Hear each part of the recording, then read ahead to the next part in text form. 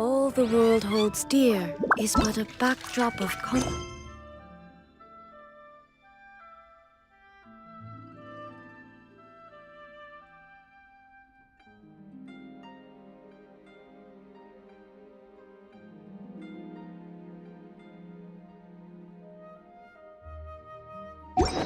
motion.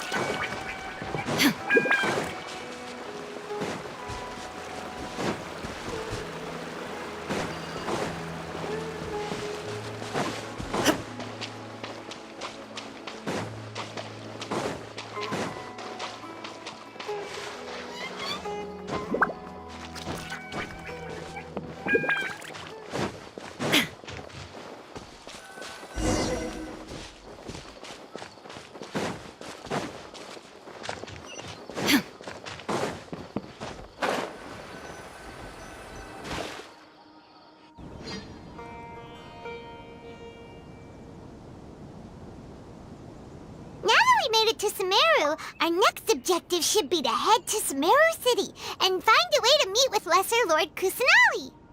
And speaking of Lesser Lord Kusanali, even though we haven't heard too much about her, she doesn't seem to be the same deity who abducted your brother. But even so, people call Sumeru the Nation of Wisdom, you know.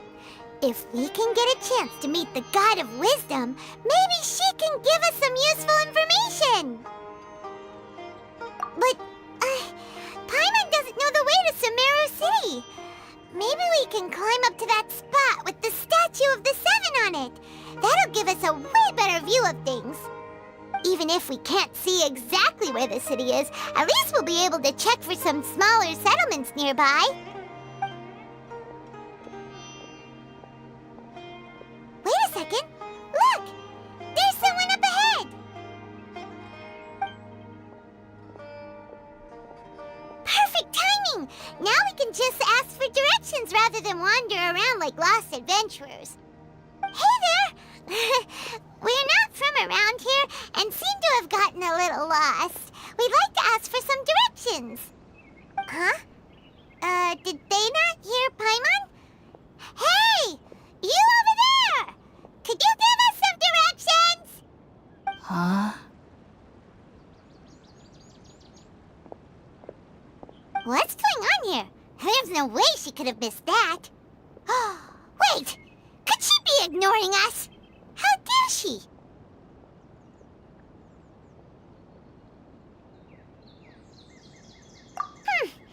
Well, even so, she might be heading someplace where we could find other people to ask. Let's keep our distance and follow her. When we get the chance, we'll just ask someone else for directions.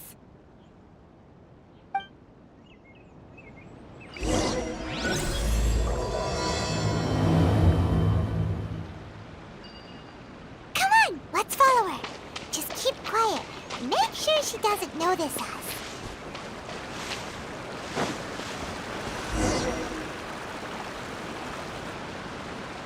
Huh? She just walked near that small waterfall and then suddenly vanished. Let's go take a closer look.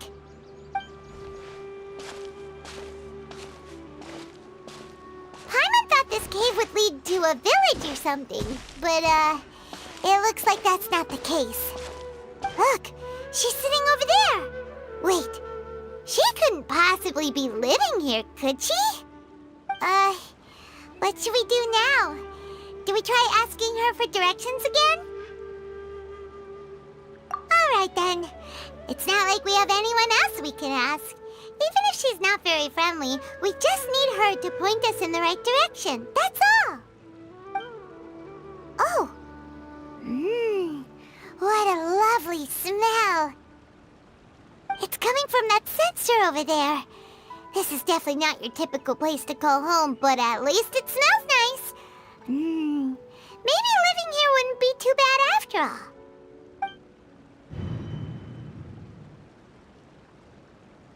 Huh? What's the matter? You don't look too good. What? Is the smell making you feel sick? strange. Paimon doesn't feel anything.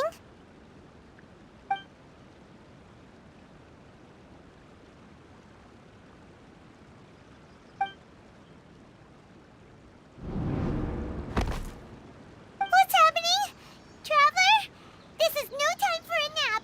Oh, come on, wake up.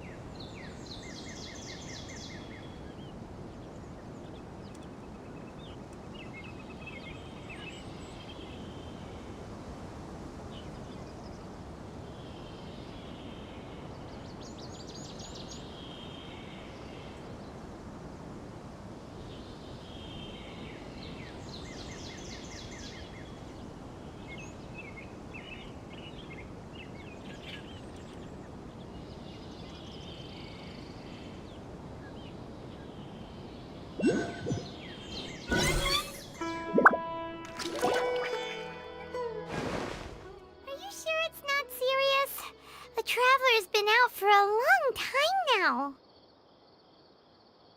Yes, you can relax. Believe me, Master is extremely knowledgeable. If he says that she's going to be alright, then there's absolutely nothing to worry about. Oh, are you awake now? Oh, thank goodness! Traveler, you're finally awake! Well, we're at... Good question. Where are we? Paimon was in such a panic when you passed out that she even forgot to ask what place this is. This is Gandharvaville. It was originally built by scholars from Sumeru as a place to rest in the rainforest. Now it's mainly used by the forest rangers as a base of operations. My name is Kale. I'm a trainee forest ranger. My master and I found you passed out during our patrol, so we brought you here. Oh, no thanks are necessary. I didn't do anything really. By the way, how are you feeling now? Any discomfort? Oh, that's Master's herbal medicine you're tasting. He gave you some while you were unconscious. Before I forget, Master mentioned you should take more medicine once you wake up.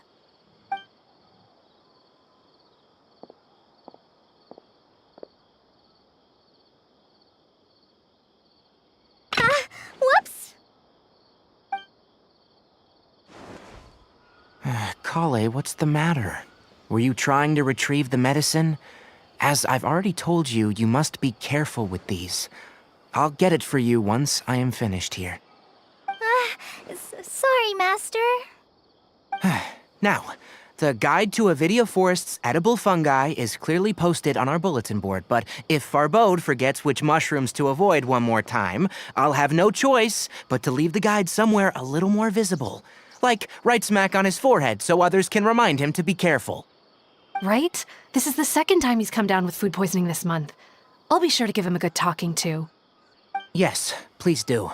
If, on the off chance, Farbode simply enjoys having little imaginary fairies dance before his eyes, then we'll just let him be. But the next time he requires any of our medicine, be sure to charge him accordingly.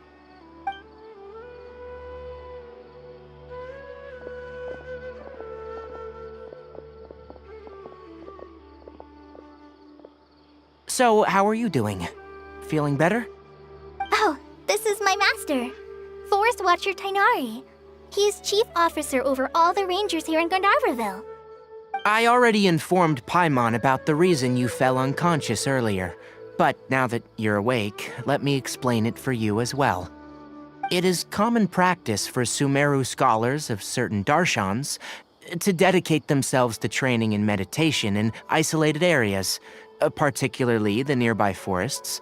While meditating, they use a certain incense known as Spirit Borneal to help calm their minds as they enter a state of deep rumination. In hopes of asking directions, you two followed a scholar named Hypatia into her cave. The incense you smelled inside was the Spirit Borneal I just mentioned. That incense typically has no effect on most people, but for a very select few, it can have profound effects on one's cognition, as you experienced firsthand. Does that make sense?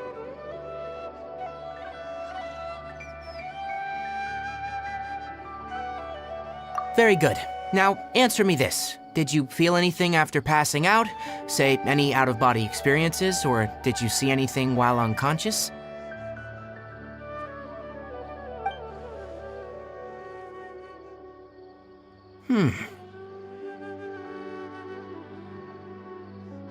Kale, let the others know to stop bringing their patrol logs here for now. Huh? Why? Because these two will be staying here for the next few days. They can have my room and I'll bunk with Amir. Now get a move on and be sure to do as I've said. Yes, Master Tainari.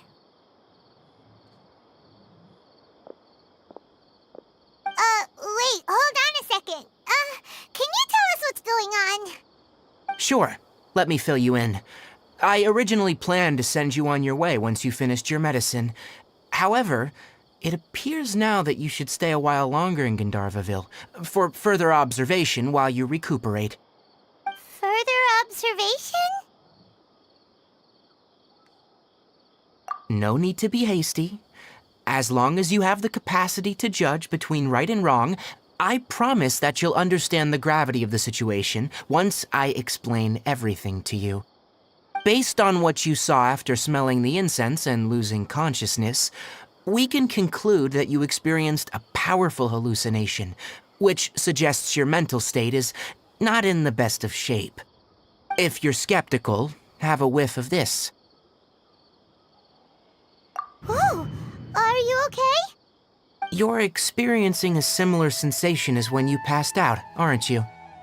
So even though your condition is stable as of now, if I were to haphazardly let you leave, it's highly likely that you'd suddenly pass out again somewhere else. The rainforest is home to many fierce animals and hazardous areas. If something were to happen to you again, I'm afraid you might not be so lucky.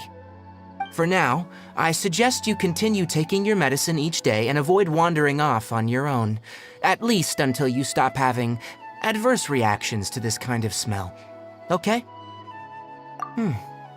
Good. Now, continue resting while I fire up another bowl of medicine for you. Seriously? We just arrived in Sumeru and we're already having problems left and right! Paimon knows we're set on meeting Lesser Lord Kusanali as soon as possible, but you really don't look too good. It'd probably be best to let you recover first. Hey! Are you even listening to Paimon? Paimon's over here worrying about you, you know! What's weird? You mean how you're feeling now? You mean the vision of tree roots and red skies you saw? But if those weren't hallucinations, what could they be?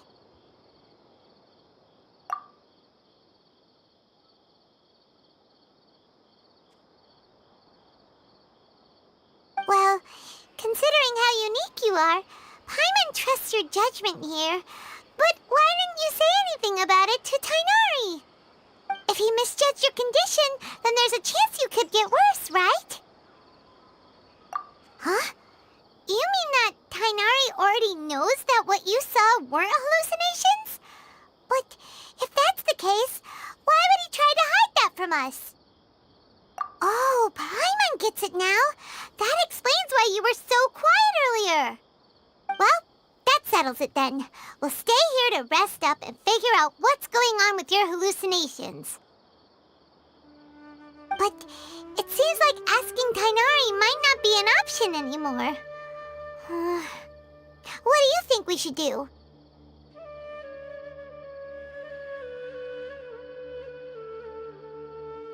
Good idea. Kale's pretty friendly. We can ask her tomorrow about what she knows regarding the Dendro Archon and customs in Sumeru.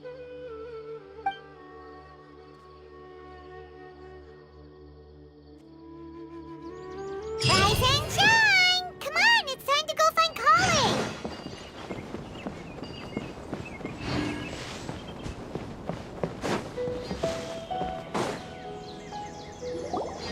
All right, next let's see your right hand. Not bad. But please remember that you still need to be careful, understand? Yes, I will.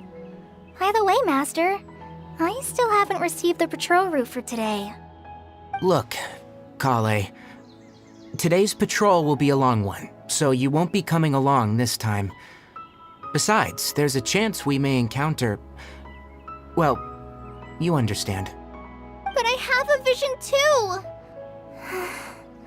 Am I useless to everyone now? Don't talk like that, Kale. This is not something you need to be worrying about right now. Ah, there you are. Feeling any better?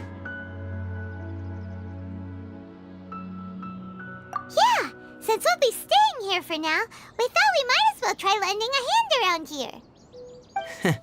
Seems you're not the type to sit back and take it easy for a while, huh? In that case, perhaps Kale could take you two for a patrol south of Gandharvaville for the day. And if you're feeling up to it, you can be responsible for cleaning the Statue of the Seven. Tighnari, we're ready to head out. Got it! I'll be right there! All right, we'll be heading into the forest now. I'll leave any further details to Kale. Yes, you can count on me. So, Kale, what exactly are we going to be doing today? Tighnari mentioned cleaning the statue just now, but, that doesn't really sound like the job for a ranger. Well, a forest ranger's responsibilities can be pretty diverse. They handle a variety of tasks, like checking the condition of outlying roads, maintaining forest facilities, ensuring fire prevention standards are met, and providing assistance to travelers and locals. As for Master, well, he has to handle more dangerous areas of the rainforest. Today we can perform routine checks on the pathway lamps as we make our way to the Statue of the Seven. Paimon, traveler, this way! You can leave the task of checking the lamps to me. In the meantime, you two can keep an eye out for anything unusual.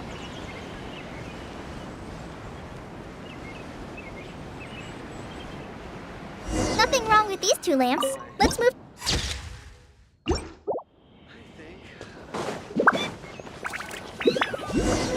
Oh, this lamp seems to be getting a little wobbly. Let me make a note of it. No problems with this lamp.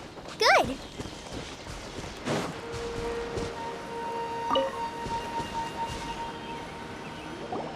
The statue of the Seven is up on top of that large rock formation. You must have seen it when you came down this road before. It's pretty high up there, isn't it? Don't worry. If you're afraid you can't make it up there, I'm sure Master wouldn't mind if you don't clean the statue. Oh? I guess I'll leave it up to you then. There's not much footing once you reach the statue, so be careful up there. Paimon will fly up with you and help you with those hard-to-reach areas.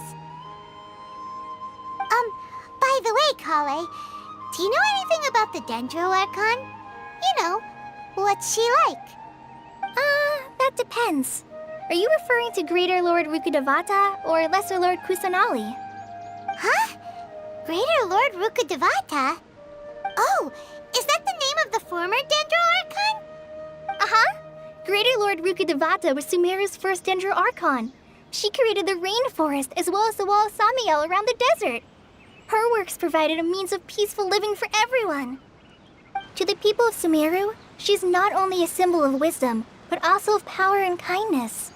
Unfortunately, she disappeared in a great calamity that occurred a few hundred years ago. According to what Master has told me, the sages later found the newly born Dendro Archon and whisked her back to Sumeru. To celebrate the reinstatement of their lost deity, the sages dubbed her Lesser Lord Kusanali and let her reside in the sanctuary of Sarastana. Uh-huh. Then what happened? Well, and then... I'm not too sure what happened, to be honest. Huh? You're not too sure? But aren't you from Sumeru? Yeah, I'm from Sumeru. But... Maybe it's difficult to discuss this topic with strangers. If that's the case, then don't worry, we understand. No, it's not that. I'm not trying to hide something from you. Besides, I don't consider you two strangers. Because you two know Amber, right? Wait, Amber? You mean... Yes, that's her. I once lived in Mondstadt for a while, and she helped me a lot during that time. You could even say that she helped me become a new person. There's no one like Amber. She lives life to the fullest while always adhering to her strong sense of justice. She's ready to answer the call for action at any moment, but is also very understanding of others. She's like the spark that lights the fire in everyone's heart around her. If you ask me, she's a prime example of a true outrider. She's the first person anyone coming to Mondstadt will meet. You can't help but be enthralled by her charm and enthusiasm, causing you to fall in love with the lands of Mondstadt and...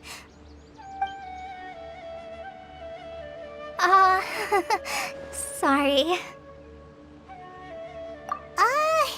Paimon thought the work of Outriders was a little different from what you just described, but one thing's for sure, you really like Amber. Sorry. I was rambling on just now. It must have sounded kind of weird. It's alright, Kale. Knowing that you're a friend of Amber somehow makes Paimon suddenly feel a lot closer to you. So, how do you know that we've met Amber? Well, after I returned to Sumeru, Amber and I have stayed in touch by writing each other letters. In one letter, she mentioned that Mondstadt was attacked by a fearsome dragon, but the city was saved by a mysterious blonde traveler and their floating companion. I knew you two were the ones she mentioned in the letter the moment I saw you. But, considering everything you've been through that day, I thought it'd be inappropriate to bring it up. Ah, so that's how you knew. Yep, so please know that you two have my complete trust, really. I wish I could tell you more about the Dendro Archon, but I have been away from Sumeru for some time, and I haven't read any books. Sorry. really helped us a lot. We had never even heard of Greater Lord Rukkhadevata or the Sanctuary of Surasthana until you mentioned them. Oh, I'm happy that was helpful. There is one thing I want to ask, though. Why do you two want to know about the Danger Archon?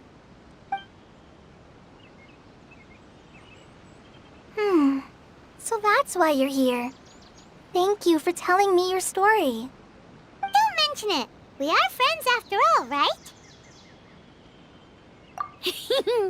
All right, we have a statue to clean. You both have my thanks. While you two are up there cleaning, I'll go ahead and inspect the forest canopy. Let's meet back here shortly.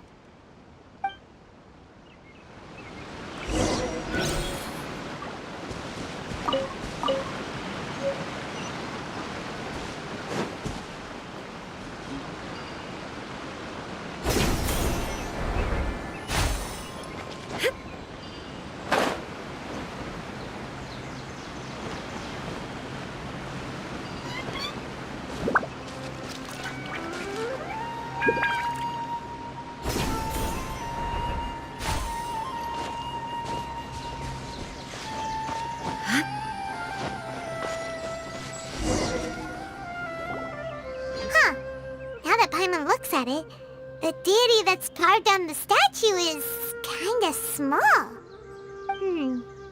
Do you think she's supposed to be Greater Lord Rukkhadevata or Lesser Lord Kusanali? You might be right. The statue does look kinda old. Well, anyway, we'll have to figure that out later. Let's get started on cleaning the statue. Paimon will fly up and take care of the top, and you clean everything below.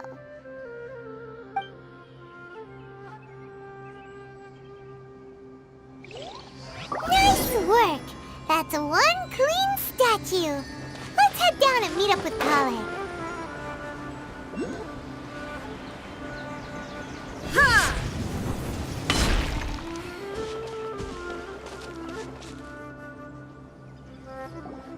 Kale, we're back! Welcome back! You must be tired after all that climbing. Let's take a little break. I brought some fruit and water for us. Yay! Food! What kind of goodies did you bring? Hey! Don't be a party pooper! It's not like Kale is a stranger or anything. Besides, the best way to compliment a chef is to show passion for their food. Xiangling taught Paimon that. I prepared a nice portable dish that forest rangers like to eat called pita pockets. I hope you'll like them. Whoops! Ah! No! You dropped it on the ground!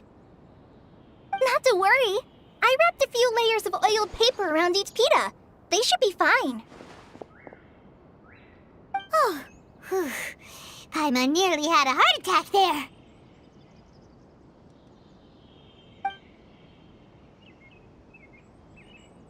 Those pitas are amazing! You're quite the cook, Kale. Thank goodness you wrapped them in paper. Paimon wouldn't have been able to sleep at night knowing something so tasty had been wasted. You really know how to compliment the chef, Paimon.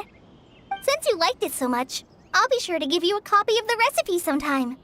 I'll even include all my personal cooking pointers, so you'll be making your own pita pockets in no time. Yay! Thanks, Kale!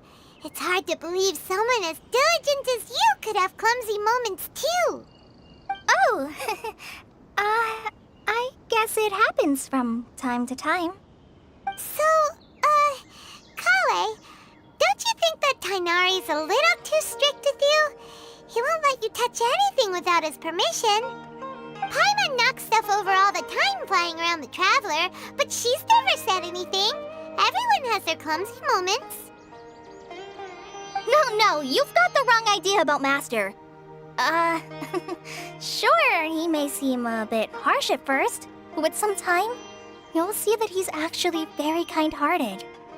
I've heard the veteran rangers say that Master is from some ancient and mysterious race that is known for their cunning wit and reclusive nature, but Master is actually very kind at heart. Oh, by the way, You've heard of the Academia, right? Well, there's a group called...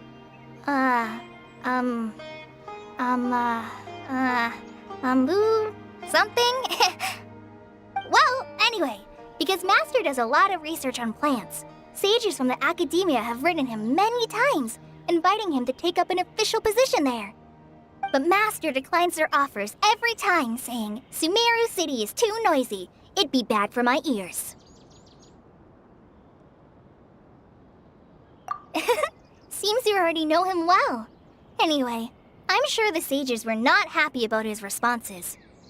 Master could obviously have a bright future in the Academia, but he insists on sticking to the path of a forest watcher. Every day he helps the locals of the forest and passes on his extensive knowledge to trainees like me. In fact, Master's the one who taught me how to make pita pockets. Really? Paimon would have never guessed that. Oh, speaking of Tainari, he was the one who took care of you after finding you passed out yesterday. He even carried you all the way here. Paimon's still kinda upset, though. He kept scolding Paimon the entire way here. Oh no, I'm sorry. Master might have been overreacting a little. But, it's mostly because Paimon wouldn't stop yelling, Why, oh why? Is she going to die? It probably started to get under Master's skin after a while. Hey! Don't laugh! Paimon was genuinely concerned about you.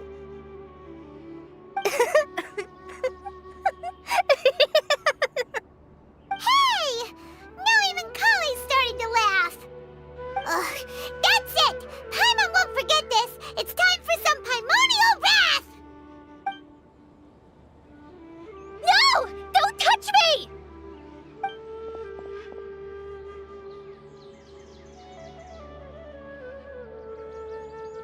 Oh, sorry, Kale. Paimon didn't mean to scare you. No, I just... I didn't mean that. Kale, are you okay? What's the matter? No, I'm... I'm fine. I'm sorry. I must have startled you both reacting like that. Oh, well, it's getting late now. Let's hurry back to Gandharville. I think Master and the others should be back by now, too.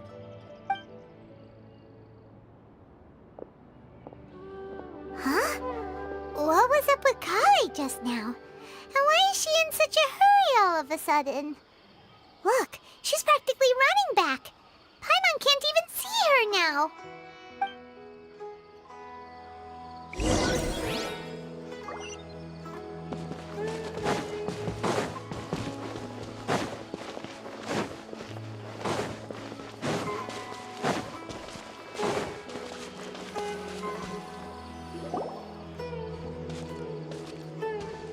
Ah, Traveler, you've returned. Yep, we're back. Have you seen Kale by any chance? Oh, Kale? Yes, I saw her go into her room just a moment ago. Oh, okay. Guess we'll just have to wait and talk to her tomorrow then. I'm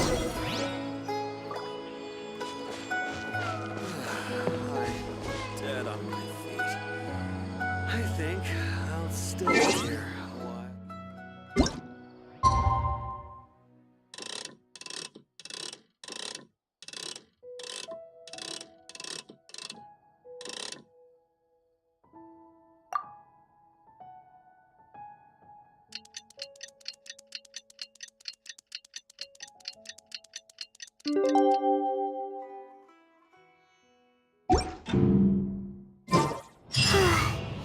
Paimon was thinking all night about what happened with Kale, and still can't figure out what the problem might be. Maybe she's in a better mood now. Let's go check on her.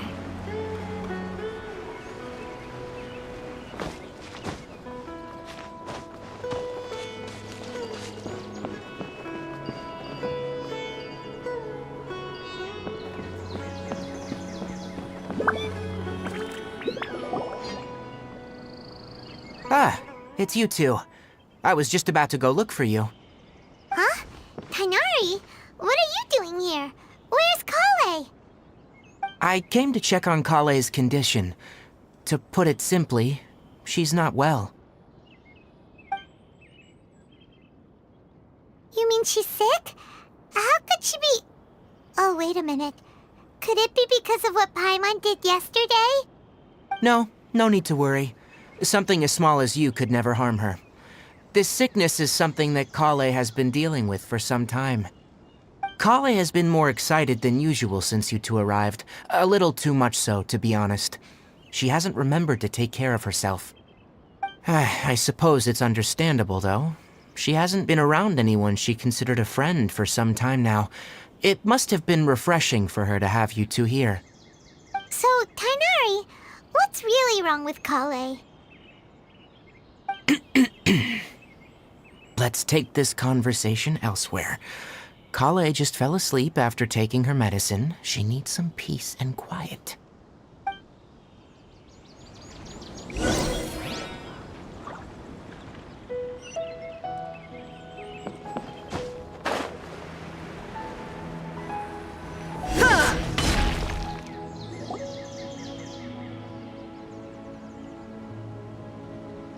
All right, let's continue our conversation here, shall we?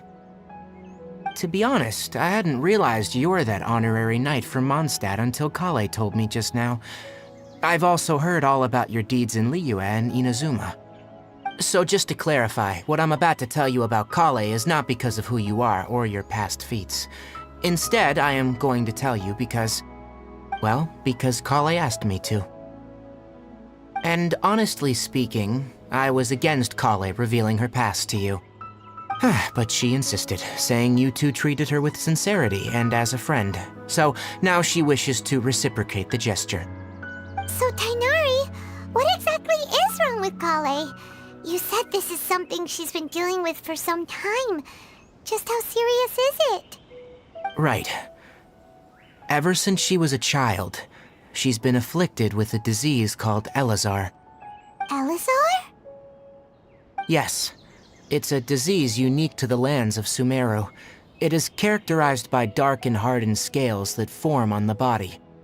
At first, the afflicted may only feel mild numbness on affected areas of the skin. However, as the disease progresses, one may begin feeling fatigued and even experience peripheral paresthesia. In its final stages, the disease strips a person of the ability to control their own body, and they effectively become completely immobile. That sounds terrifying.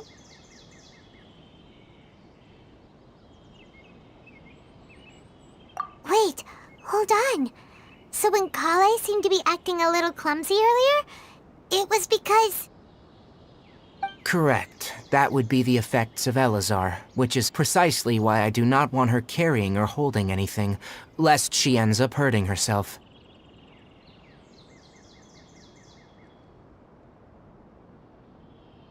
With appropriate treatment, the disease can be effectively controlled before it progresses to a more serious stage. However, there is unfortunately still no true cure for Elazar. Nevertheless, Kale's mother still hoped that there was something out there. She handed Kale over to an organization known as the Fatui after one of their members lied and said they had a cure. What? The Fatui? Ah, it appears you already are familiar with them. That'll save me some explanation. Anyway, the person who eventually rescued Kale and brought her to me for care said that she had been given to a harbinger known as the Doctor. I have no idea how this doctor managed to do it, but her case of Elazar was completely stable for all the years that Kale was with them. However, Kale's days with the Fatui were anything but pleasant. Kale is a resilient individual and always tries to appear cheerful, but her experience with the Fatui has left deep scars. Even now, she can still feel deathly afraid of someone touching her. Oh, Paimon had no idea Kale's been through so much suffering. Oh, by the way, Paimon, Kale wanted me to tell you that she's sorry for scaring you yesterday. She also wanted both of you to know that she's sorry for hiding her illness. She doesn't need to apologize. None of this is her fault at all. Well said. I hope you'll get a chance to tell her that in person the next time you see her. Kale once thought that it would be impossible for her to have any real friendships. I trust that you two will never let my trainee experience such emotional pain again. Don't worry, Tainari. We'll take good care of her. Well, it's not too serious at this point. She overexerted herself the last couple of days, which is what led her to break down this time.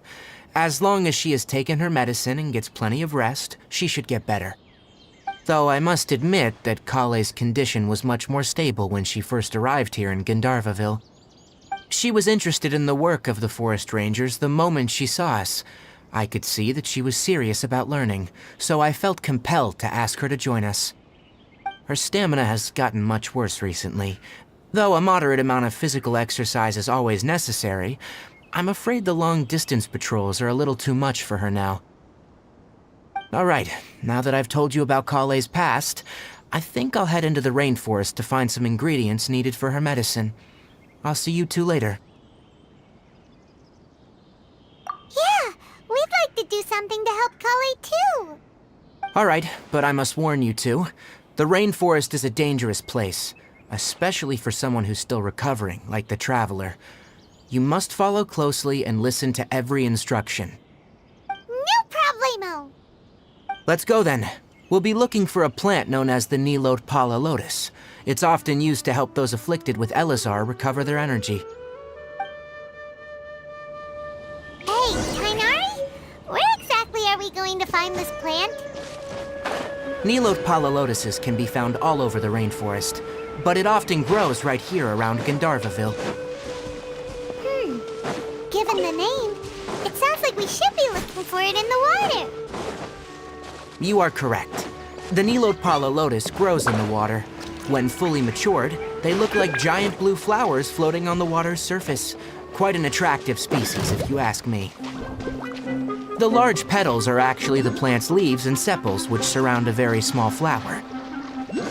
You should note that many of the plants found in Sumeru have names that are contrary to their species. Take the Cowpelata, for example. The plant is not a lotus at all, but rather a vine. And then there's the Sumeru rose, which is not a rose, and is completely contrary to its name. Oh, There should be Nilot Pala lotuses growing somewhere in this area. Let's split up and begin searching. If you could manage to gather 4 of them, that would be sufficient. We'll rendezvous here once you've gathered the needed amount.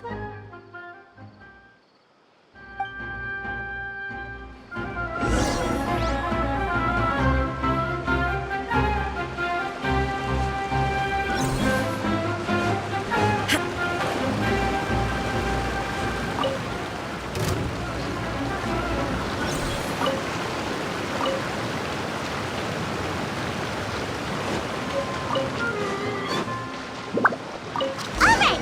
We've gathered enough Nilot Pala lotuses. Let's head back to meet Tainari.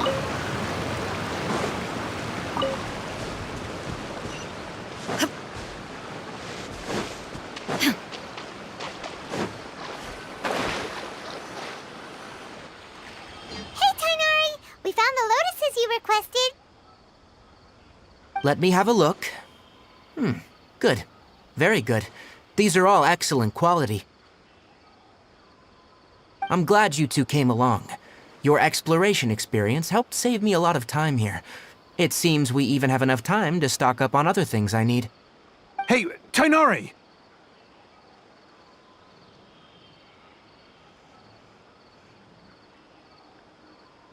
Oh, Tainari, someone's calling your name. They're dressed like a forest ranger. Ah, yes, that's Amir and the others. But didn't they just set off not too long ago? What are they doing back so early? Let's go find out what's going on.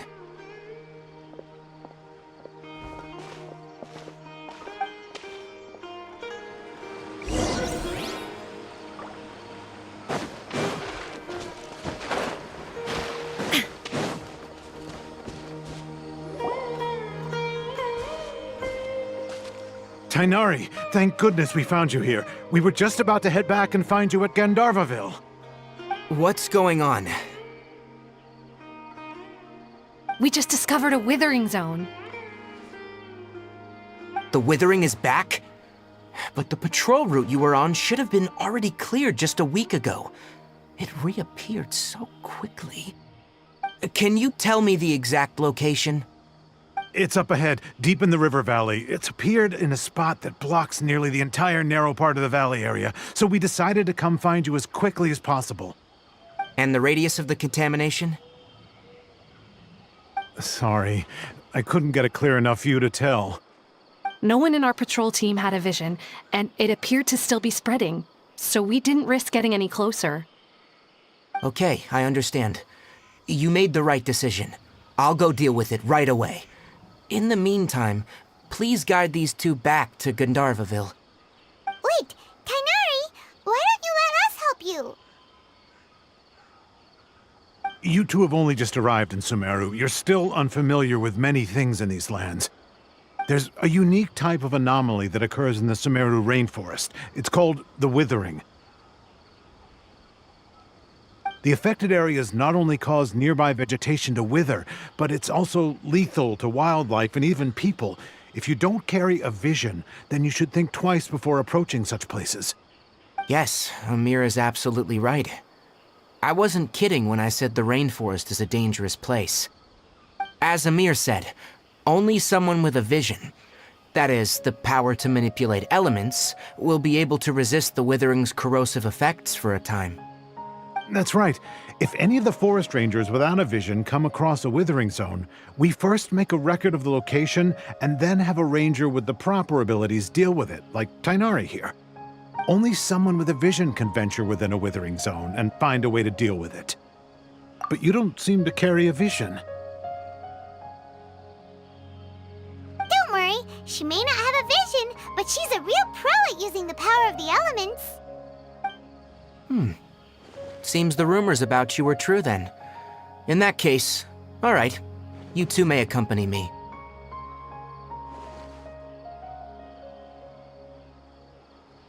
We typically only teach visitors how to identify the withering as they're about to leave Gandharvaville. We'll make an exception today and show you what it looks like up close.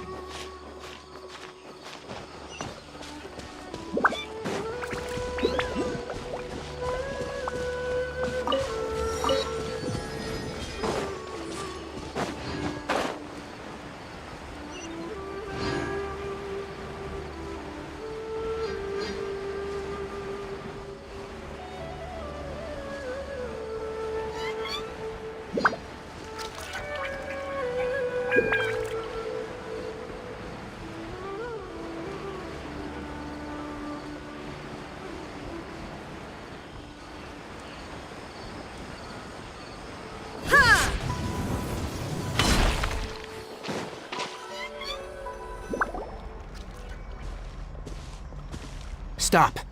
Don't move any further. Look there, in the distance. Huh? Where? Oh, look gloomy. Even the air looks like it's filled with ash. Oh, Paimon doesn't like the look of this. That is the Withering. All right, Traveler. We're gonna have to enter that Withering zone. Once inside, we'll need to look for what we call Tumors of the Withering. If we eliminate those, then the area will be saved. Thank you. But I must warn you, don't push yourself. This is your first time handling this sort of thing, after all. Even with elemental powers, once you step inside the Withering zone, you may experience extreme discomfort. If at any point it becomes too much, return outside the zone and take a breather. It could become a matter of life and death. You ready then? Let's go.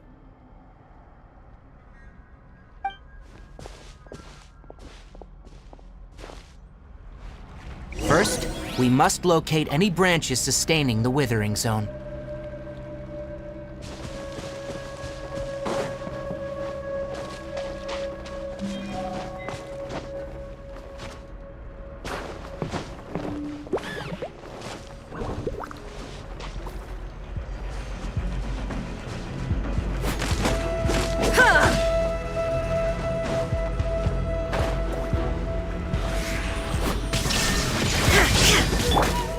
Rain outlines your fate.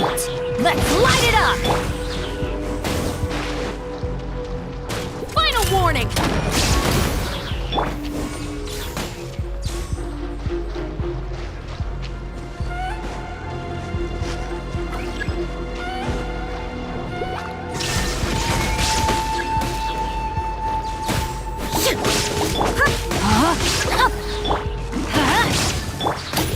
Drop your weapons!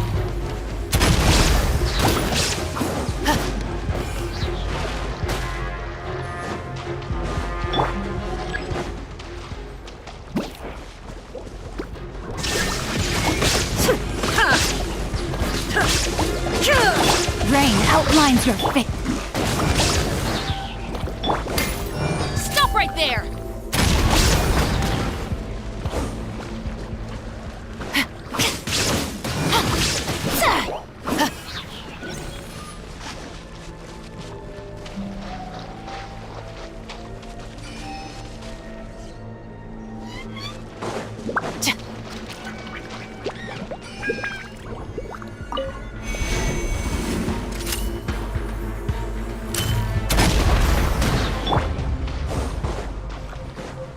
Shine down! No, my sword! Let's light it up!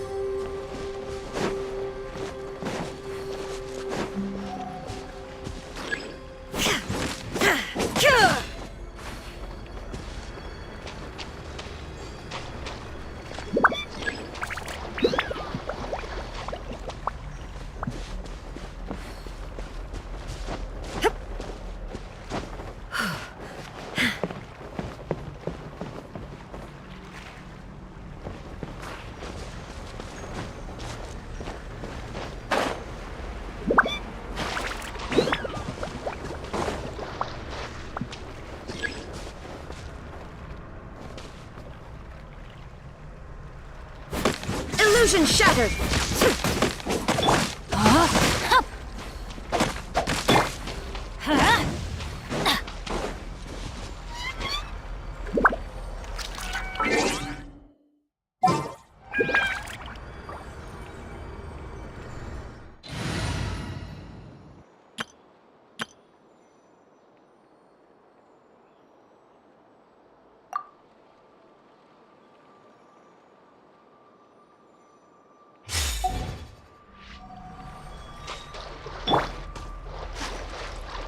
Absorption test.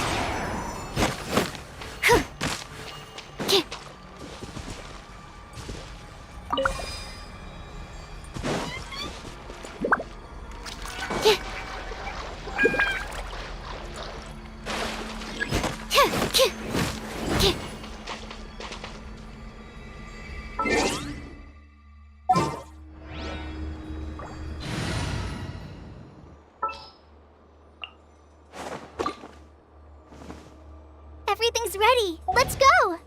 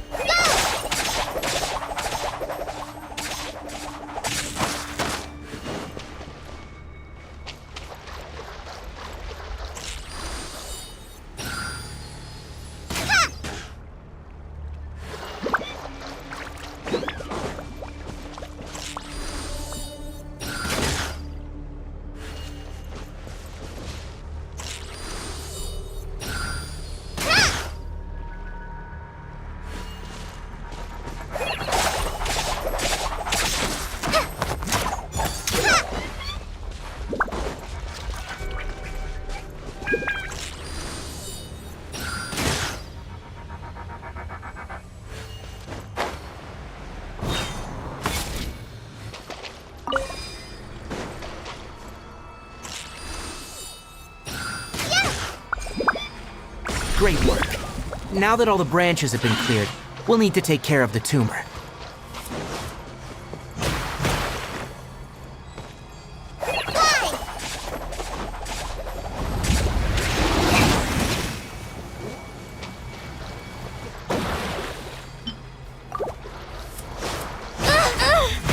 A forest ranger. Forever.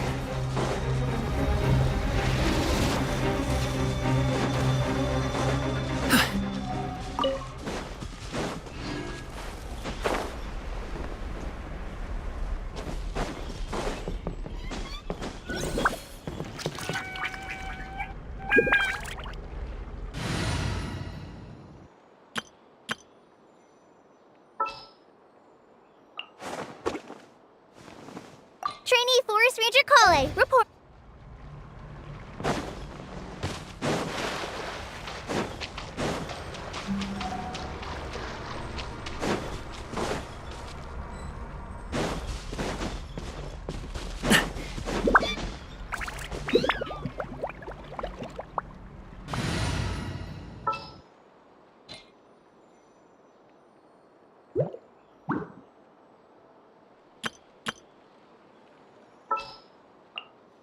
For justice.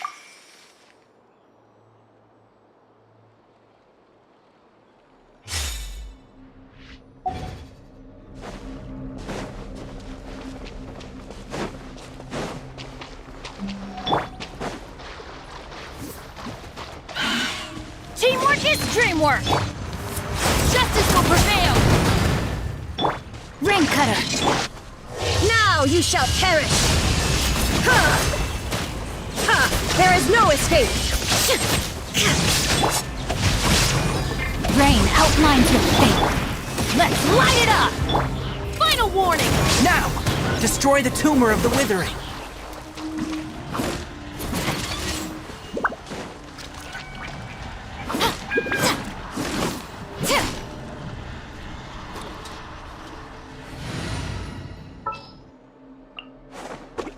I'll ensure your safety.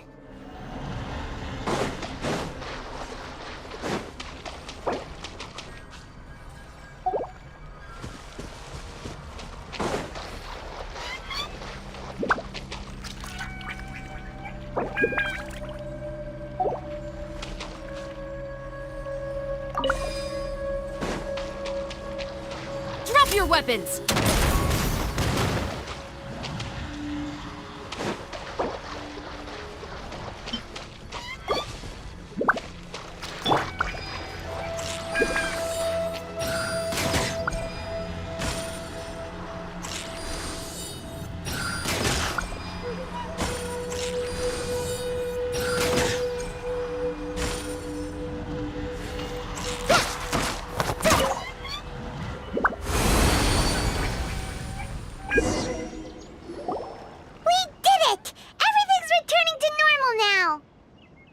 Yes.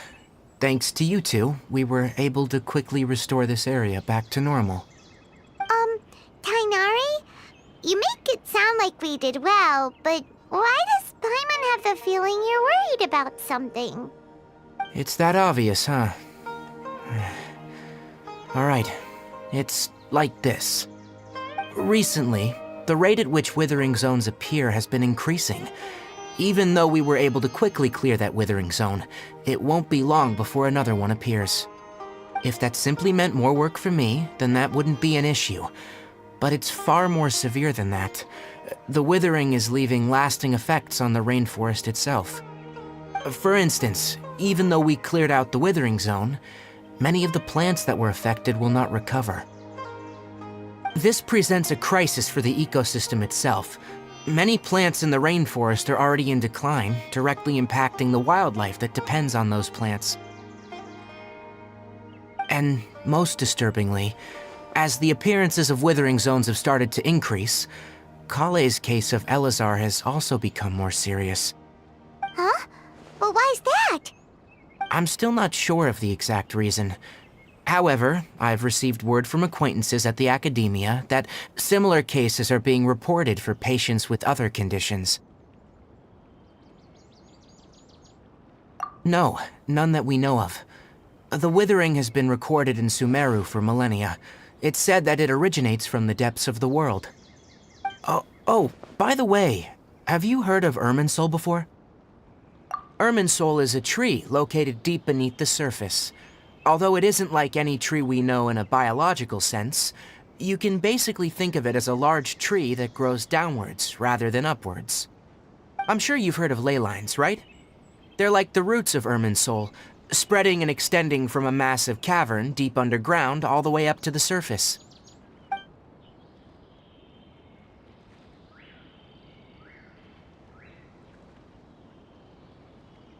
Ley lines continually absorb the memories of this world, which are then funneled into Irminsul, allowing it to collect knowledge and wisdom from ancient times to present day. The Dendro Archon is known as the God of Wisdom because her consciousness is directly connected to it. It is also said that the Dendro Archon's power is a manifestation of Irminsul.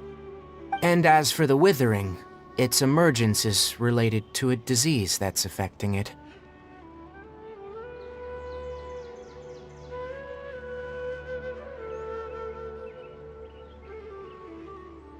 That's right. My ancestors learned of this from Greater Lord Rukkhadevata's familiars a long time ago, but even those mysterious creatures did not know of a cure for Irminsul. I'm afraid we Rangers will be battling the Withering Zones here for a long time, until a cure is found. Alright, that's enough on this topic for the time being. Now that we've taken care of things here, it's time for us to head back to Gandharvaville.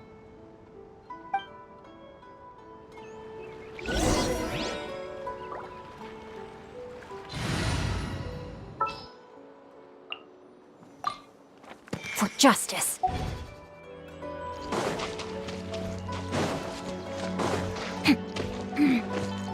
Body and mind.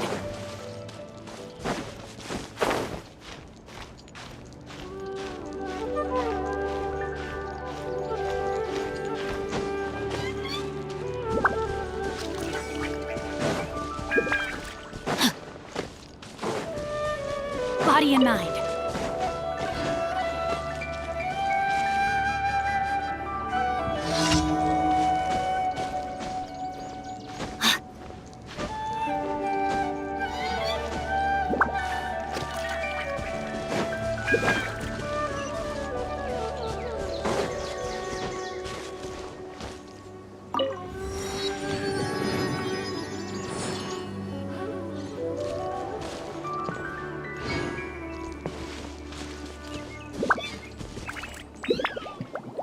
Time to act.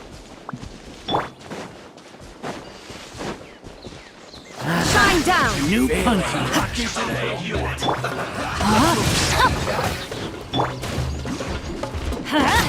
Off we go! Adventure time! Have a load of this. Take that! Final warning! Detoxifying heat. There is no escape! Don't be a killjoy. Body We've and only mind. just begun. Tricks up your sleeve. Take that. Where do you think you're going? This was well. Try to Drop your weapons! Illusion shattered! No, my sword! Time to act. I'll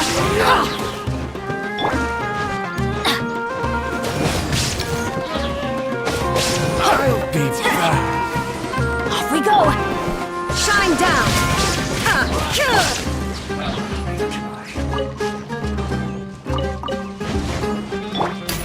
Final warning!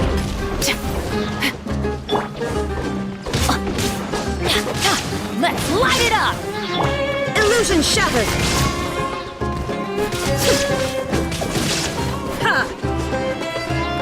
Adventure everybody stand back! Don't be a killjoy. You asked for it. We've only just begun. Witness the power of Gurwa! Torn to oblivion! Shine down! Run. Well, Rain I outlines see your through you. fate! Don't be a killjoy. We've only just begun. Well, this calculated. There is no escape! Hurry up. Roasted. This was well done. Stop right there! You need to hurry up. No, my sword! An unfortunate fault.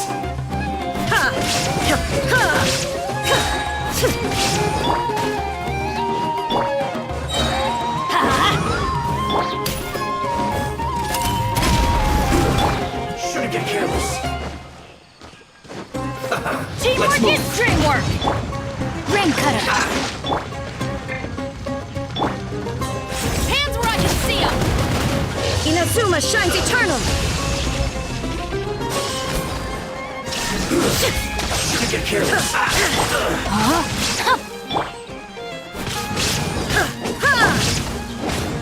You need to hurry up. Drop your weapons!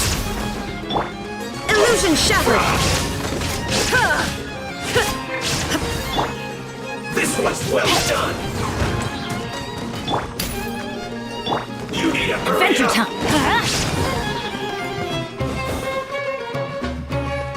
Roasted fry. This was well done. Rain outlines your fate!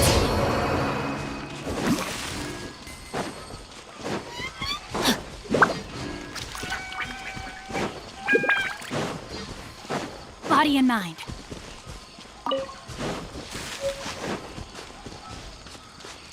Time to act.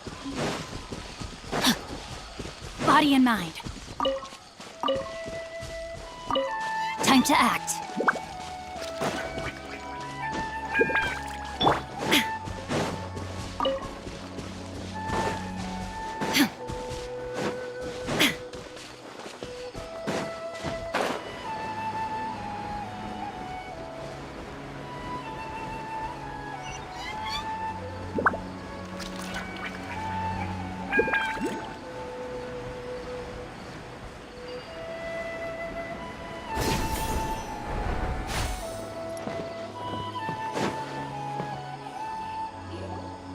Oh, Tainari, you all made it back. How did it go? The withering zone you reported has been taken care of. No need to worry. Huh? Wait, is that? Oh no, Hypatia!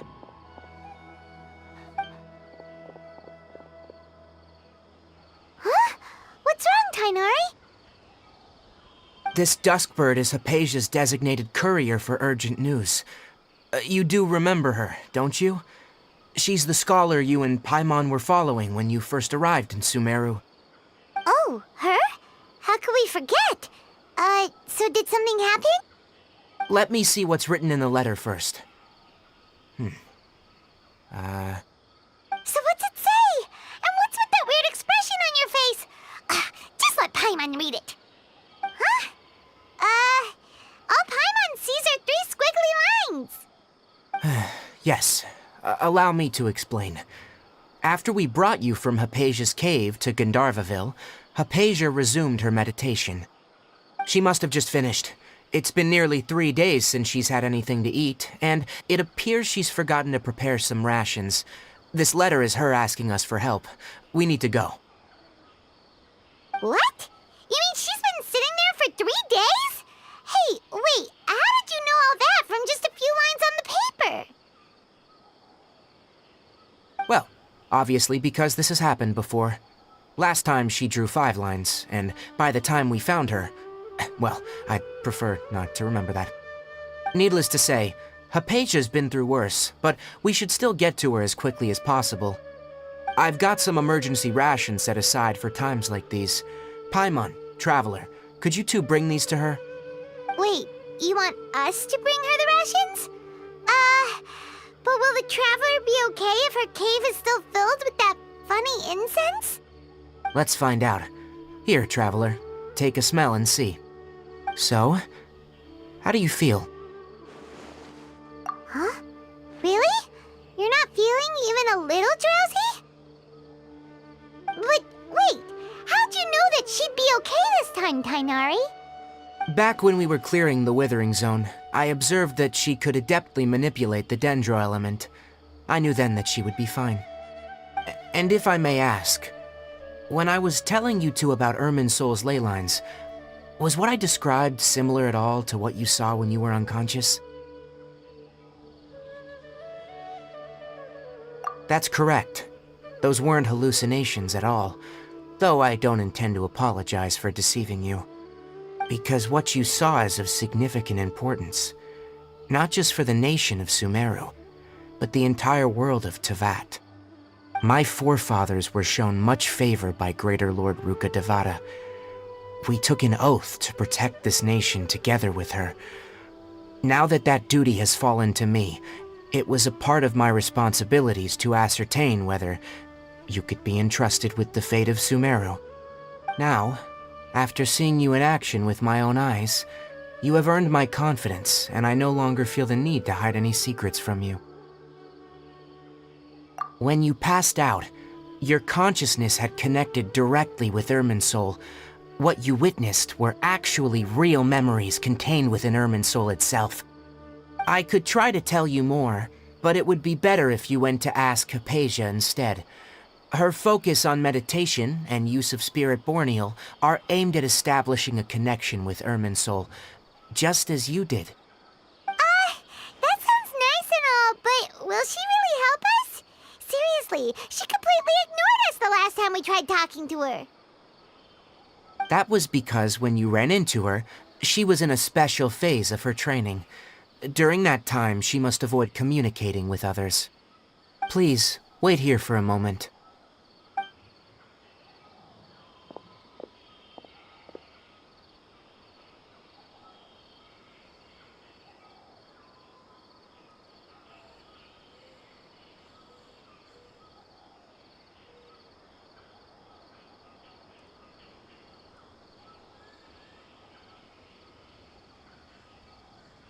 Here, take these. It's a meal I packed for Hypatia, as well as some other ingredients. I'm sure it'll come in handy. Also, here's a letter that I would like you to give to her. Just show it to her, and she'll answer any questions you may have. No, I should be the one thanking you. You've both been a great help these last few days.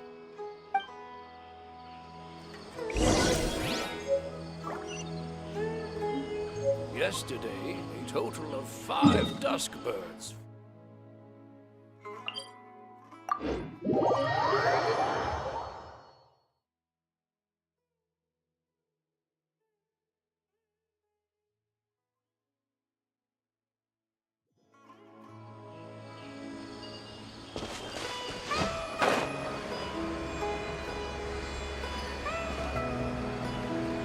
Hypatia should still be in the cave. Let's go inside and see how she's doing.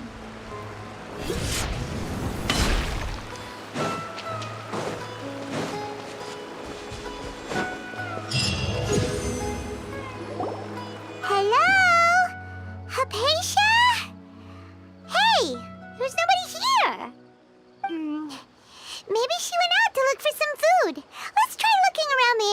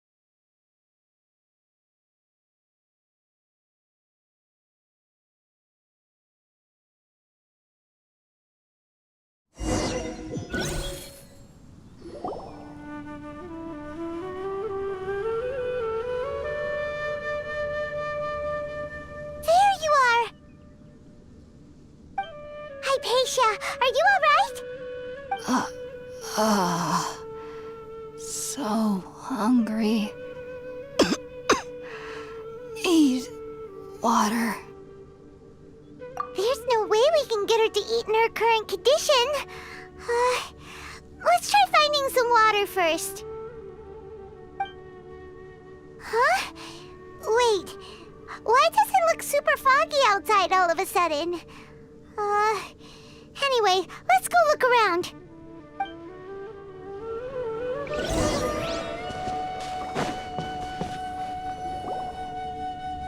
Huh? How'd things out here end up looking like this? What happened? And where are we? Really? Oh, maybe you're right. Let's go investigate the area.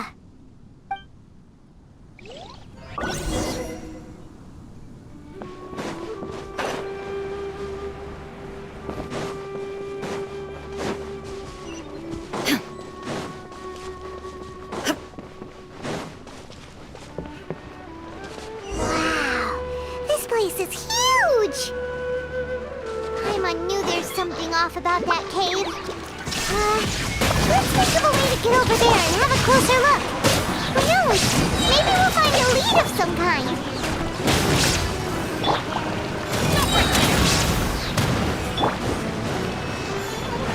There is no escape! Ha! Ha! Rain outlines your fate. No, my sword! Let's light it up!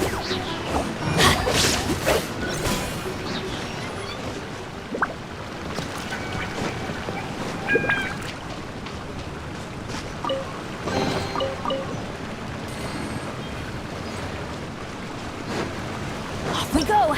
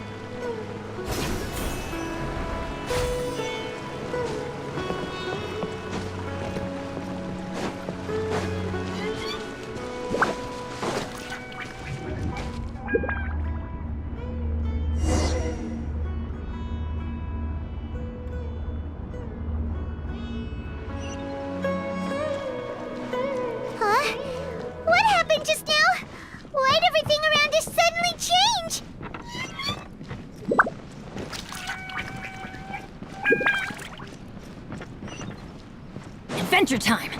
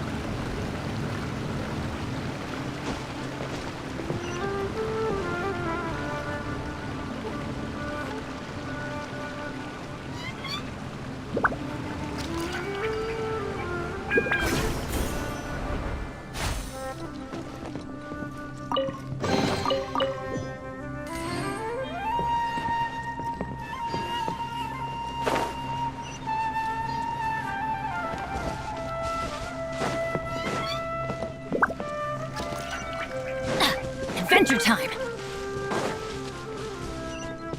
Off we go!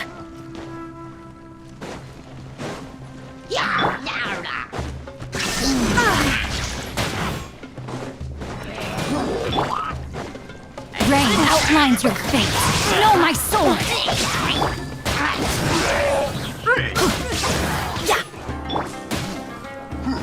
Shine down!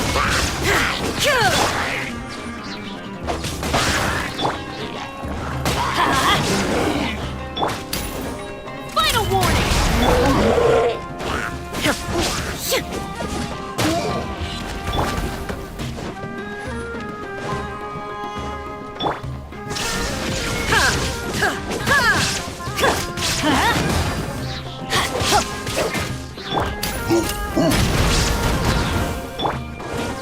Rain outlines your fate.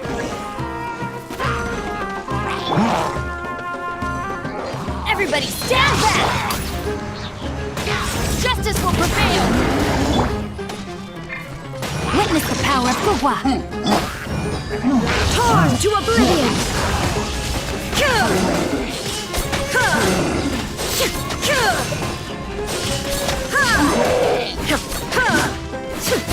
There is no escape! Let's light it up!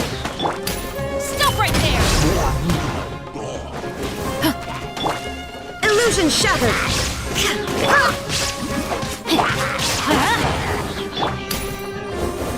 Adventure time! Let's light it up! Shine down!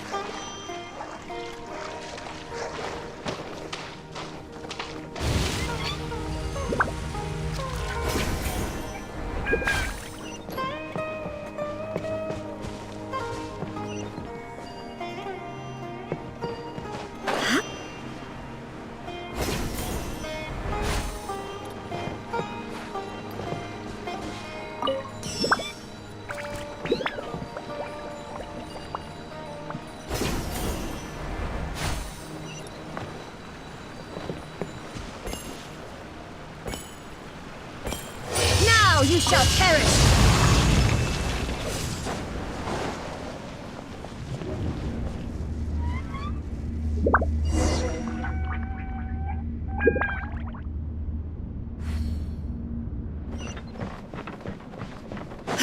What in Tibet is going on here? This place is getting weirder by the minute! Hey, what's the matter? You don't look so good.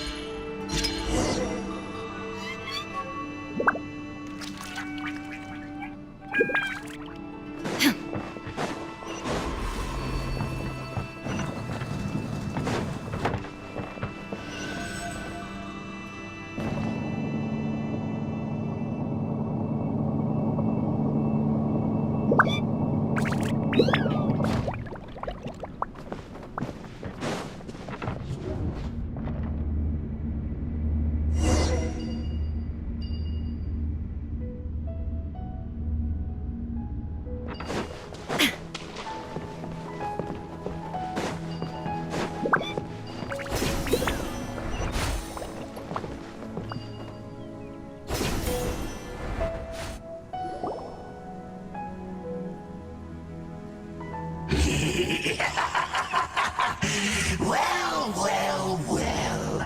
Looks like we meet again, traveler. The Abyss Herald! What are you planning to do in this strange place? Strange place. Plotting.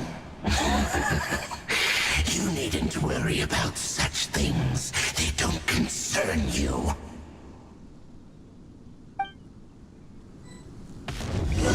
Bow before the abyss! Illusion shattered! No, my sword!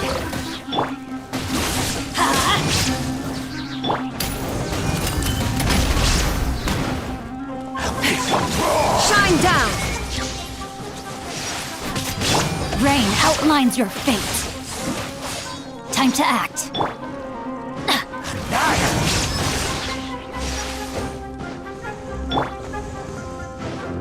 Illusion shattered!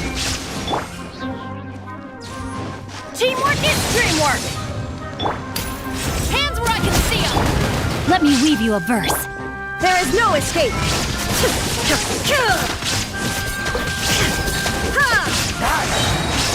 Torn to oblivion!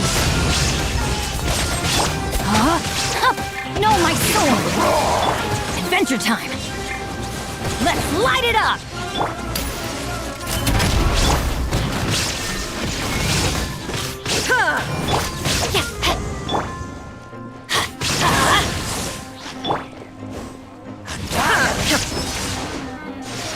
Illusion shattered!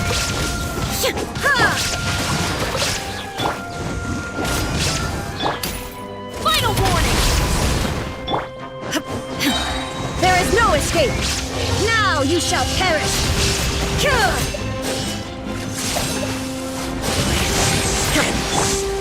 Witness the power for what? Everybody stand back! Stop right there! Illusion shattered! Justice will prevent...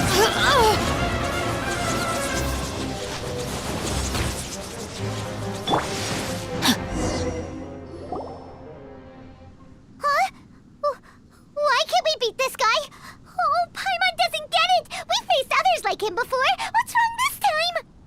Traveler, though you may have managed to avert countless crises before, your good fortune was bound to end sooner or later. It's time you realize how weak and powerless you really are.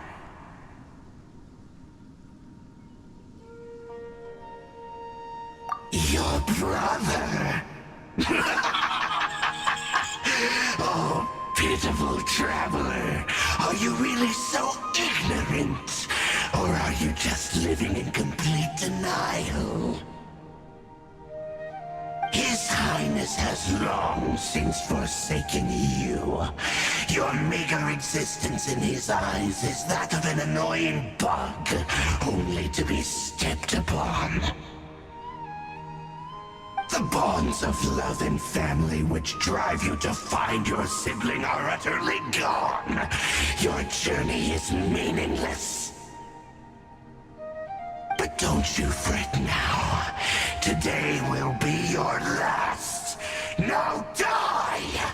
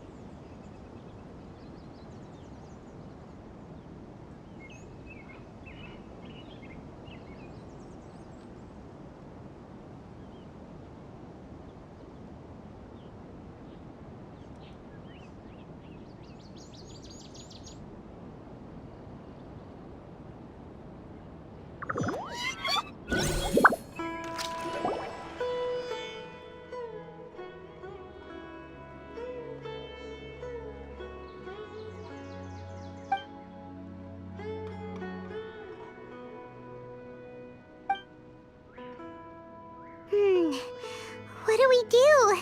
We haven't seen Hypatia anywhere out here. Oh, there she is! Quick, let's see how she's doing. Ah, so sweet. Well, the good news is that she's still conscious. Hey, why'd you drop her food on the floor like that? Are you okay? That's really not like you. Anyways, we can talk about this later. We better make sure she's alright first.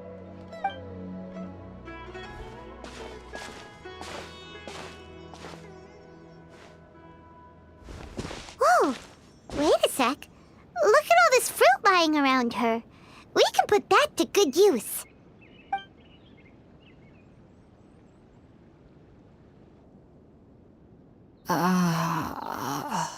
Who is there?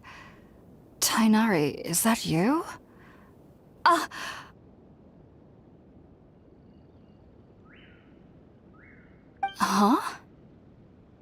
It's okay. You can relax, Hypatia. Tainari sent us here to bring you some food and water. Here, we have a letter that he asked us to give you.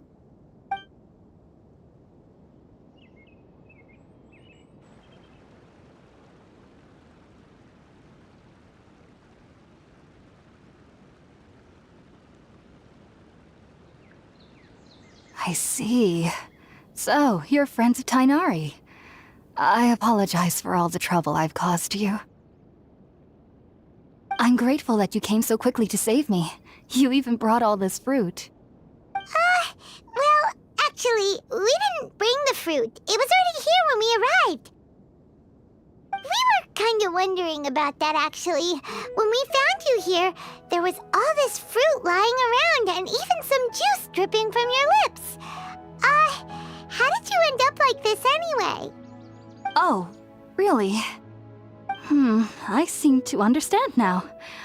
All the fruit was likely from my, neighbor. Must have come by and saw me like this. Your neighbor? You mean there's someone else living nearby?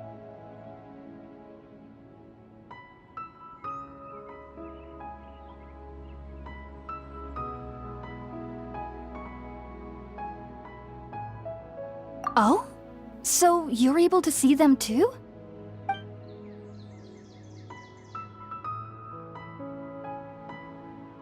Wait, hold on a second, Traveler. You say that before we arrived, you saw some mysterious creature and suddenly had a strange dream? Isn't that a little too crazy to believe? No, I actually do believe what the Traveler is saying. I myself had a similar experience once before and ended up scaring my timid little neighbor here. You needn't worry. They mean you no harm. They only dragged you into the dream because they hoped to buy themselves a little time in order to scurry away. So, Hypatia, just what kind of creature is your neighbor exactly? I'm not sure what it's called, to be honest. But I do know that they have some sort of deeper connection with the Dendro Archon. I know this because the first time I saw them was also the exact day my consciousness was able to form a connection with Irminsul. Even after I opened my eyes and stopped meditating, my heart was still pounding, and my mind was racing with all the knowledge that I had touched. And at that very moment, I suddenly noticed a small figure at the opening of the cave. In my curiosity, I began to walk over to the creature. They must have already been used to me living in the cave, because they didn't seem to mind me approaching them. They just kept doing whatever they were up to. It wasn't until I crouched down next to them that they suddenly realized that I could see them. Oh! And then? And then I had a dream. By the time I came to, they were nowhere to be seen. I was convinced they'd never show up again. But sure enough, I saw them nearby a few days later. And they weren't alone. I feel like they aren't as afraid of me as the first time I approached them. But I never would have expected them to save me. Yes, no doubt about that. By the way, Tainari mentioned in his letter that you had questions for me regarding Irminsul.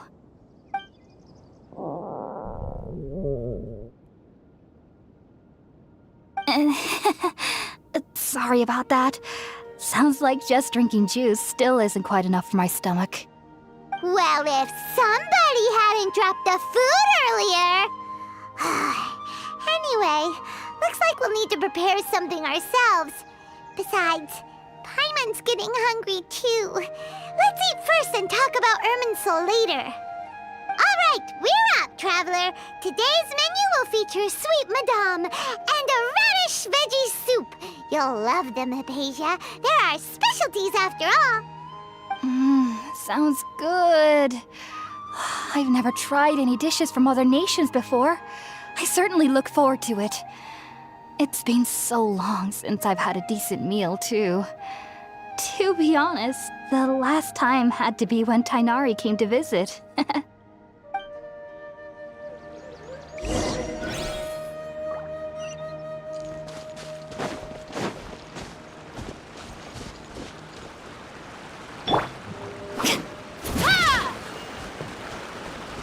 Drop your weapons!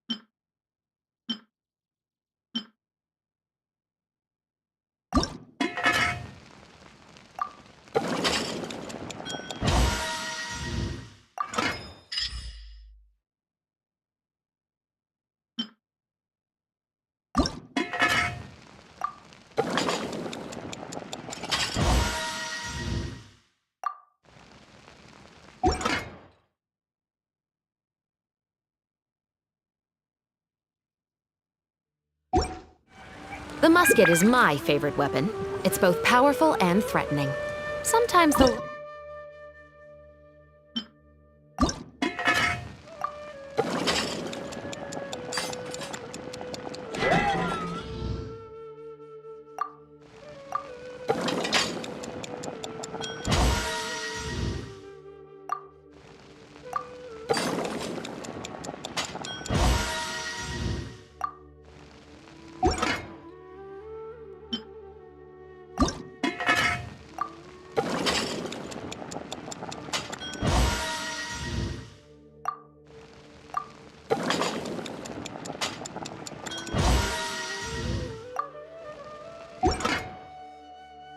latter trait is far more useful.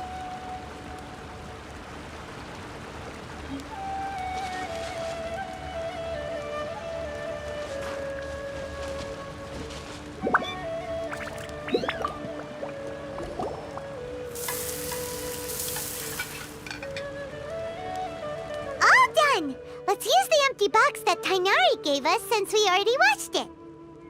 Oh, it smells amazing! And the box is a nice touch, too! Let's go serve this up and start eating with Hypatia!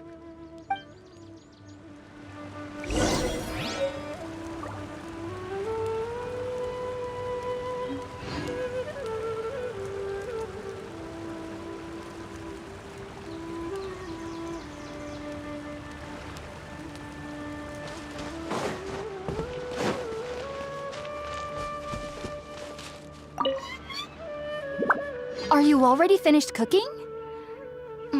Smells delectable. I'm truly thankful whenever I can enjoy a proper meal like this. Cooking really isn't my forte.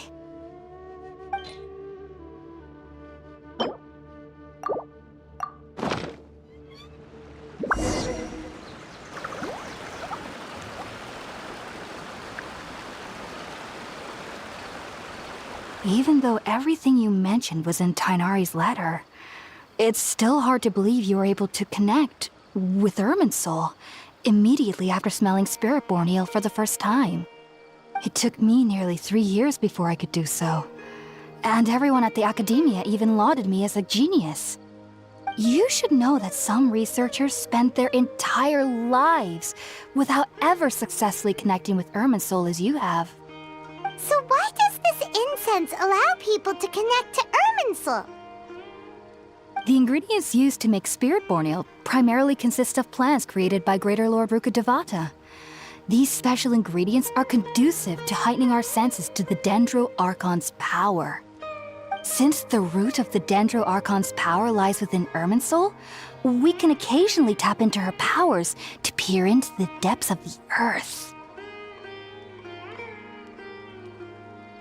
Naturally, anyone who can establish a connection with Irminsul in their first ever attempt must be a person of great understanding. Makes sense. But Paimon's got a question. Why was she sensitive to the smell of those plants for such a long time? That was primarily due to her body's unique constitution. Stimulated by the incense, she could perceive the Dendro Archon's power and experience the sensory overload, hence the adverse reactions. Taking in any scent similar to the ingredients of Spirit-Born Ale would cause adverse effects. Not to worry though, it appears you've already fully recovered. Technically, your body should still be sensitive to the powers of the Dendro Archon, but unless you're using intentional meditation techniques, the scent of Spirit-Born Ale should no longer trigger such reactions. Whew. Well, that's a relief.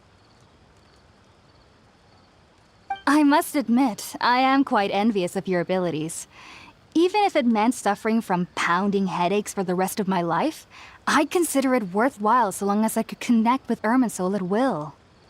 Whoa, you're really serious about this whole thing, aren't you? I am a researcher after all. As a member of the Ritaoist Darshan at the Academia, my main area of research is the stars and their connection to the fate of living beings. But there is still so much we don't know, especially regarding the mysteries that lie in the starry skies. Which is why I must turn to the all-knowing Irminsul for answers. If only my perception wasn't so limited.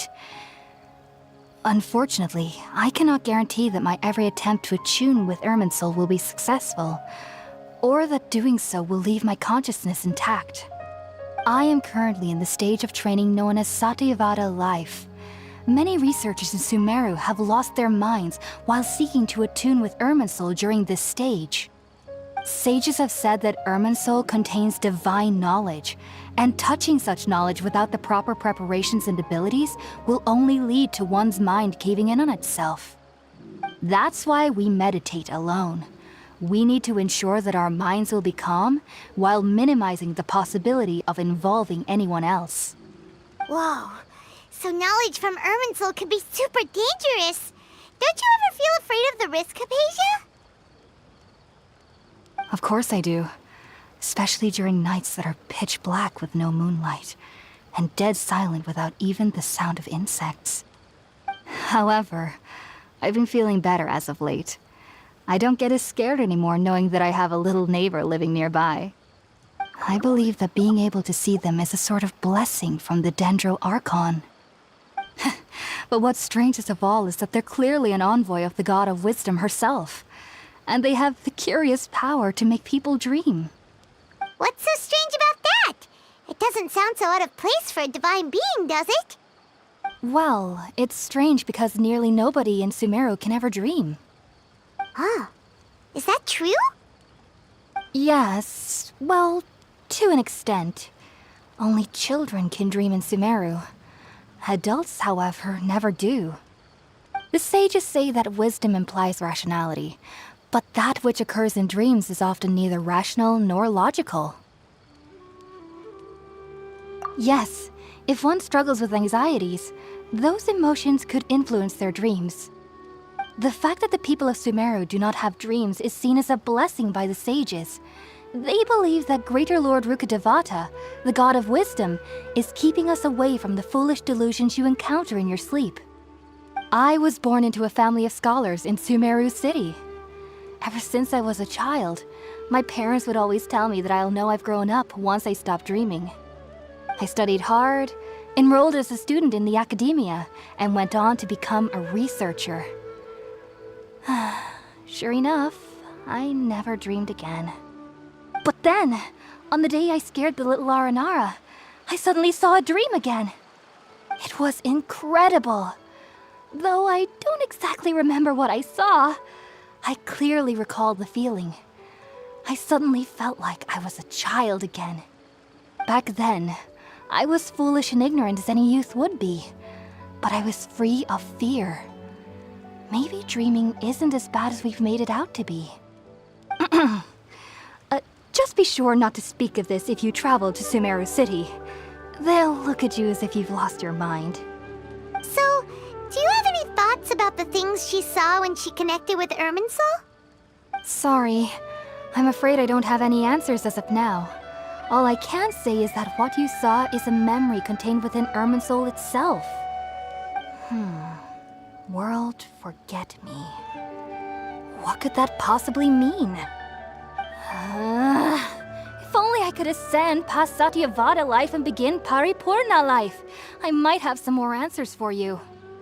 If you two are ever in the area again, please be sure to come and see me. There's no need to be thanking me. You two are my saviors. Besides, I'm already looking forward to tasting some more of your cooking.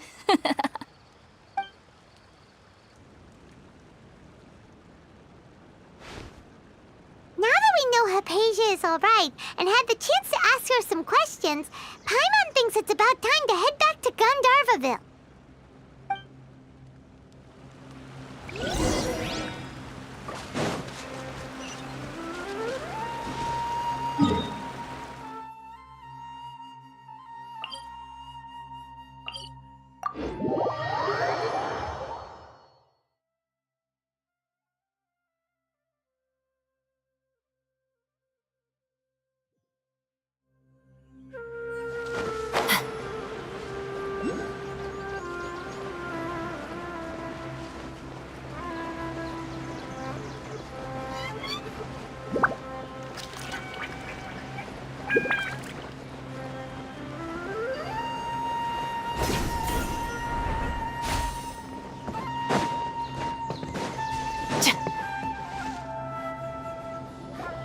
Think about it, Tighnari. Refusing to join is tantamount to burying your head in the sand.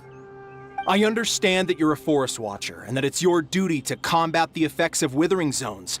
But isn't it evident that such work is not a lasting solution to the problem? As Sage Kage clearly stated, your presence and guidance in Sumeru City is pivotal in finding a cure for Irminsul. How could you possibly refuse? Keep your emotions in check, Ghulam.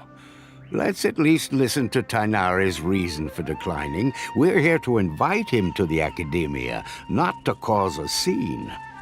Sage Kage, I am truly honored that you came here in person, but I'm afraid I must still decline your invitation. I am merely a forest watcher. How could the great minds of the Haravatat have any need of someone like me? Well, it turns out that your refusal letter had some implications on your master's reputation. He is a renowned sage of the Immorta, after all. So now I've come here in his stead. I see. Well, I figured that given his temper, he would come here and berate me personally. Tighnari, your master is an integral part of this effort. And now he requires your assistance. And what exactly does my master need of me, Sage Kage? You'll know, once you've arrived in Sumeru City, that is. And, how long will I be required to stay? There's no definite answer as of now. Do you mean to tell me that, despite coming all the way here to Gandharvaville, you still can't answer the questions I laid out in the letter to my master? If that's the case, then I'm afraid I cannot give you a definite answer either. Tighnari, but you... So be it. Come, Ghulam, we're leaving.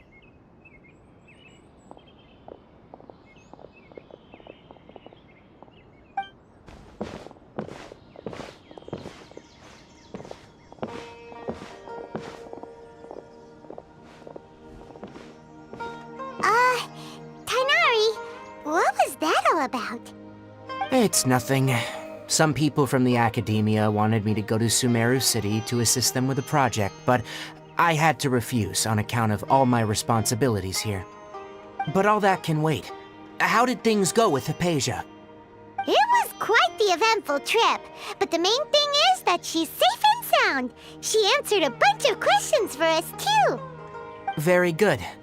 Now that the Traveler has made a full recovery, there shouldn't be any reason for you to tarry here longer. I assume you will be heading to Sumeru City, correct? That's right! We want to meet Lesser Lord Kusanali and ask her for advice. Do you have any idea on how we can find her? Sorry, I'm afraid I don't have any advice for you there. Well, do you at least know anyone we can try asking in Sumeru City? Let me think. My trips to Sumeru City have been fairly short, and most of my acquaintances are researchers. Oh, how about this? I'll write you a letter of introduction that you can give to a researcher I know. He's from the Amorta Darshan and is adept at gathering information. Asking him might prove worthwhile. Also, when you enter Sumeru City, you'll probably end up receiving something like this item here. I'm not sure if it will ever come in handy for you, but maybe you can give it a try. Oh? What is it? It's called an Akasha Terminal. It's a tool produced by the Academia that utilizes the legacy of Greater Lord Rukkhadevata. Some say that this item is the very basis of Sumeru's reputation as the City of Wisdom. Needless to say, this device and its usage fall under the Academia's expertise, so I'll leave it to them to show you how to use it. Great! Next up, Sumeru City! Oh, that's right! Tainari, we have something important to say to Kale before we leave. Is she doing better now? Yes, she's doing much better. After being confined to her bed all this time, I thought a little walk would do her some good. Last I saw her, she was taking the path towards the North Crossing. She knew you two would be leaving soon, so she must have wanted to see you off. Thanks, Tainari. All right, let's go! Farewell, and good luck to you both.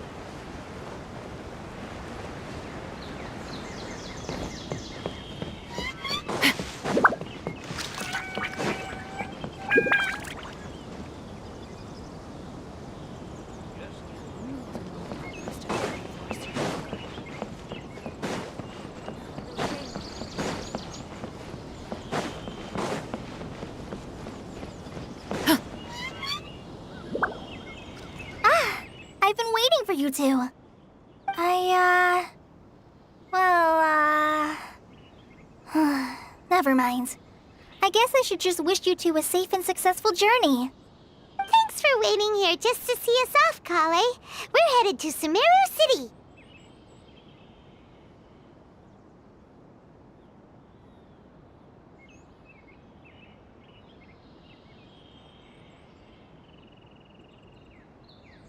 Don't worry about me. I can take care of myself. My condition won't be getting in the way of my duties. I want to be a forest ranger after all. It's up to me and the others to protect the rainforest here. And, I'm sorry. I should have told you both about my condition when we first met. I just wanted you two to treat me as a normal friend, not some girl that needs your sympathy. But I guess now I understand that the most important thing is for friends to be genuine with one another. There's no need to apologize, Kale. We should be thanking you for trusting us enough to be your friends and sharing your past with us. We're probably still gonna worry about your condition, but that's because we're friends and we care about you. Thank you. That means a lot. Before you leave, I have something for you. Oh? What is it? It's my recipe for pita pockets. I told you that I'd give you a copy, remember? My handwriting is a little, messy, so please don't laugh. Yay! Thanks, Kale. Now we can eat those scrumptious little pitas whenever and wherever we like. I hope that whenever you eat them, you'll both remember your time here in Gandharvaville. Well then, I, trainee Forest Ranger Kale, bid you both farewell. Please visit Gandharvaville again. The Rangers will always be ready to assist you here.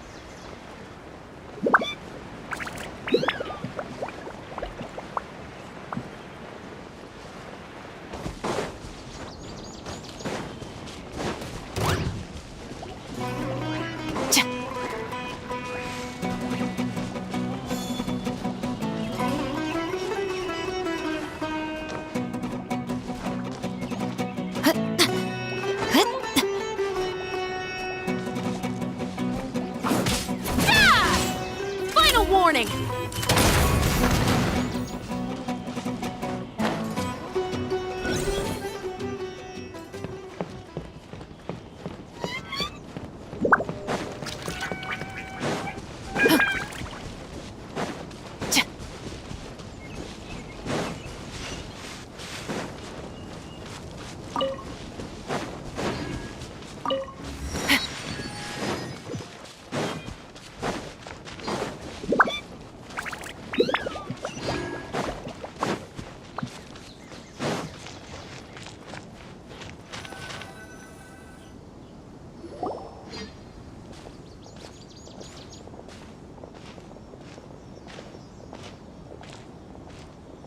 Sumeru City!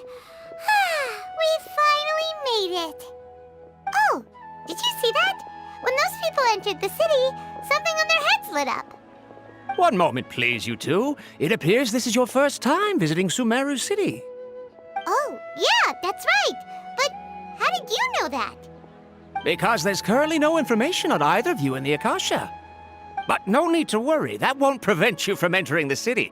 In fact, the Academia conveniently provides each traveler to Sumeru City with a device.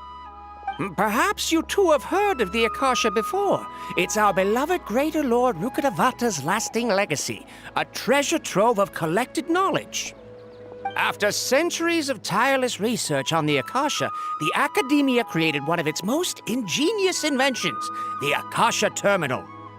As long as you are within Sumeru's borders, you may use an Akasha terminal to connect directly to the Akasha and access any knowledge you need. I should mention that due to technical limitations, the operation of Akasha terminals will be much smoother and more effective in large cities such as Sumeru City and Port Ormos. that Tainari was telling us about. It sounds pretty amazing. You two are quite fortunate. Until recently, it was standard practice to only issue Akasha terminals to outlanders who spent an extended amount of time in Sumeru. However, this policy was recently changed, and now all travelers are issued one upon arrival. Here are your Akasha terminals. Please handle them with care. It kinda looks like a leaf. To activate it, simply hold it in your hand and say the following phrase to yourself. May the mighty God bless us with their voice of wisdom. Oh, says this little doodad lets you access knowledge. Maybe we can use it to find a way to meet Lesser Lord Kusanali. Let's give it a try. Ahem. May the mighty God bless us with their voice of wisdom.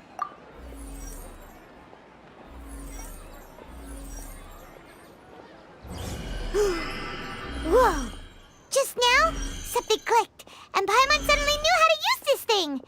It seems all we need to do is concentrate on what we want to know, and bam! You get it. Oh, that'll come in real handy. Exactly. That is the power of the Akasha. And with that, let me officially welcome you both to Sumeru City. May the wisdom of the Dendro Archon always be your guide. Okay, now that we're in, we can check the Akasha about Lesser Lord Kusanali. Let Paimon try. 500 years ago, the sages found a newly born deity from within some scorched ruins. The deity now resides in the sanctuary of Suristana. Seems pretty similar to what Kali was telling us. Okay, next, let's concentrate on asking how to meet her.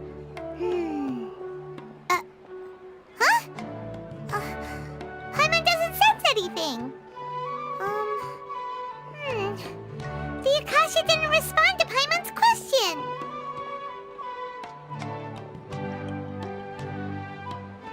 Oh, come on! Ugh.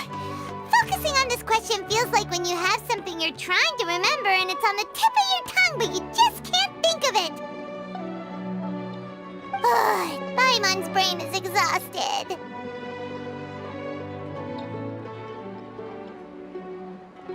Oh, smart idea! But what are you going to ask it?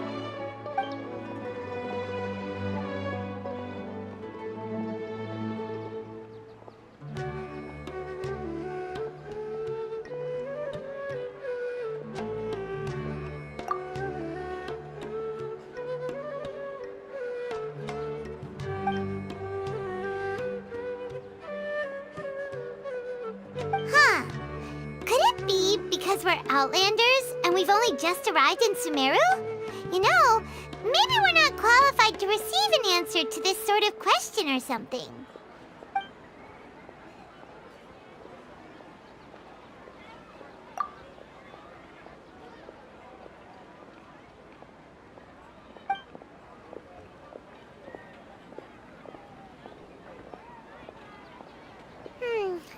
You too? Well, glad it's not just Paimon.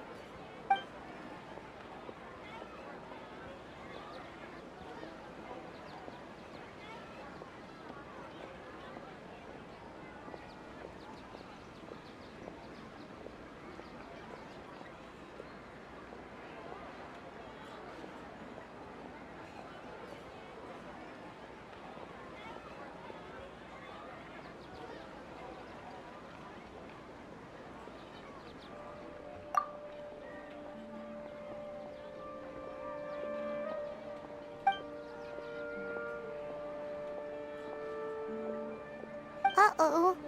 Paimon's getting all teary-eyed all of a sudden. It feels like the people of Sumeru really miss their Archon. Well, seems no matter which way we try, we can't find anything that'll lead us to Lesser Lord Kusanali. Guess our only choice now is to try meeting with the researcher that Tainari recommended. He's from Sumeru and even has a position in the Academia. Maybe he'll be able to access more info from the Akasha. Let's see. Tainari wrote an address on the letter's envelope. Oh, it's not far from the city's gate. Let's head over and have a look. Hopefully he's at home.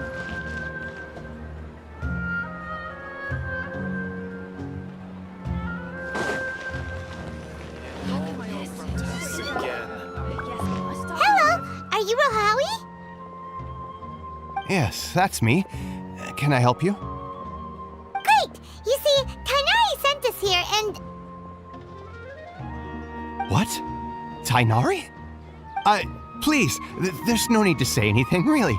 Sure, I admit that the article I published last month wasn't my best work, and maybe the data didn't produce the most convincing results, but... Here! This is a letter from Tainari! Oh, let me see... Ah! Ooh, what a relief. You two nearly scared the life out of me. So you two just have some questions for me? Seems even Tainari acknowledges my innate ability for procuring information. So, what is it you two would like to know? We want to meet with Lesser Lord Kusanali. Do you know a way we can do that? You mean you want to meet the Dendro Archon herself? This isn't exactly my area of expertise, but let me see what I can find in the Akasha.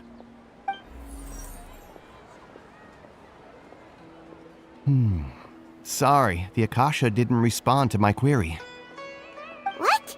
You too? But what about your abilities for getting information and all that? Paimon was sure you'd be able to access more info than we did. Well, as I said, this isn't my area of expertise. I am but a lowly researcher, so the Akasha doesn't see a need for me to know more about the Dendro Archon.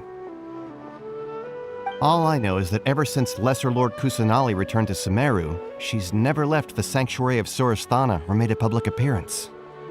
Huh. Didn't expect her to be such a mysterious figure. The Dendro Archon is somewhat of a recluse. Perhaps she just doesn't want to entertain visitors, which would explain the lack of information in the Akasha. But then what can we do? No need to worry just yet. I'm only hypothesizing here. You could certainly try asking around and see if anyone else has ideas. And besides, you two should consider the bright side of things. Not being able to see Lesser Lord Kusanali may not be a bad thing. In this world, there will always be information you cannot obtain from the Akasha and things you can never accomplish. Knowing when to yield is a form of wisdom. Take me, for example. It's a miracle if my brain cells can spit out one paper every 3 years. But Tainari? That guy can publish 3 papers in just a single year. Okay. Thanks for your advice. Don't mention it. If you two ever want information about things like who's been promoted within the academia or relations between the... Hey, come on! This is a survival skill at the academia. Expectations were pretty low, but this is so low, it's like digging holes in the dirt. So what do we do now? Even if we want to talk to someone, we don't know anybody here. Huh? Like who?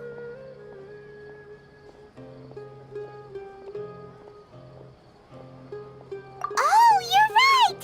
Catherine! The Adventurers Guild has its own intel network. Let's hurry and find her.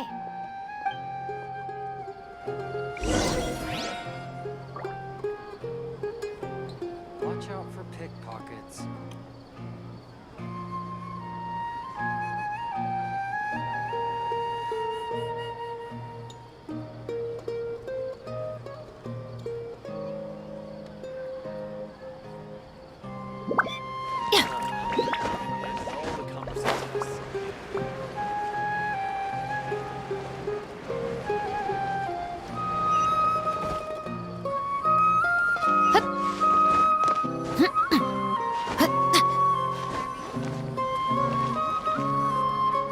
Ad Astra Abyssosk. Hello, Traveler and Paimon. Catherine, we need your help with something. Understood. The Adventurers Guild is always ready to serve you. With what do you require assistance? We want to Lesser Lord Kusanali. Do you know a way we can do that? You two wish to meet with Sumeru's Archon. Understood. Please wait.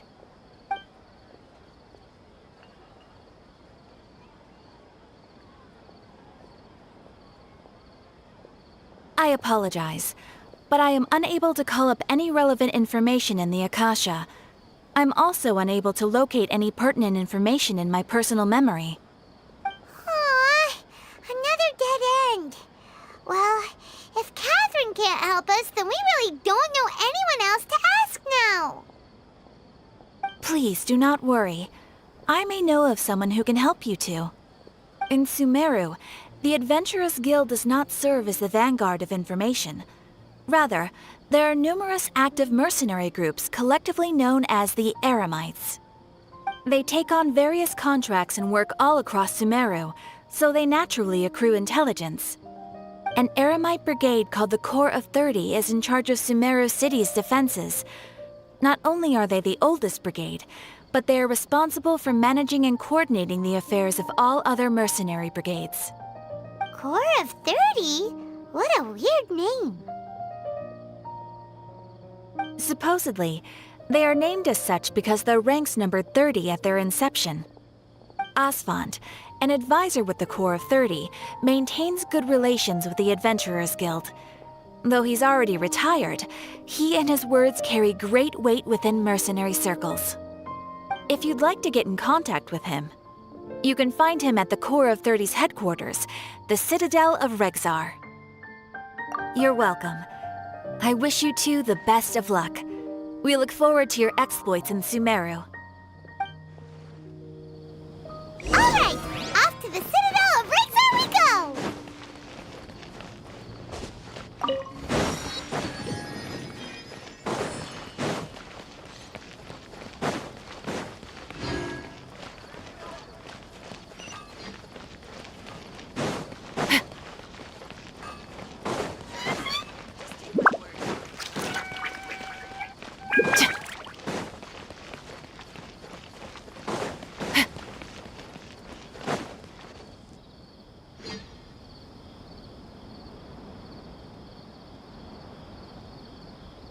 Welcome. The Adventurers Guild told me to expect you two. It's nice to meet you, Asfand. We'd like to ask you about something.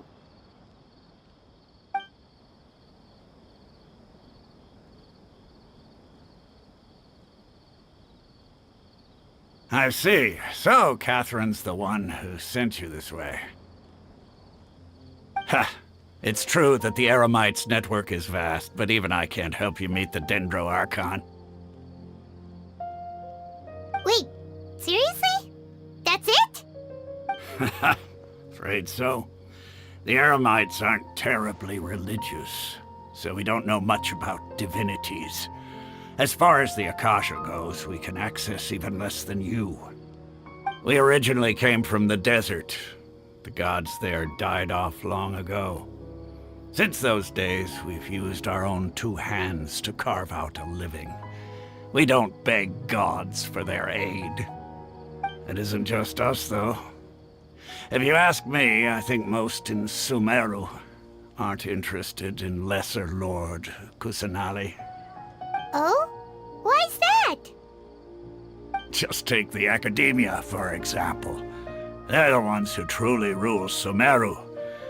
Although they believe in gods, most of them only care for the late Greater Lord Rugudevada. In their eyes, she was the one who founded Sumeru and gifted us with the Akasha. Lesser Lord Kusanali just happened to inherit her legacy.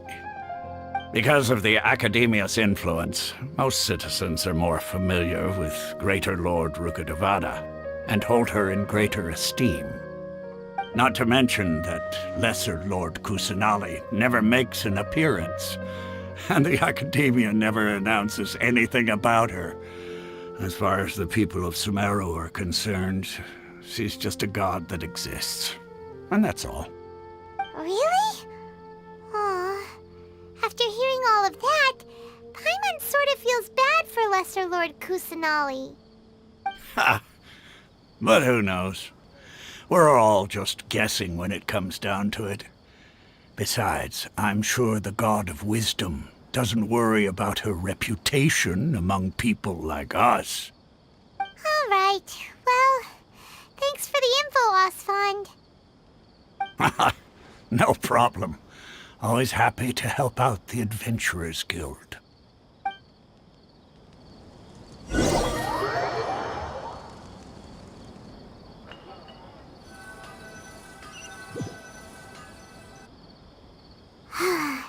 Seems Osfond was right about most people's attitudes here. Not only are they not interested in the Dendro Archon, they even say stuff like, if the Akasha doesn't think I should know, then I don't need to know about it. We've been asking for information non-stop ever since we got to Sumeru. But the harder we try, the more helpless everything seems. Isn't there at least one person in this entire city who cares about Lesser Lord Kusanali?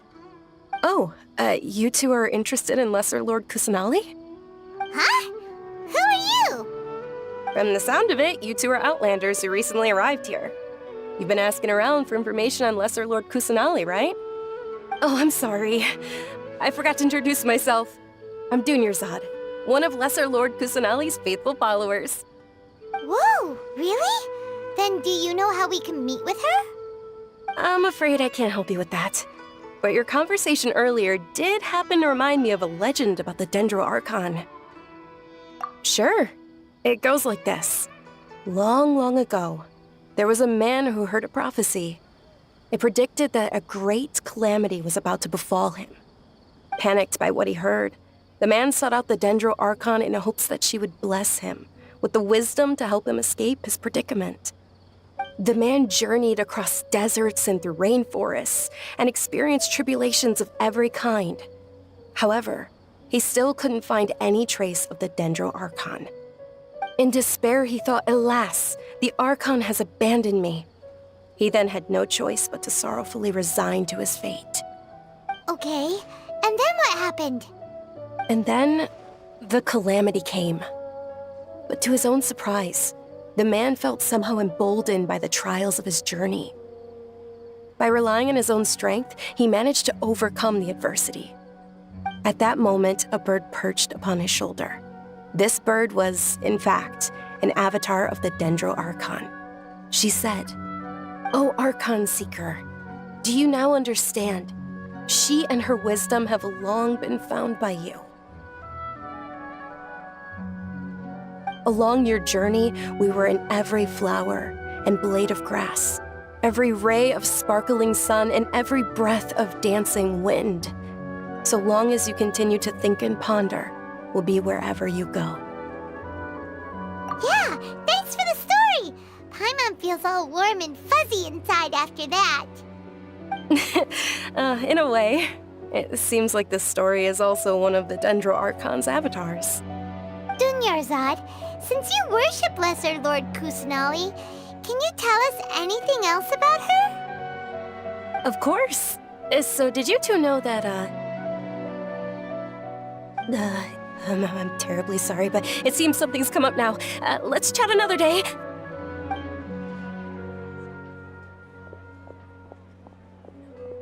Hey, wait!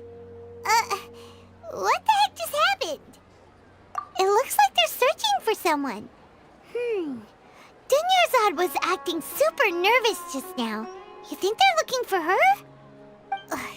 This stinks! We finally managed to find a lead about Lesser Lord Kusanali! We can't let them get in the way now. Let's see if we can get rid of them. Then we can catch up with Dunyarzad. Hey, have you two seen a brown-haired girl wearing a purple top and a long blue dress? We're looking for her. Did she have bandages wrapped around her wrists? Yes, that's her. Did you see which direction she went? Yeah, she went that way. Quick, after her!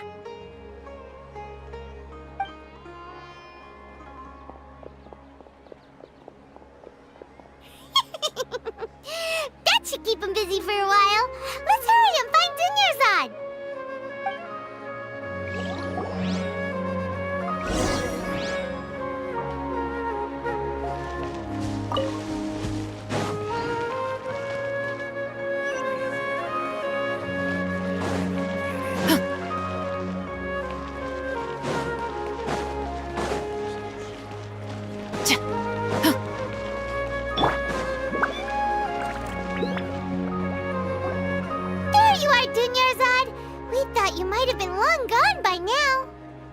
Oh, it's you two.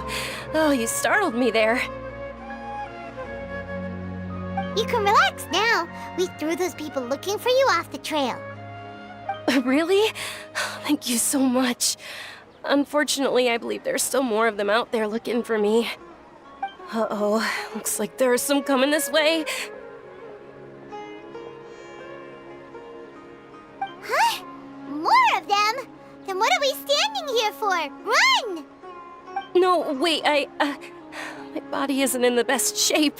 It's difficult for me to run. Okay, sounds good. There's a tavern on the other side of the port we can go to. They probably wouldn't expect me to hide in a place like that. All right, let's move out. Stay behind us. We'll keep an eye out for anyone looking for you.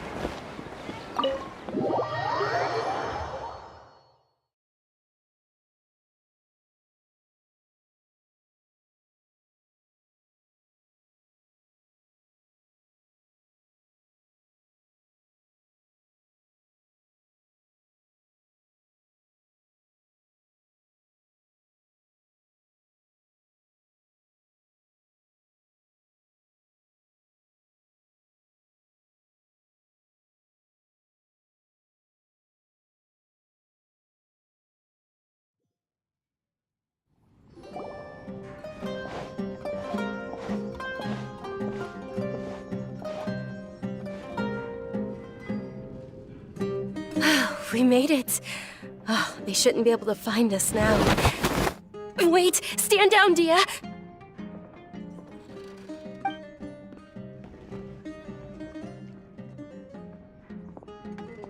My lady, who are these two? They're travelers that I met on the street just a moment ago. They happened to notice that you were all searching for me, so they helped me hide. I see. In that case, you two should scram. There's nothing here for you. Wait a sec! Who the heck are you? And why are you shooing us away? I'm Miss Dunyarzad's bodyguard, here to see that she returns home safe and sound. My lady, let's get going. You've been gone for so long that your parents are worrying themselves sick. And if I refuse to go with you? It'd be easier for the both of us if you cooperated. But if you insist on not going, then I'll have to carry you like a sack of potatoes. Hey! Dunyarzad already said she doesn't want to go back. Why are you still pushing her? Stay out of this. You don't understand the situation. Sorry, my lady. Even though I'm your bodyguard, your parents are my employers. I have to answer to them. How much? Wait, what? How much more do I have to pay you to become your employer? So you never listen to my parents ever again. Double? A triple?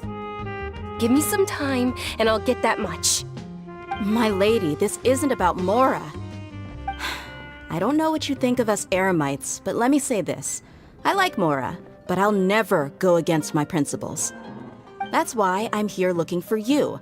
Sure, it's an order from my employer, but my conscience was also telling me it's the right thing to do. And knowing your health, carelessly running around like this is gonna hurt ya. For the sake of those who love you, don't be stubborn. No, you're wrong. I'm aware of my limits, and I know what I'm doing. Honestly, the only people being stubborn right now are my parents. And I know perfectly well that it makes no difference if I'm at home or not. They still won't accept reality. And every time I bring this up, they just change the subject. Dia, you've been living with us a long time already.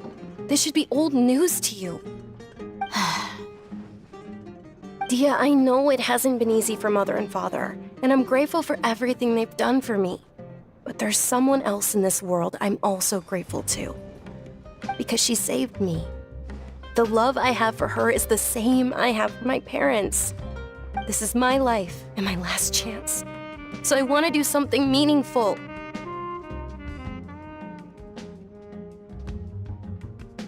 My lady, are you sure what you're doing now is meaningful? Yes, I'm sure. At least, it is to me. Fine, I won't ask you to return home anymore. But let me make something very clear. I'm only doing this because I respect your determination, not because I agree with you. Thank you, Dia. Sorry for being so rude just now. My nerves were acting up. And I even brought up your payment in such an offensive way. Don't worry about it, my lady. I did say that I like Mora.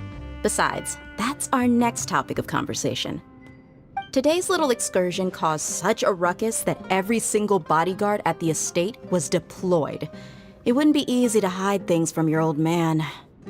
Since this definitely won't be your last escapade, here's a little tip.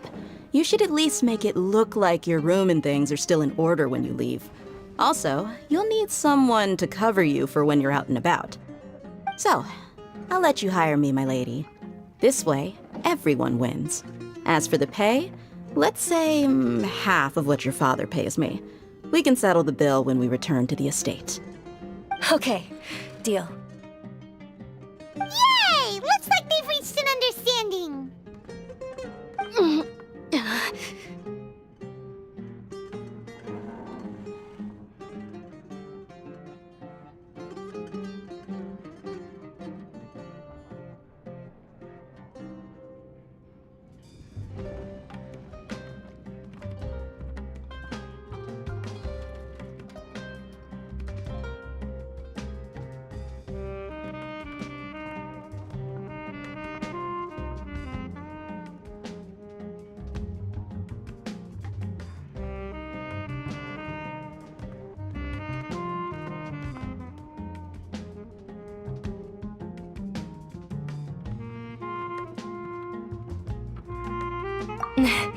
I'm fine, really. I just feel a little tired now that things have calmed down. My lady, stop trying to look tough. We're already in a tavern, so let's rest up and grab some grub. I'm sorry for worrying you two. If you don't mind, I'd like for you to join us. Sure! After you rest up, we want to hear more about Lesser Lord Kusanali.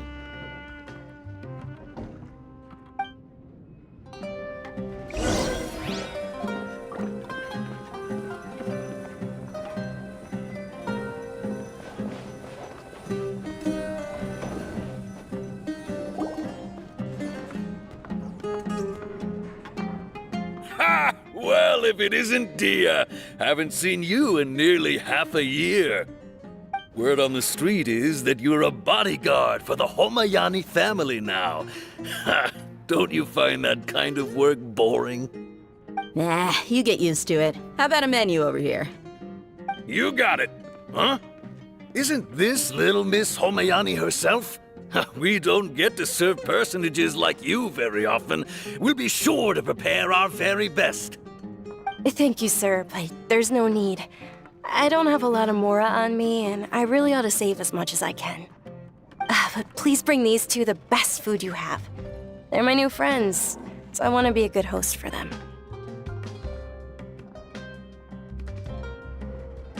Yeah, we're already super grateful for everything you told us about Lesser Lord Kusanali. How about our charcoal-baked Agelena cakes? They're our signature snack, and they run cheap. Look, other customers over there are eating some now. They look kind of burnt and dry. Paimon will pass.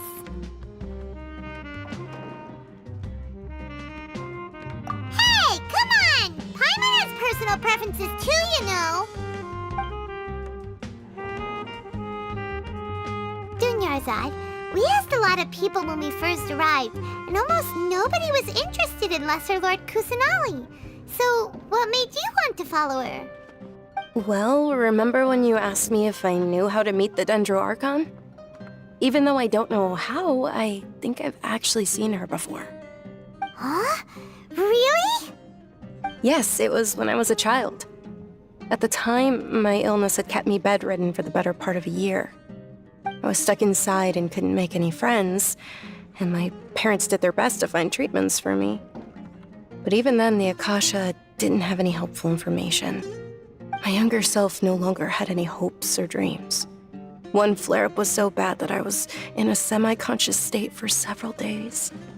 Then one night, I woke up alone in my room. I was terrified. My body was paralyzed. Even if I cried, there was no sound. At that moment, an ethereal voice spoke in my mind. Dunyarzad, don't be scared. You don't have to cry. Dunyarzad, don't be scared. You don't have to cry. Who are you? How do you know my name? How do I explain this? You might not be able to understand, but actually, I know everything about you. Really? Of course. I know that you're scared of thunder, that you hate taking medicine every morning, and that you love counting the petals on your mom's skirt. Wow, you really do know everything. Dunyarzad, is there anything you want? Want? Not really. I can't go anywhere or do anything. Huh? But aren't you a child? All children have wishes. Tell me what you want, and maybe I can make it happen. But can you make my illness go away? Oh. I'm sorry. But I'm not powerful enough to do that right now. Then, can you be my friend?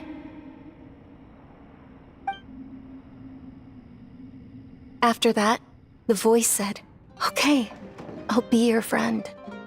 Although my body was suffering during those days, that voice encouraged me and told me many wondrous things. Beyond my window was the flourishing Sumeru city. Beyond the city was a lush rainforest. And beyond that was the wall of Samiel, deserts, and all of Tevat. Once I finally made it through that bout of illness, I couldn't hear that voice anymore. I told my mother about it, but she said that I must have been dreaming. But I know that that voice wasn't a figment of my imagination. Before that, I had never heard of Tevat.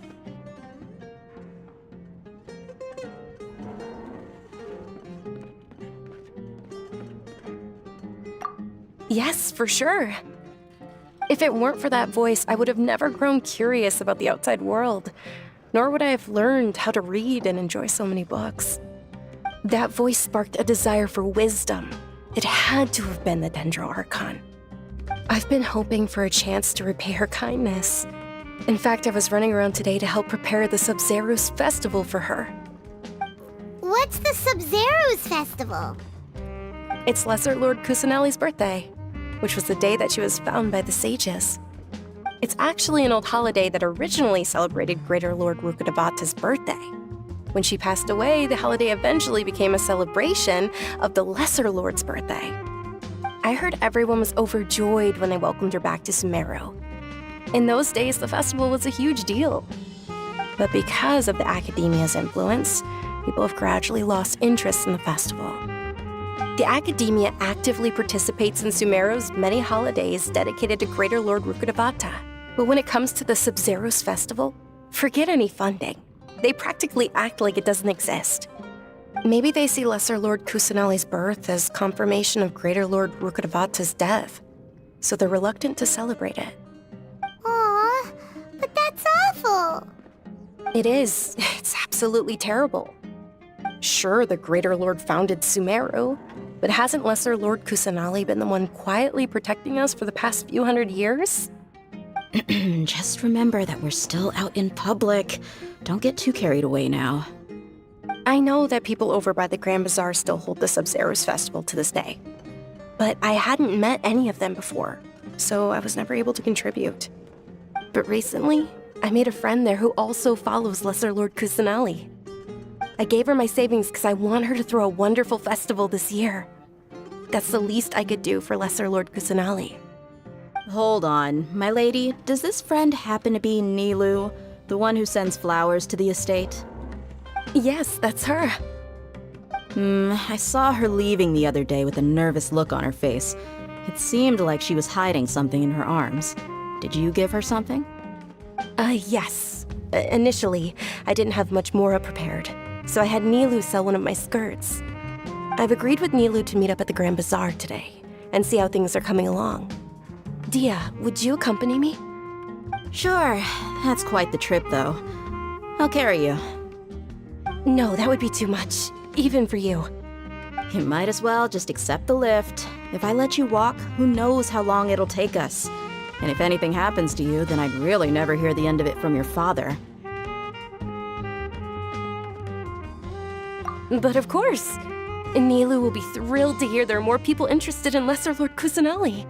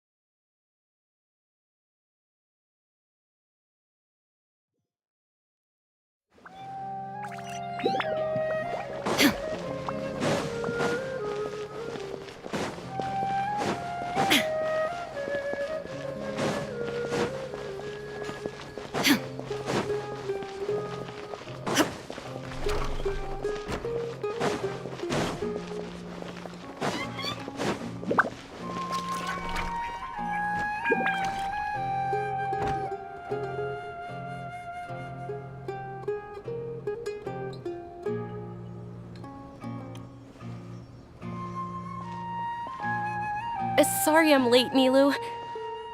Oh, Dunyarzad.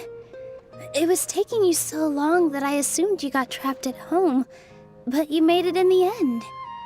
Uh-oh. But if Dia's here, that means you got caught, right? You could say that, but everything worked out. She's on our side now. Not completely. Oh. And who are these two? Oh, meet the Traveler and Paimon, my two newest friends. They're visitors who just arrived at Sumeru City and are looking for information on Lesser Lord Kusanali. So you're followers from another land? That's wonderful. You two absolutely mustn't miss the Sabzeruz festival. By the way, Dunyarzad, we've already started decorating the Grand Bazaar. It looks spectacular, thanks to your generous contribution. You're very welcome. It's the only thing I could do. Do you still have enough Mora? Probably? But don't sweat it. We've already finished renovating the stage. Come on, I'll show you.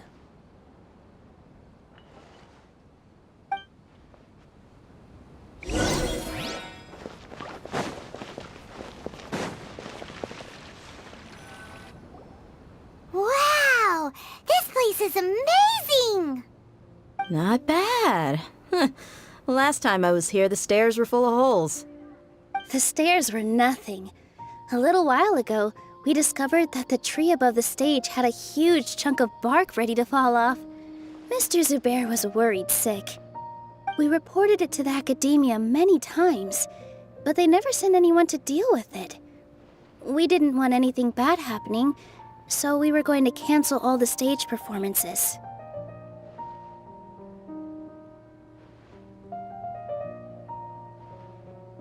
Oh, probably because it was the theater asking.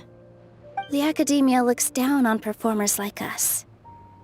They probably think it would be best if the theater closed down completely. We can't let that happen, though. Not only would everyone involved in the theater go hungry, but then we wouldn't be able to hold the Sub-Zero's festival anymore. Thank the Dendro Archon for Dunyarzad. With the more she gave us, we hired someone to patch up the tree, and we also gave the stage a much-needed makeover. The stage is going to be even prettier when it's festival time. I can't wait for you to see it. And I can't wait to see you on the stage. You've been practicing so long already. It's almost time for your dream to become reality. It's our dream. I'll do my best for the two of us. Nilou, what are you gonna be doing at the festival? She'll be dancing the dance of Sub-Zeros, the most important performance at the Sub-Zeros festival. Dunyarzad, have you told him the origin of this holiday? I only told them about the Greater Lord and Lesser Lord so far. Okay, then I'll tell you two about how this holiday came to be. According to legend, the Sub-Zeros festival was originally the Goddess of Flowers' birthday celebration for the Greater Lord. A long, long time ago, on one of Greater Lord Rukkhadevata's birthdays, her friends threw her a celebratory banquet. Some of the gods got drunk. One started playing music, and the Greater Lord started singing, so the Goddess of Flowers began to dance. As she danced upon the grass, countless beautiful parisaras began to bloom wherever she stepped. Those brilliant purple flowers became her dazzling stage. All the gods clamored, "Oh, if only time could stop at this very moment."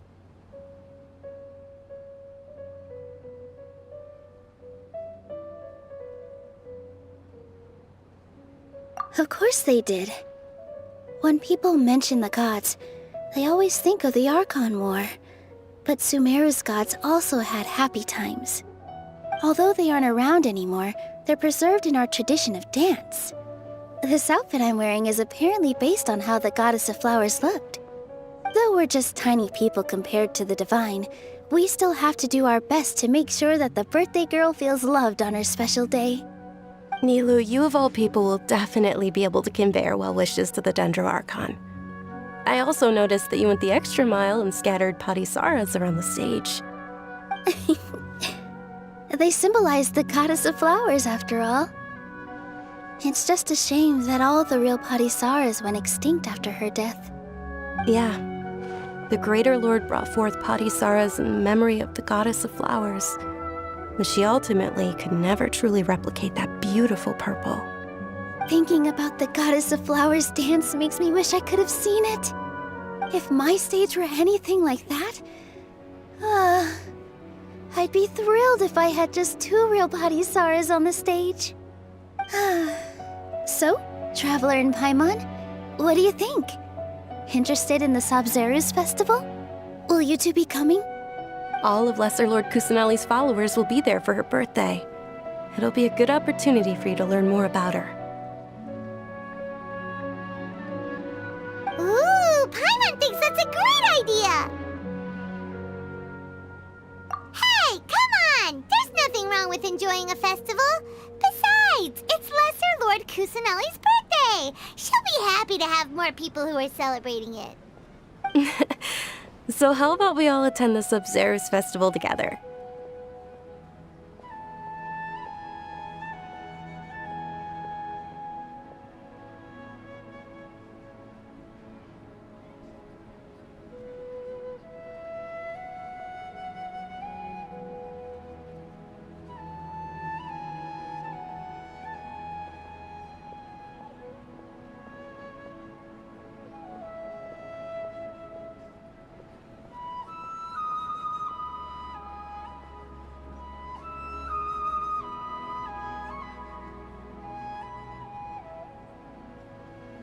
Dunyarzad, let me show you which stage decorations we've picked out so far.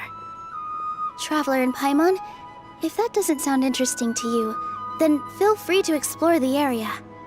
Everyone at the Grand Bazaar loves Lesser Lord Kusanali, and we're all looking forward to the Sub-Zeros festival. In that case, we'll take a look around.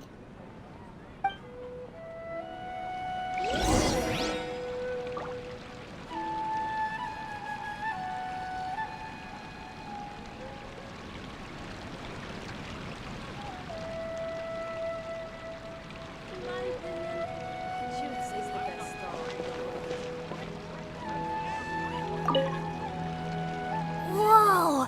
What's with your yellow hair? And why do your clothes look so funny? Are you an outlander? Did you know that the Sabzeruz festival is about to happen? There'll be loads. That is when Ferris, the Knight of Flowers, passes out candy to everyone.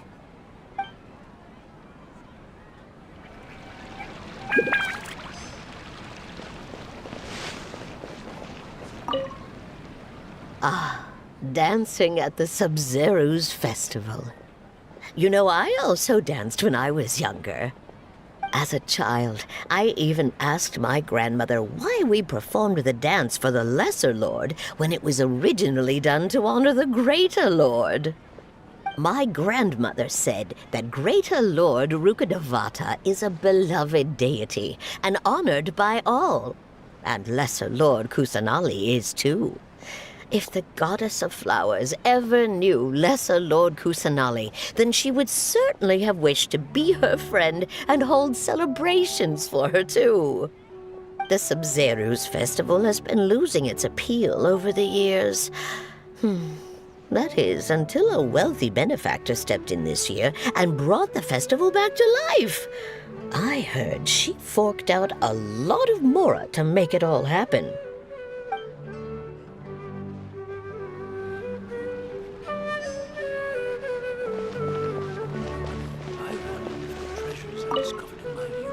Huh. Revamping the stage for the festival couldn't have been easy, that's for sure. I bet this year's festival will be one to remember. I don't know much about the Grand Bazaar, but I do know that the residents here have a penchant for song and dance. Two things that the academia doesn't particularly approve of.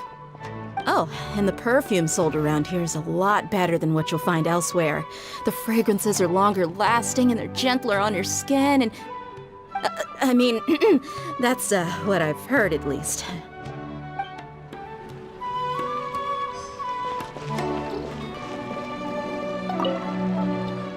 Things are really shaping up, and there's a buzz around the festival this year. We're expecting people from all over to come by this year and buy things during the festivities. Don't be fooled into thinking that Sumeru City has the best of everything. Some festival snacks are only offered here in the Grand Bazaar. And when it comes to musicians, dancers, or singers, the Grand Bazaar's got the best of the best. Sure, those folks at the academia might not like it, but what's a festival without song and dance?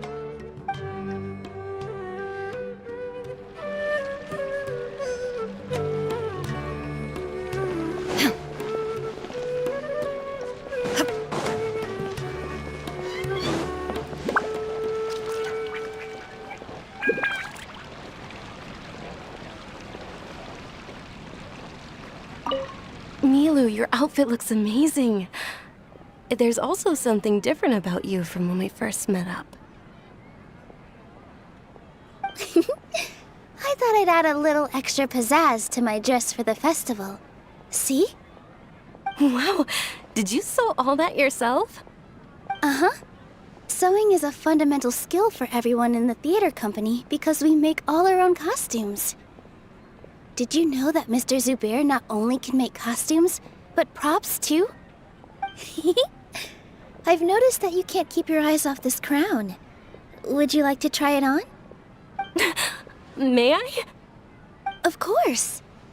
The legends say that the Goddess of Flowers had beautiful horns on her head, so this crown was made to reflect that. Dunyarzad, you look absolutely stunning with it on. It's like I'm looking at the Goddess of Flowers herself.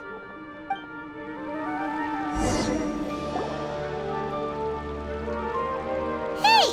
Is that who Paimon thinks it is? It looks like... Catherine!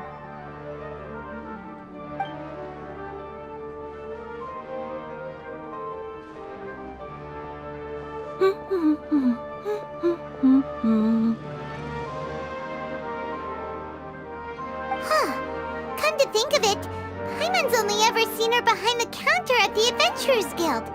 This is the first time we've ever seen her taking a break. Hey, Catherine!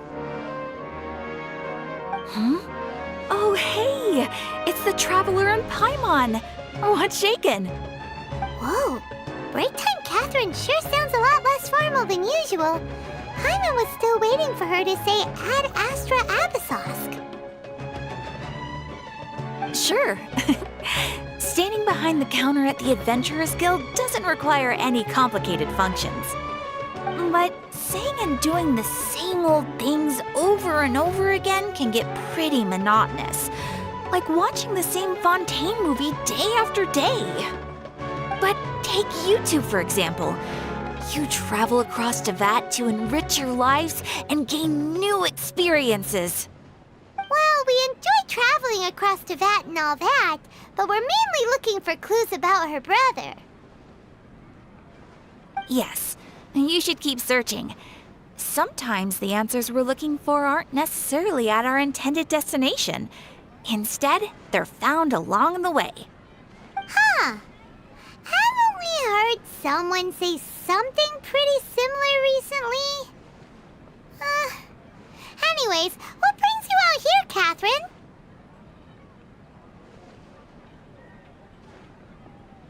No, not particularly. I guess you could say that I'm loving the recent atmosphere here. If festivals bring happiness to everyone, then that's where their true value lies. Oh, it looks like it's about time for me to be heading back now. Alright, we'll see you next time at the Adventurers Guild. Oh, by the way, thanks for connecting us with the Eremites. We've already made some great friends in Sumeru City thanks to you. I'm sure you two will get along well with the people here. You've already been blessed by the element of Dendro after all. See you around.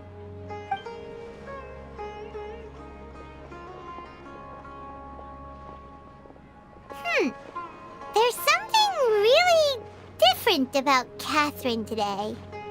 Hey, Traveler. Paimon. Oh, hey, Dia. What's going on? I've got something to tell ya. My lady knows you're looking for ways to meet Lesser Lord Kusanali, and she's been trying to come up with a way to help you. Well, I have an idea that might help. Are you serious? We'd love that! It might not necessarily pan out, so don't get your hopes up too much. I'll need to take you two somewhere and ask someone some questions.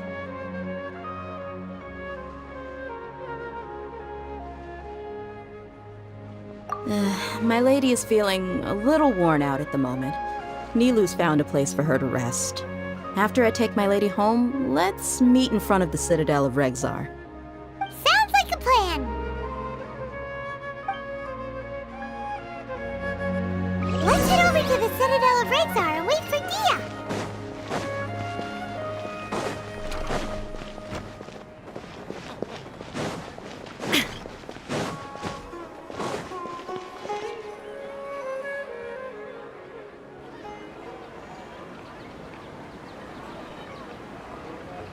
Sorry, I'm late. It took some convincing for the Master and Mistress to believe that Miss Dunyarzad was only sitting in the port for a while because she was in a bad mood. Anyway, I guess I should be thanking you. I haven't seen Miss Dunyarzad that happy in a long time. If it wasn't for you two, she probably would have been caught and dragged back much earlier. You sure sound a whole lot nicer than when we first met, Dia. Who would have thought you had such a soft spot for Dunyarzad? It's called being a professional. I'm a bodyguard, and I work for whoever's paying. Look, Dia's blushing. Listen, you two. I don't expect to be working for Miss Dunyarzad very long, but I hope to finish things on a positive note if possible. Let's cut the chit-chat and head into the Citadel. We'll see if the person I know has a way for you two to meet with the Lesser Lord.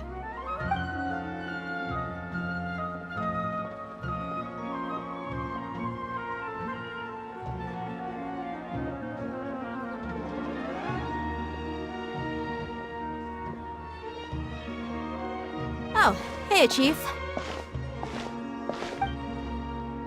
Dia, what are you doing here?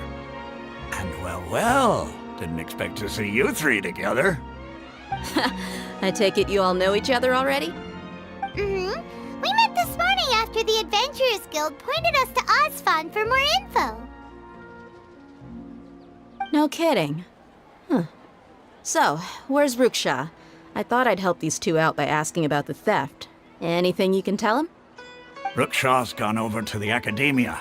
The Grand Sage recently ordered Sumeru City to begin bolstering its defenses, so people from all over have been called back to the city.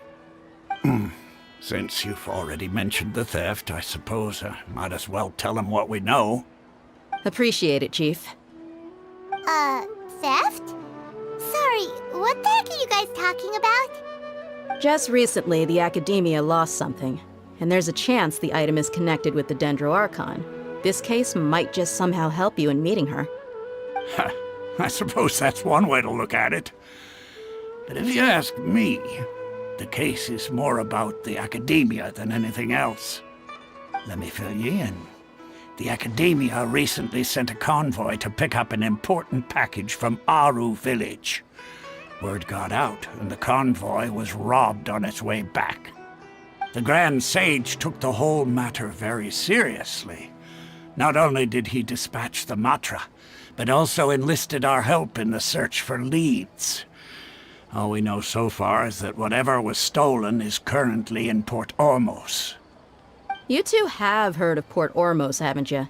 It's the largest commercial port in all of Sumeru. You can travel there by leaving Sumeru City and heading south along the river. The Academia's grip isn't long enough to reach all the way to Port Ormos, so the city's a little more laid back, meaning the population's also a mixed bag. You never know who you'll meet there. Apparently what was lost has a great deal to do with the Akasha, knowledge, and even the gods. I'm afraid I don't have any other details for you, though. If you're interested, maybe you could head to Port Ormos and ask around yourselves. If you want my advice, try introducing yourselves as students of the Academia once you're there.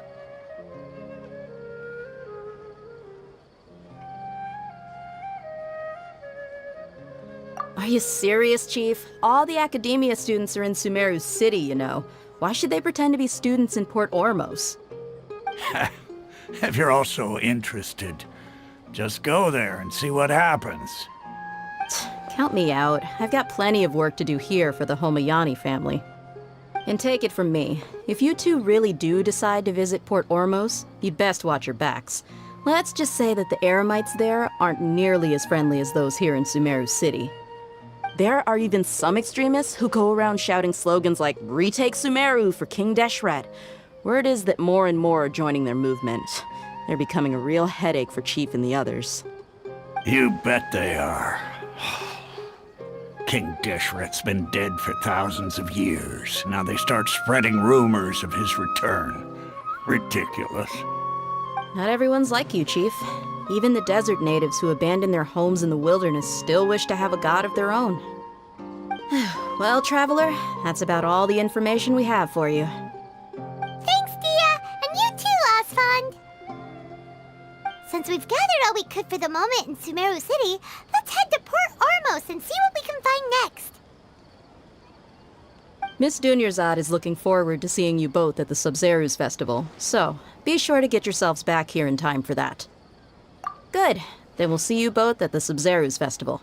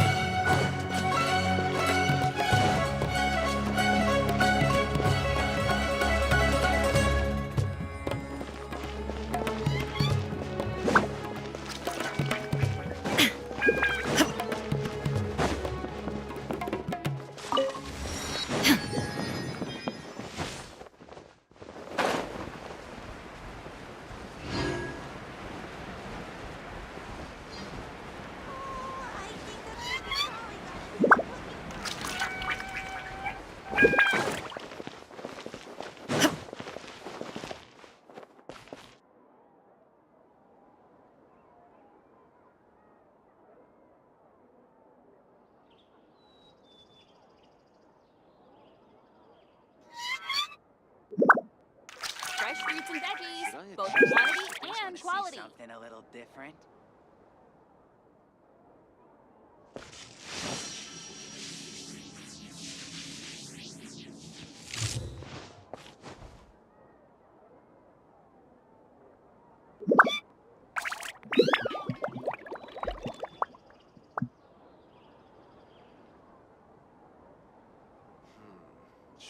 The world remains constant over the centuries, but human life is like the dew at dawn, or a bubble rising through water.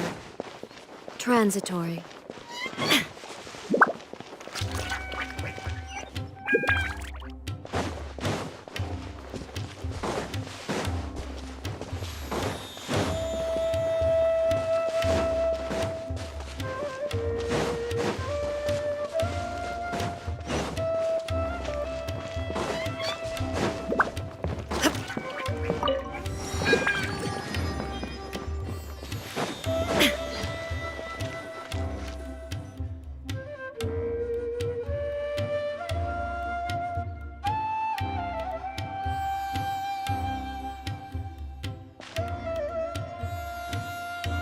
Come and have a good look yourself.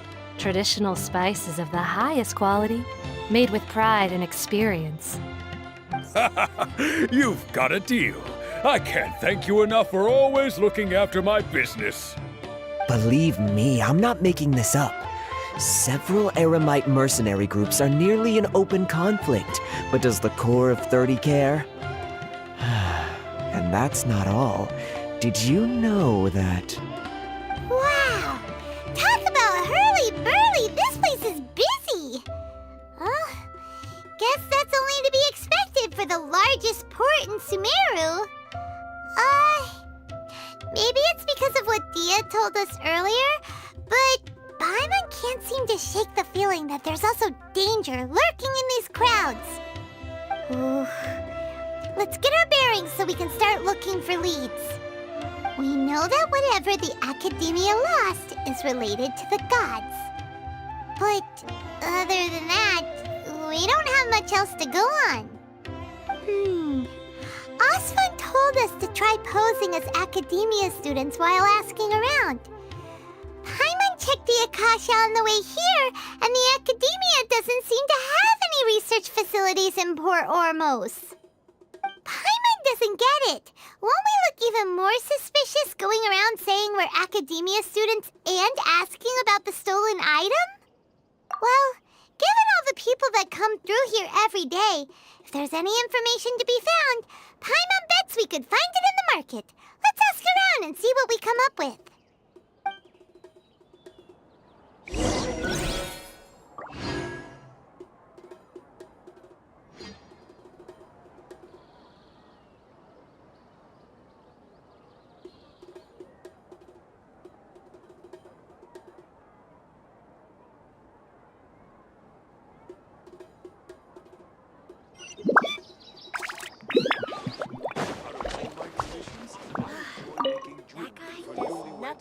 Welcome. Welcome. How can I help you two? Hi there. We would like to ask you a question. Do students from the Academia ever come to Port Ormos? Of course. Especially around this time of year. Students from Sumeru City that are about to graduate often come to Port Ormos to cut loose a little. Many people often talk about how hard it is to get accepted into the Academia, let alone graduate. But those who finish their studies and go on to become full-time researchers at the Academia have it even harder. Sure, we may not be Sumeru City, but Port Ormos offers beautiful scenery and a stress-free environment. Some even say it's good luck to come to Port Ormos, so students and researchers come flocking here when things get to be too much at the Academia. You see over there? Those are students from the Academia.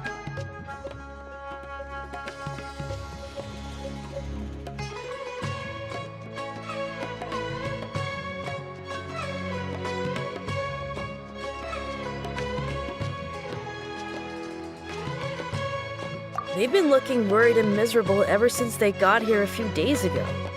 If you ask me, the life of a merchant is better. So long as the Akasha teaches us what we need, then life is good. Those students seem to be discussing something. Let's see if we can listen in.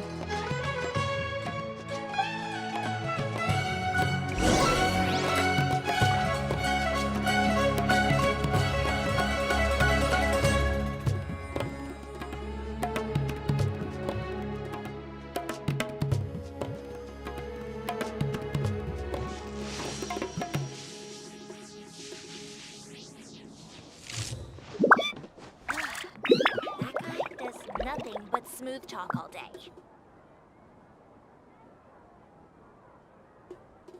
Out of all my commissions, I enjoy making jewelry for newlyweds the most. Inactivity serves no purpose whatsoever.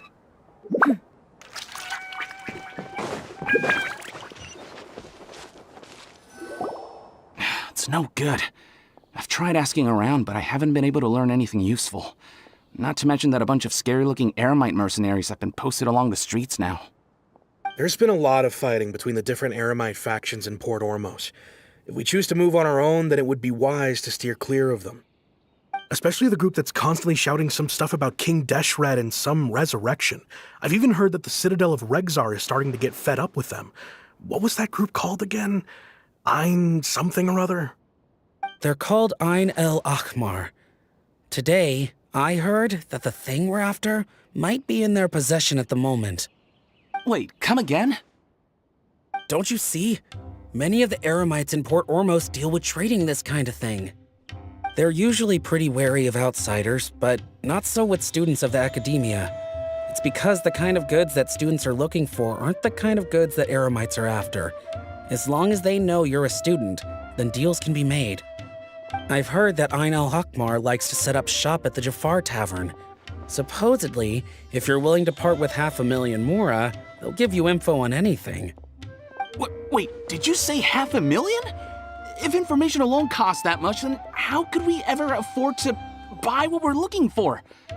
I guess we might as well give up on trying to graduate this way. I wouldn't worry too much. Our field of research is very niche. Who else could possibly be after that kind of shady knowledge? I bet it's practically worthless to anyone aside from us. Well, I guess that makes sense. Then the only thing left for us now is to find a way in. Why don't we all just pool our money together and pay for the information? Whoa! Did you hear that? A niche field of research and shady knowledge? It all sounds pretty suspicious to Paimon. Is knowledge something people just buy and sell like that? So, what's our plan?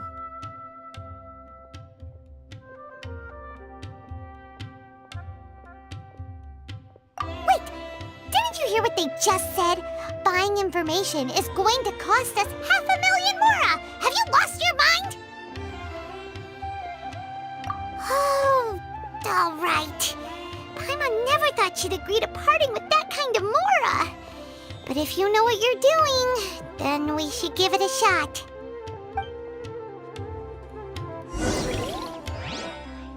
Nothing but smooth talk all day.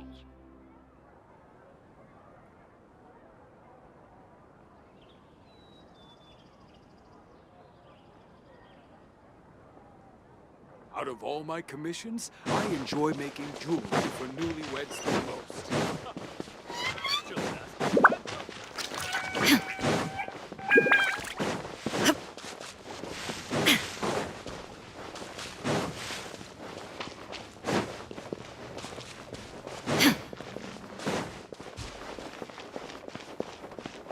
This is the place we heard those students talking about.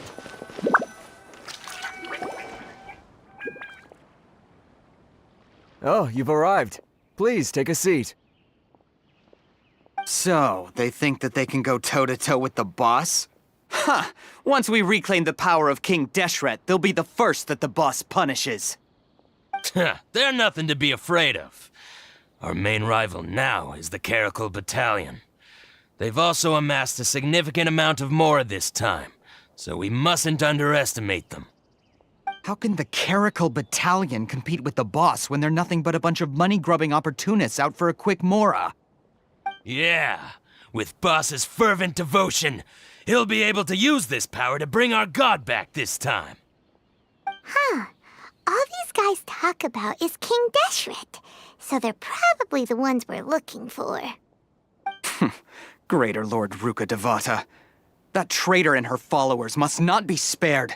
The day will come when King Deshret exacts vengeance on Sumeru, and all of them shall be punished. Yeah, Paimon was wondering what they meant too. We should ask about that if we get the chance later.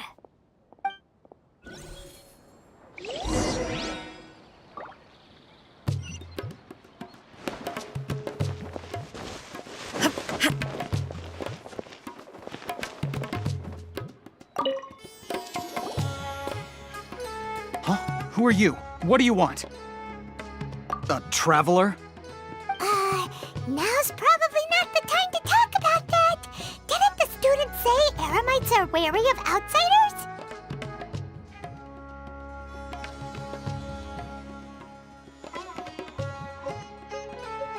A student? What's a student from Sumeru City doing in Port Ormos? Ah, well, if it's info you want, you've come to the right place. The question is, can you afford it? Paimon can't stand to see so much more go. But there's no other choice right now. Here, this is the merchant's address. Whatever you're looking for, you'll find it there. Hmm? Well, what are you waiting for? Oh, that's right! We heard you mention King Deshret just now. We're actually interested to know more because we're, archaeology students! Fine. Since you've already handed over the Mora, I guess I can throw in a little extra info. As you can see, members of Ain al-Ahmar are devout believers of King Deshret. Years ago, King Deshret founded the great desert nation that was our homeland. It was an advanced civilization, far beyond anything you'll see in present-day Sumeru. King Deshret was the rightful god of wisdom, but he was betrayed by a companion he trusted. She even stripped him of his title, God of Wisdom. So, you mean the traitor was... Greater Lord Rukkhadevata, yes. That shameless wretch destroyed King Deshret's civilization, and our ancestors were forced to flee to this land where we were made to suffer the tyranny of our enemies. Furthermore, she conspired with the Academia to cover up the truth of her actions, and create the merciful and benevolent facade for which she is now known. Ugh, just thinking about it sickens me. But the story doesn't end there, oh no. King Deshret isn't truly dead. The voice of the Oracle has been heard in the desert, prophesying his resurrection. Mark my words, our god shall return. And when that day comes, all followers of the traitor and all the desert dwellers who have forgotten their true god will suffer retribution together. If what I'm saying makes you shiver with fear, it might not be too late for you to become a believer of King Deshret.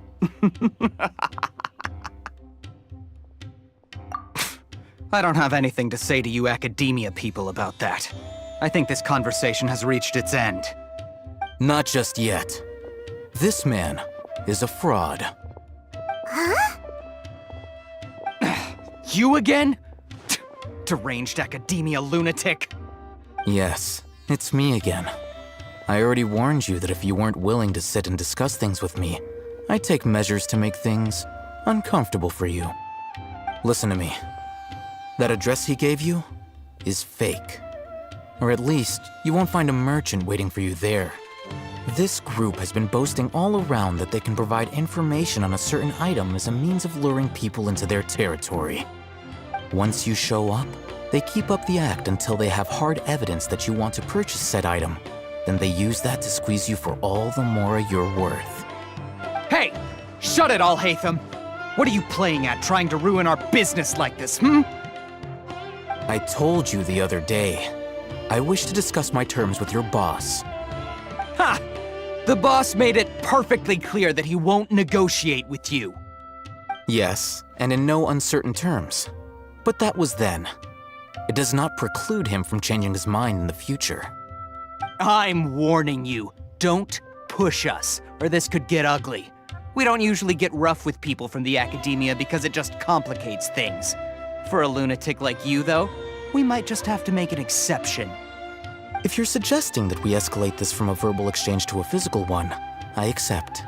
After all, even the Archons used war to negotiate the ownership of Teyvat.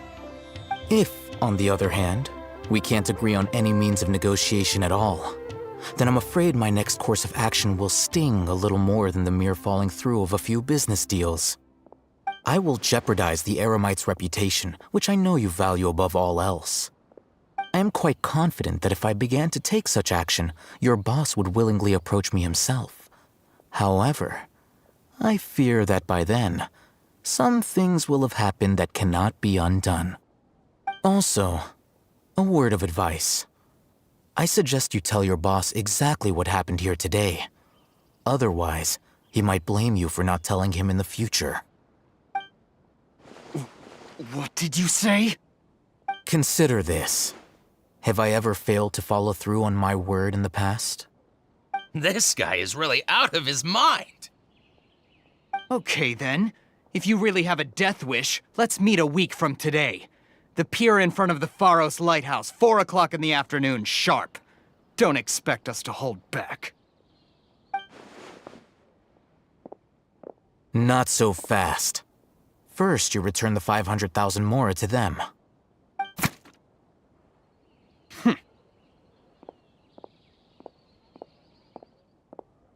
Please, I beg you, don't provoke them.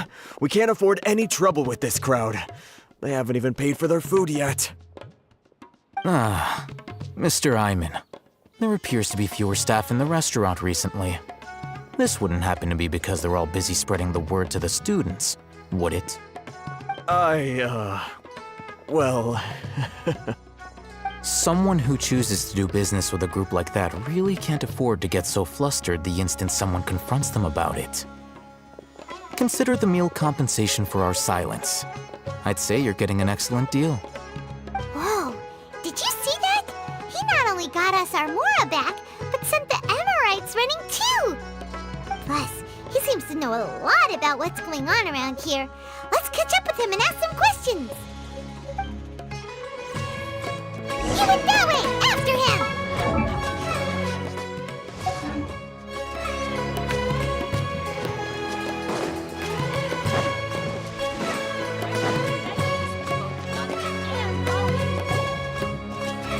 Wait up!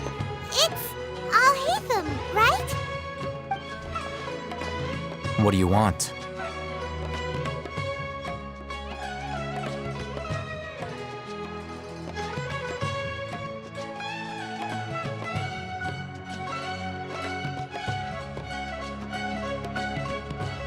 No need for thanks.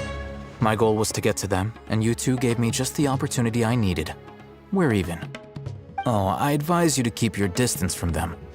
Since they weren't able to make off with your Mora in the end, they might harass you again in the future. All right. Goodbye. Hold your horses! We still have something to ask you about! Since you tore through their scam right in front of them, you must know the real story about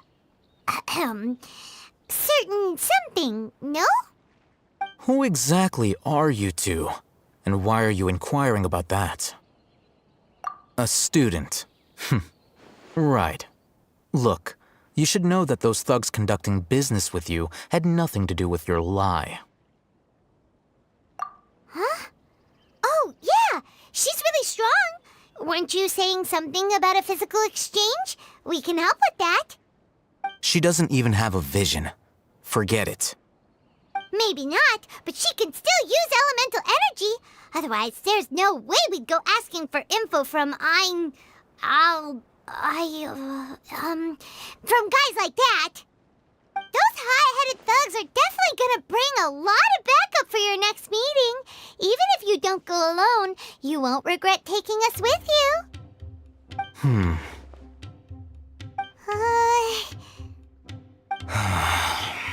All right, I accept.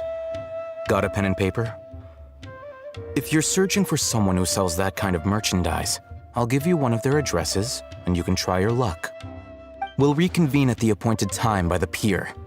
It doesn't matter if you show up or not. So, since you were happy to give us this merchant's information, does that mean you can tell us exactly what we're after? You were willing to part with 500,000 mora for something and you didn't even know what it was? Okay. Well, if you truly are as skilled as you claim, then you can beat the answer out of them when they become hostile. Look, if you've been making inquiries, then you have to know something by now. Tell me what you know so far, so I don't waste time repeating information. We know it's connected to the academia somehow, and that not only do the Eremites deal in it, but some students want to get a hold of it too. What else? You know almost everything there is to know, but you're unable to compile this information because you've never seen the object before. This is what you've been looking for. Huh? Paimon can't tell what it is. It looks like some kind of ornament. This is a knowledge capsule. To put it simply, it's a vessel that can store a fixed quantity of canned knowledge. It's like a miniature Akasha. Anyone who links it to their personal Akasha terminal instantly becomes privy to its contents. Correct. Anyone. Unlike the Akasha, which heavily regulates who can access what information, knowledge capsules confer their contents without any requisites. That's amazing! It's essentially a convenient and harmless vestibule for knowledge. Unfortunately, it's illegal in Sumeru to privately possess or trade them. They were created as a means for scholars to transfer knowledge gained from Irminsul into the Akasha, and are intended to be destroyed immediately after use. But despite strict regulations, some of these knowledge capsules will always escape destruction. After all, there will always be those in this world who are dissatisfied with life as designed for them by the Akasha and wish to change their fate. Over the past century, a wide variety of canned knowledge has been leaked from the academia. Now, in Port Ormos, the valuable ones are a means to mora for the Eremites. Meanwhile, those which the Eremites deem to be useless to them occasionally prove useful to the common citizens and hapless academia students. Well, I think that about sums it up. Oh, so that's your true objective. With our current arrangement, I don't believe I can offer an answer. You're still resolved. Fine. Let's talk somewhere with fewer people.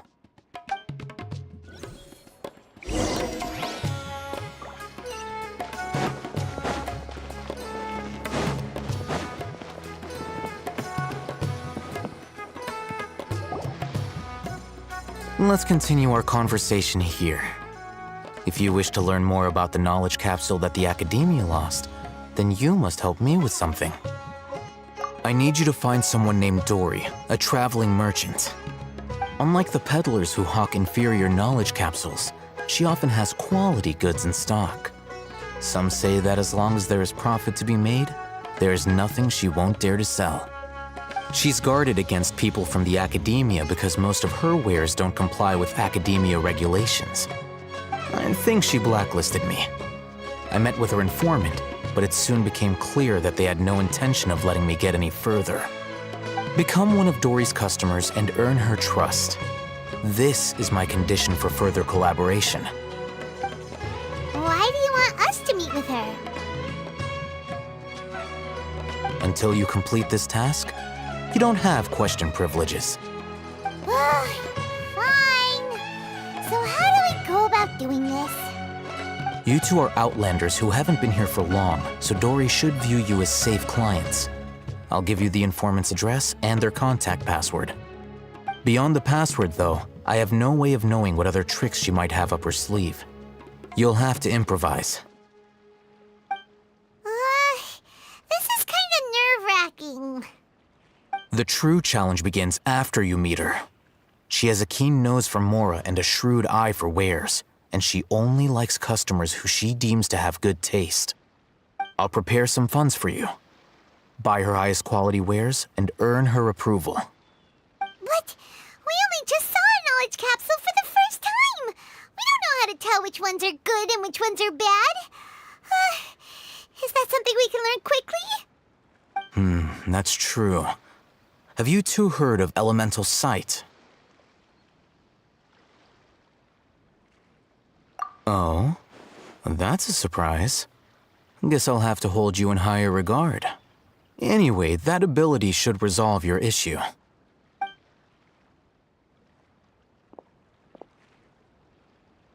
Here are 2 knowledge capsules.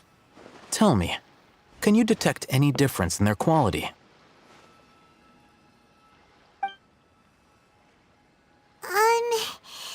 They look the same to Paimon. Try inspecting them with elemental sight. How'd it go? Did you see anything? Rumor has it that higher quality knowledge capsules generally appear brighter when viewed through elemental sight.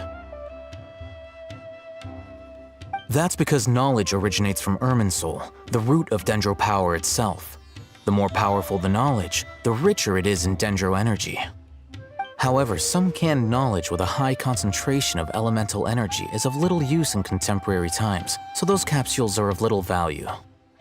Using elemental sight is merely a stopgap measure, but it should suffice for earning Dory's trust. That sounds pretty impressive. Here's a sheet with the informant's location and contact password, and here is the mora for purchasing canned knowledge. Don't be cheap. You'll need to spend to catch Dory's eye. If there's any mora left over, just keep it. Oh, and be sure to exercise some caution. There have been Matra present in Port Ormos lately. Your efforts will be for naught if they catch you. Matra?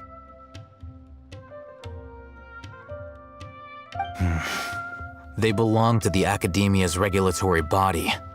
They also handle cases of illegal canned knowledge transactions. Like I said, the Academia has banned both their trade and possession. The Matra are razor sharp. You're in for nothing good if they lock their sights onto you. If you two want to back out, now's the time.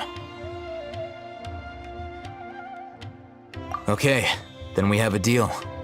If you succeed in your dealings with Dory, come find me at the Wikela Funduk. We'll have an open discussion then. Looking at what Al-Haytham wrote, Dory's informant is a traitor near Old Ormos. Let's follow these instructions and try to get in contact with him. Hello. What are you two looking to buy? What a unique palate. We have unripe hara fruits, but we usually keep them in the back. I'll have someone escort you. Following the paper got us past the first round. Ronak, these two want to buy unripe hara fruits. Show them to the warehouse. Got it. You two, please follow me. You two have a fascinating fashion sense. We haven't seen a customer wearing a Sumeru rose for quite some time. Hold on. Let me think. Sumeru rose means common merch. No, look again. We're obviously wearing morning flowers. Ah, my mistake. I do apologize. Whew. That pop quiz sure was scary. Ah, the warehouse is up ahead. Please follow me.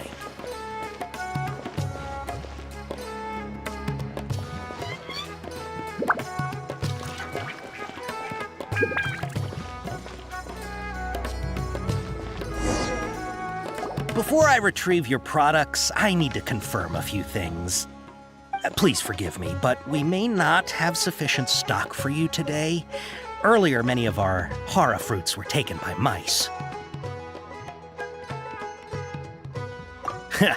Thanks. If better goods come in, you'll be the first to know. You look like you have some skill. Why don't I pick out some fruits that'll make you dizzy?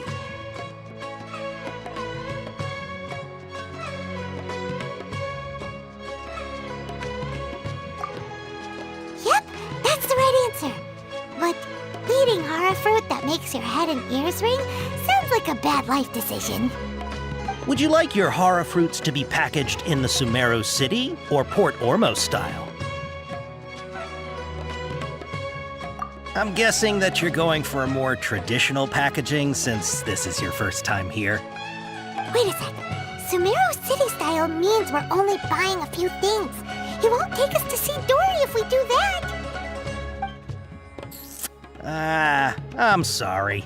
But as things currently stand, we won't be able to fulfill your order.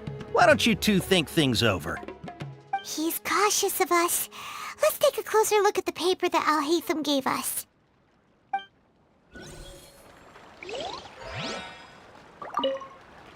Before I retrieve your products, I need to please forgive me, but we may not have sufficient stock for you today. Earlier, many of our hara fruits were taken by mice.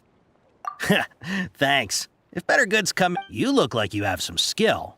Why don't I pick out some fruits that'll make you dizzy? Yep, that's the right answer.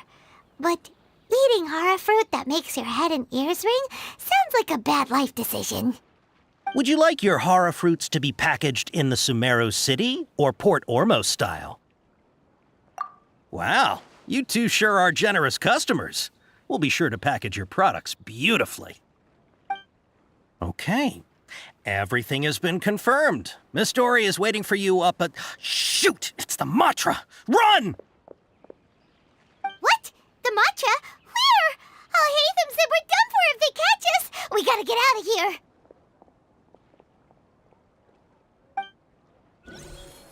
We don't know this area, so let's follow that informant.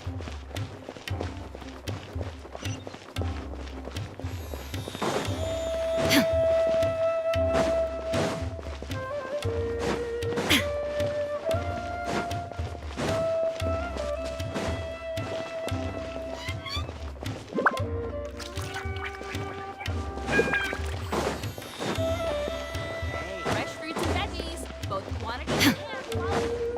Our stores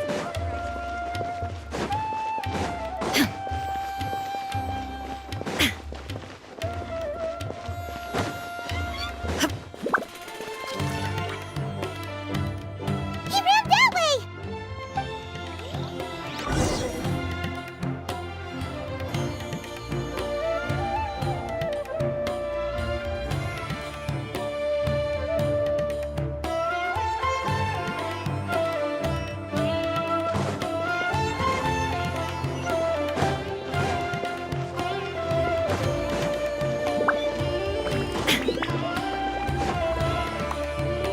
Look, he's over there.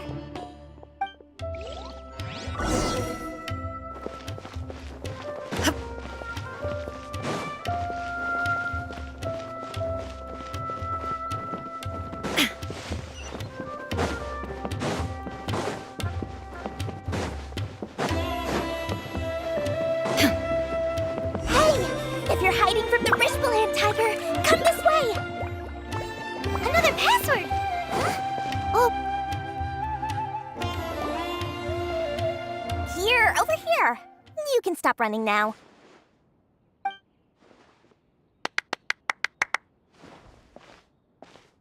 So you were the one who was calling out to us just now. But, are we definitely gonna be safe here? These two good customers wish to buy some horror fruit, Miss Dory. And if there's nothing else, I'll just excuse myself. Oh, very good. Thank you.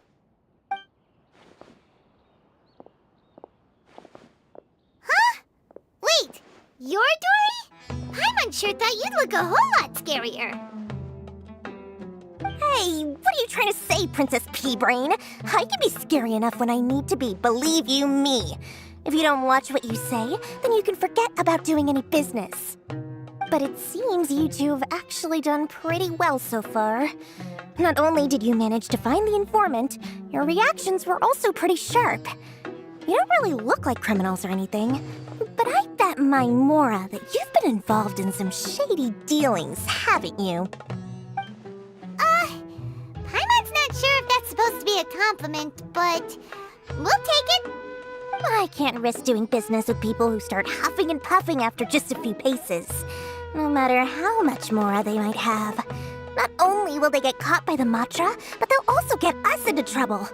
As decent folks trying to run an honest business, we don't need any of that. Wouldn't you agree? So that's why I prefer to have customers like you. It's your first time here, but don't worry, I won't ask too many questions. Even if you wish to buy enough knowledge capsules to decorate your house with, please, knock yourself out. As long as you have lots of round, shiny Mora, then we're all good. Ah, yes, of course, of course. Go ahead, help yourselves. Voila! Wow, she has a trove of canned knowledge. Whew. She'd probably be in serious trouble if the Matra caught her with all this. What kind of products do you seek, my dear customers? Don't worry, I'm not interested in your reasons for buying. I can, however, offer some suggestions. Take this one, for example. An analysis of the sociological ideology and dialectics of the Hilichurls. Only 3 people in all of Teyvat have ever studied it, making it extremely rare. It's on sale now for 350,000 mora. Yeesh. Who would want to be an expert in that topic? Or how about the architectural styles and construction methods of Teyvat in the early Archon War period? With this one, you can become an expert in historic architecture preservation and find an excellent, well-paying job in nearly any nation. Ooh, now this sounds like it could be useful. 2 million mora, and it's yours. No discounts. Whoa! That's a lot of mora! Of course, you are free to pick whatever your heart's desire. The contents and price of each knowledge capsule are indicated in small text on the body of each one, down at the bottom. Alright, let's try the method that Alhaitham mentioned.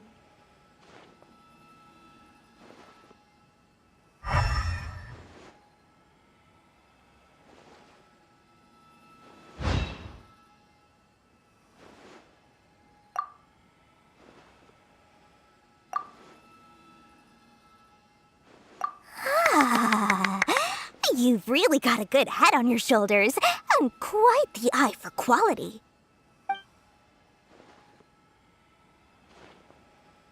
We'll take these, please and thank you. My oh my, you are blessed with a taste for both the exquisite and the extravagant. Customers like you are a rare breed. 1 in 100.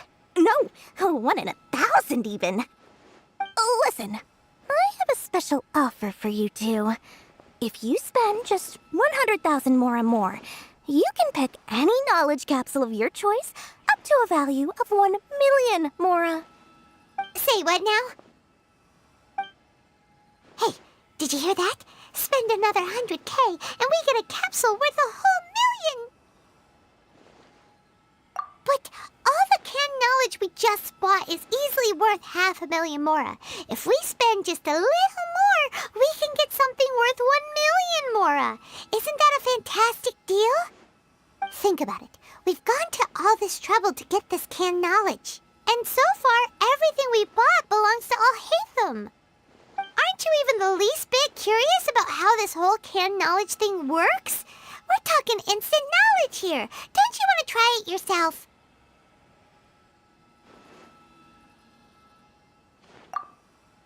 Come on, come on! We still have around 100,000 of Alhaitham's mora left, so let's put it to good use by finding something useful for you. Ahem, you've got a deal, Dory. We'd like to spend an extra 100,000 mora. Excellent! Then please, select from this fine collection of canned knowledge over here.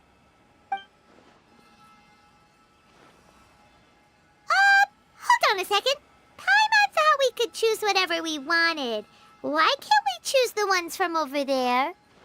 Oh, but my dear customer, the knowledge capsules over here are worth 1 million mora each.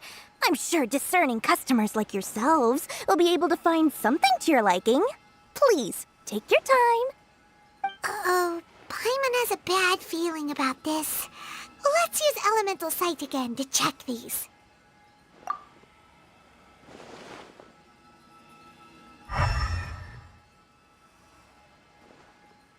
So, what did you see? So, they're all worth about the same amount? Well, anyway, the mora's already been spent, so let's at least try to find something useful. Let Paimon take a look here. An introduction to traditional Sumeru brewing techniques, the art of growing spices, an overview of ancient runes. Oh, how about this one? Sword Fighting Techniques 8. Not sure we'd ever find volumes 1 through 7, but at least this knowledge should be useful, right? Let's go with this one. Dory, we'll take this one. All right, very good. I'm expecting some new goods in the next couple days, so be sure to check back again soon. Whether it's canned knowledge or anything else you need, bring your Mora to Dory and doors will open. Our dealings with Dory went smoothly enough. Let's head to Akala Funduk.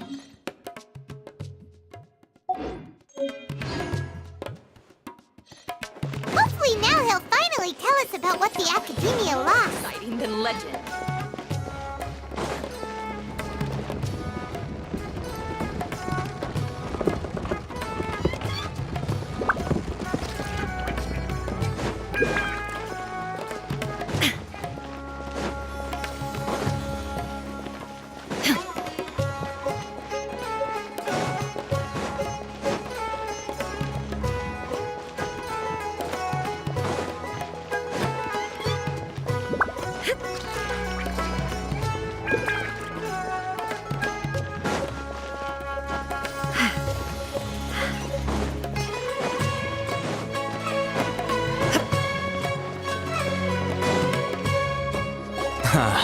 You two made it.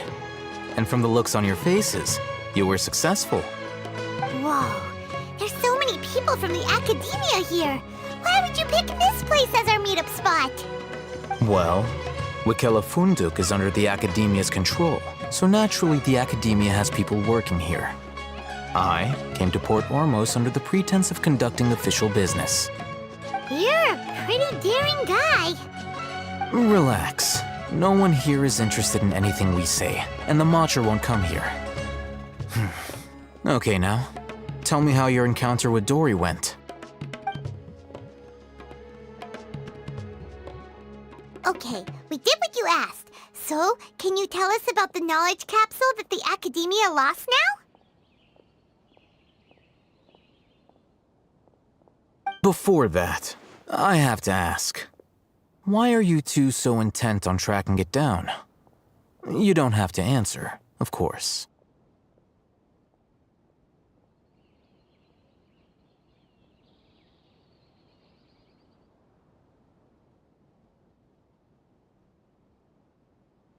Yeah, she just wants to meet the God of Wisdom and ask her about something important. We've been in Sumeru for a while now, but we still haven't found a way. When we heard that the Academia had lost something that might be related to the gods, we came here in case it turned out to be our lucky break. In that case, you're on the right track. A short while ago, the Academia lost a knowledge capsule in the desert. It's supposedly a divine knowledge capsule. Use it, and you'll gain the wisdom of the gods. Wow, there's really such a thing as that? Hey, if we find it, do you think we could learn how to meet the Dendro Archon? Ooh, or even how to find your brother? I highly doubt it has any mystical properties, but it does indeed. So, where exactly? That's what we need to find out next.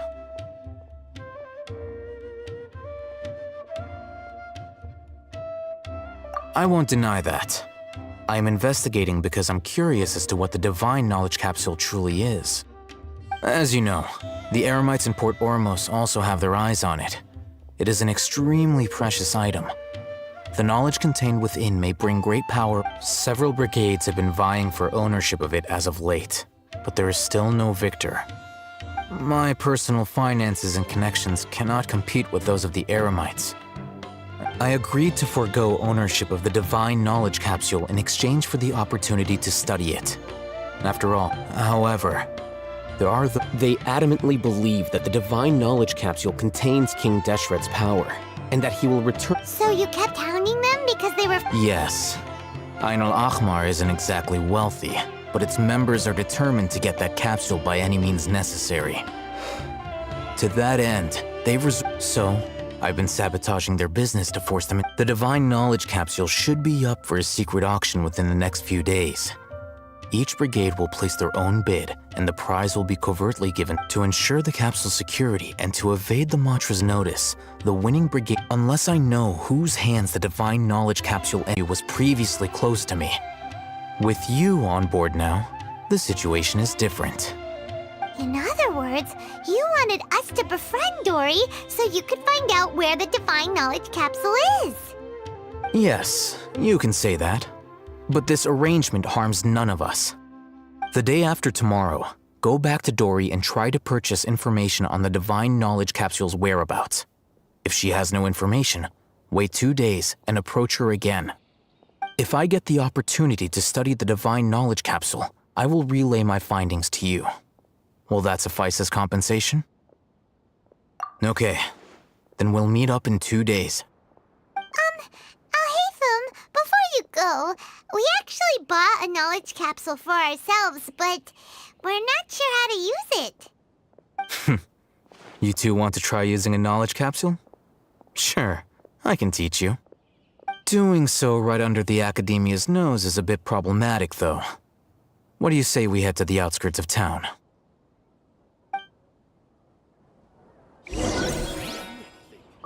So why am I constantly being watched?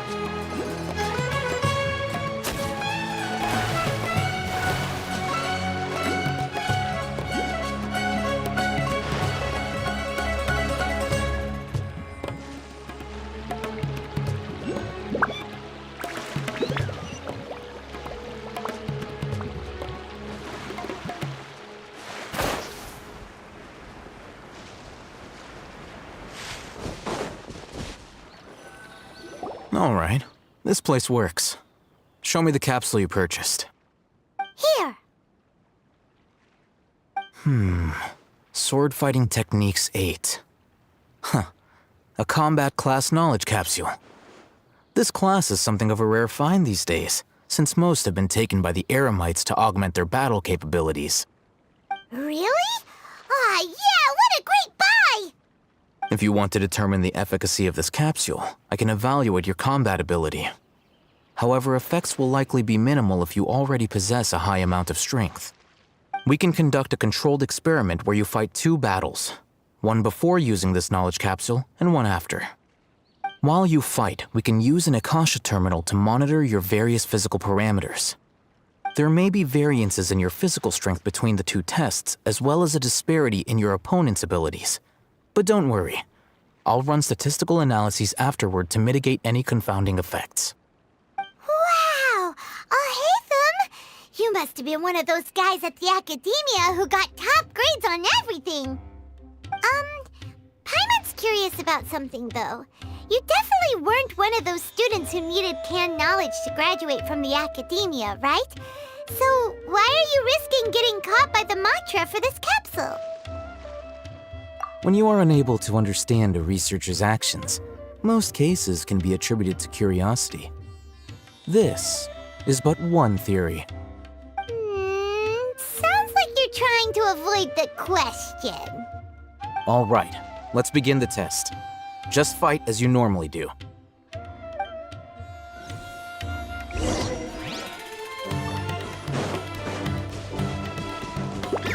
Shine down!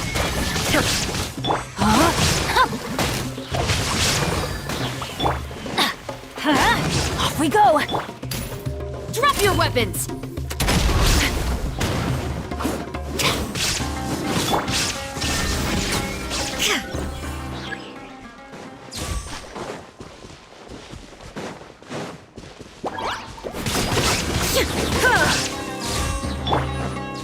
No, my sword!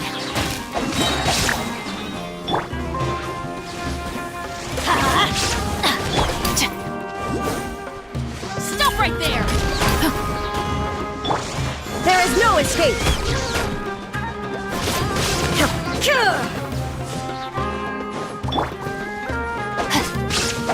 Rain outlines your fate.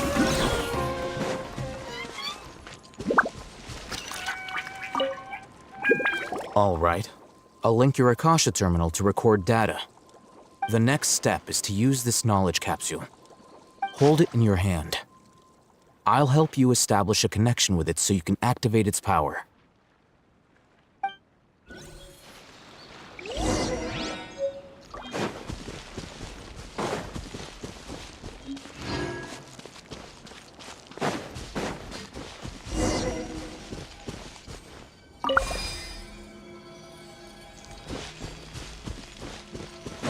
Body and mind. All right. I'll link your Akasha terminal to record data. The next step is to use this knowledge capsule. Hold it in your hand. I'll help you establish a connection with it so you can activate its power.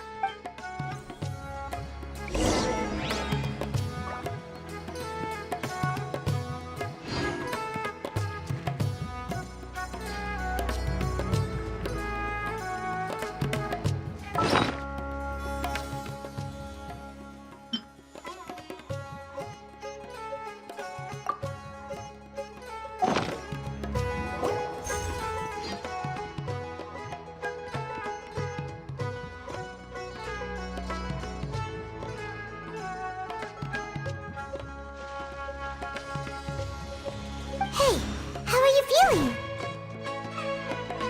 You mean that it worked? All right. Time for round 2. Fight with the same composure as before.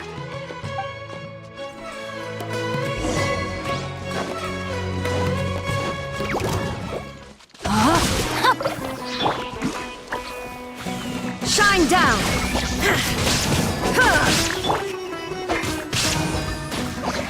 No, my sword!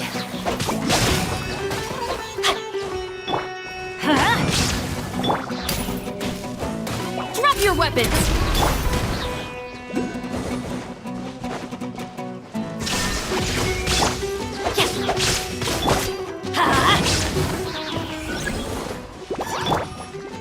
Rain outlines your fate. Illusion shattered!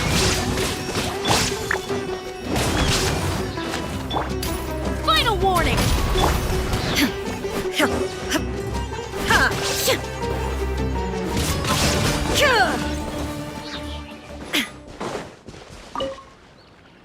Now, I'll start recording data again. Oh, hey, how's it going? Well, the knowledge capsule you purchased did improve her combat capability. During the second fight, her overall fighting performance increased by 0.073%. Wait, how much?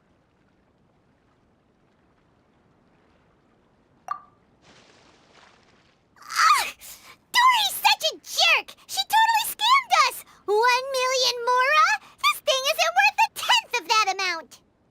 Of course, this could be because she is so powerful that the capsule's contents were unable to produce a substantial increase.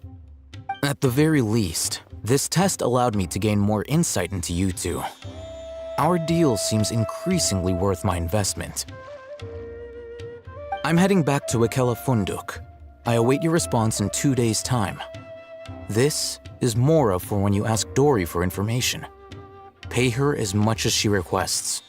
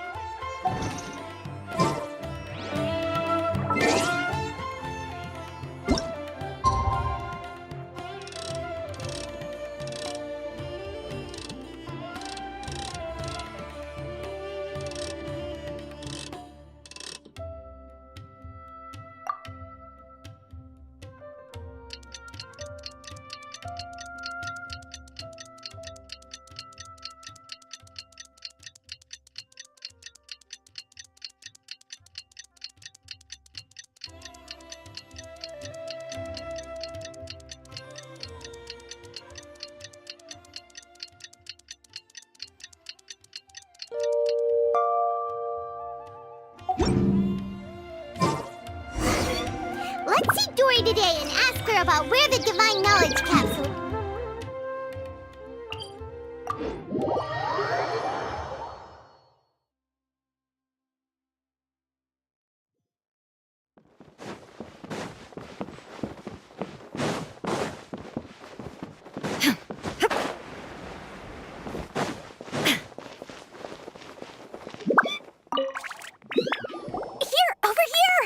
Welcome back, my loyal patrons. What can I do for you this time? You name it. Canned knowledge, supplies, or anything else you need. I'll find a way to get it. Where there's a waterfall of Mora, there's a way. Can you really get us anything we want? Anything at all? Aha! So it appears that canned knowledge alone is no longer sufficient for your opulent appetite. Then please oblige me. Tell me what you have in mind. Oh! I knew customers with pockets as deep as yours would undoubtedly crave something more profound than ordinary canned knowledge. But you know, that kind of information isn't going to be cheap. After all, I had to work really hard to weasel my way into the auction site. Not to mention that if anyone found out that I was the leaker, I would be in big trouble. But how can we be sure your information is accurate? Paimon's curious how you just happen to have this kind of info the moment we need it. Because to me, anything of value is what I consider to be my supply. Therefore, I must always be aware of what's hot on the market in order to secure more sales. As for the information's authenticity, well, you've no need to worry about that. I used a camera to take a picture of the transaction. That way, no one can dispute it. It's always a pleasure doing business with such sterling patrons.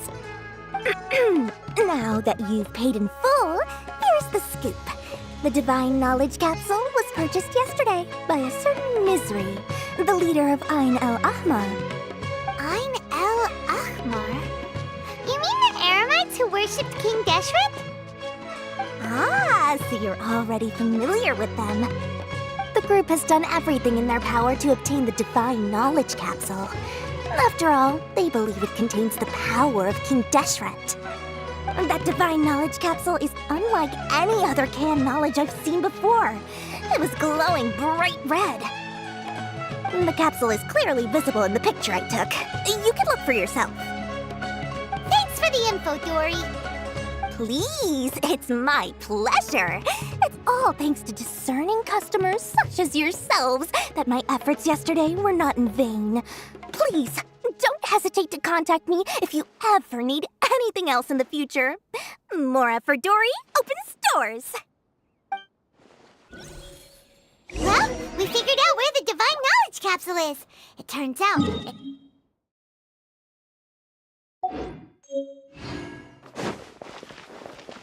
Let's head back and talk to Al-Haytham.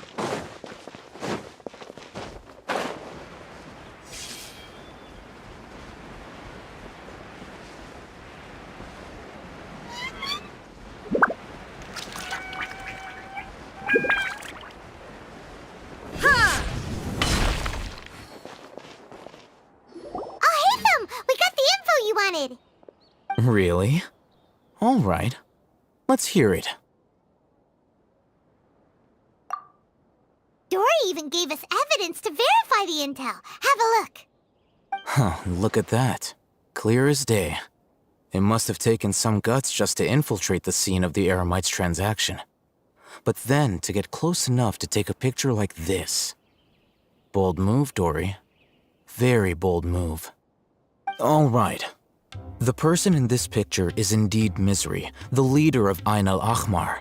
And the glowing red capsule he's holding appears to be the Divine Knowledge capsule. In which case, if we play our cards right, when we confront them next week, we should be able to force them to show their hand. At first, Paimon didn't get why you were provoking these Ain el-Ahmar guys.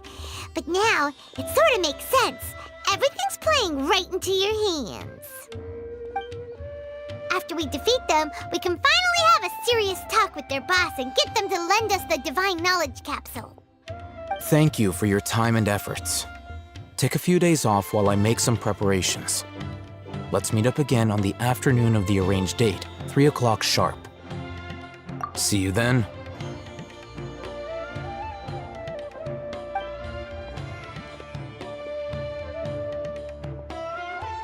Alhaitham sure is taking his time. Where could he be? Oh, there he is. Sorry to keep you waiting. Let's head to the pier in front of Pharos Lighthouse. Yep, let's go.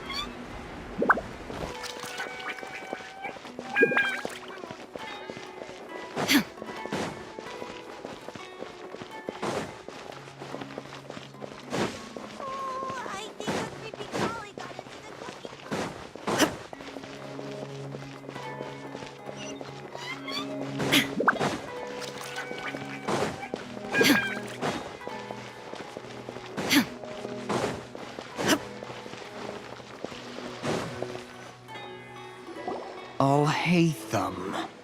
I knew you were crazy, but I didn't know you were crazy enough to actually show up. It was I who demanded that these negotiations take place. I was more worried that you might go back on your promise. But to your credit, it appears that you're sticking to your word. This is turning into quite an occasion. I also brought some backup. I assume you don't mind. Backup? Aren't you the brat from the restaurant the other day?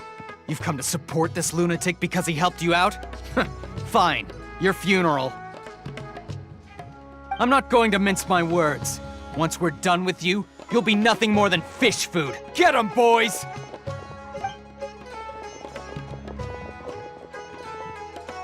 Uh-oh, here they come. Good luck, you two.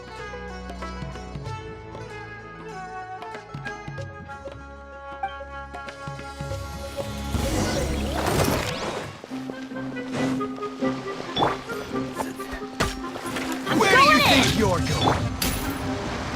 Hands where I can see them! Let me weave you a verse. Torn to oblivion! There There is no escape!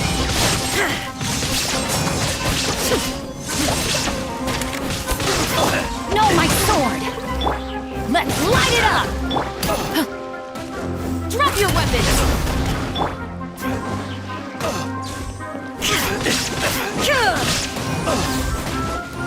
Following orders. Feeling lucky today? Take that! Shine down!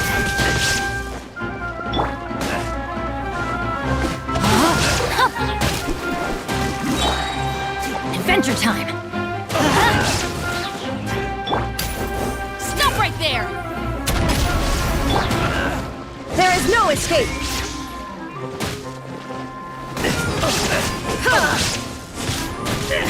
Try to keep it up. Illusion shattered! I'll take my lead. Come on, coward! No, my sword!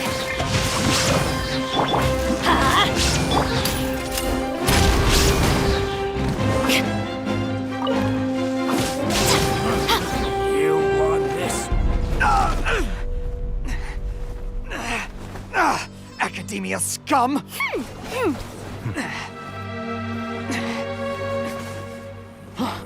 Boss! Finally!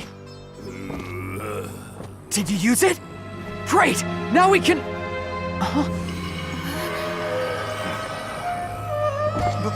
Boss? Boss!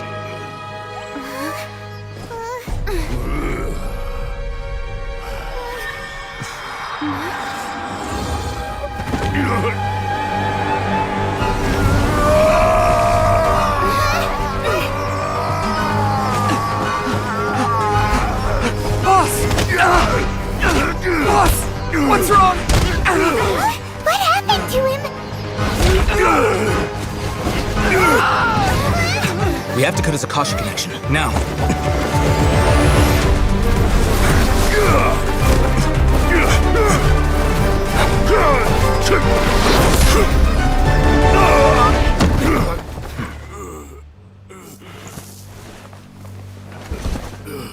Target acquired. Arrest him.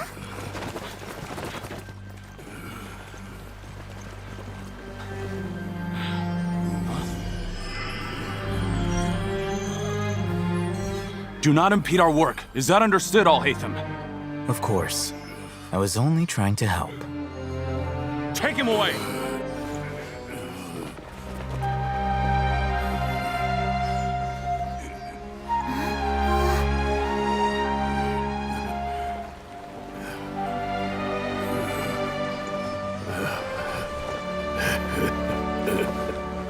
World, forget me.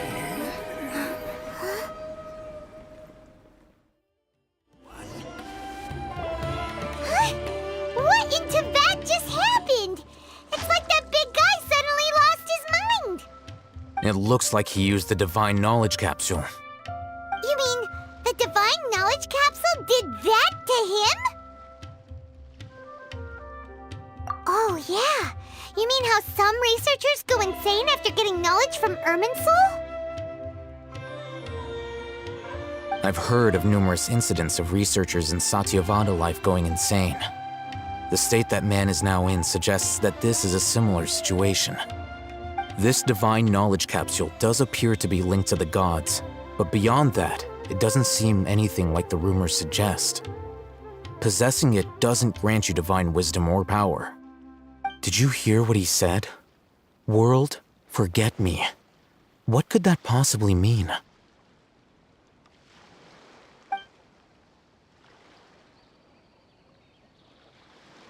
If the mantra took him away, then that means the Academia got the Divine Knowledge Capsule back too. What a shame. We were so close. Still, Paimon didn't expect the Divine Knowledge Capsule would be so dangerous. Imagine if we tried to open it. Oh, who knows what would have happened to us? As things stand, there is no reason for me to remain in Port Ormos. I believe our collaboration has also reached its end. Oh, we were so busy trying to find the Divine Knowledge Capsule that Paimon forgot to ask you something. Since you're a member of the Academia, Do you have any idea how we can go about meeting Lesser Lord Kusanali? Truthfully, I don't.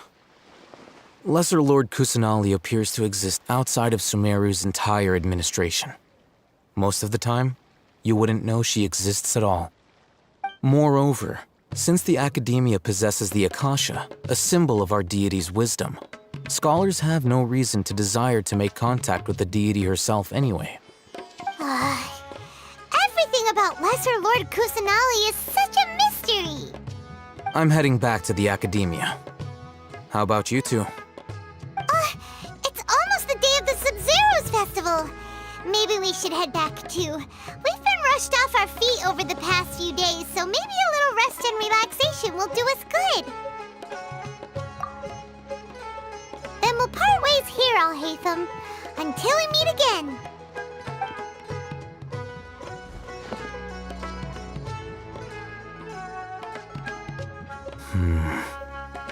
Now, do I deal with this thing first?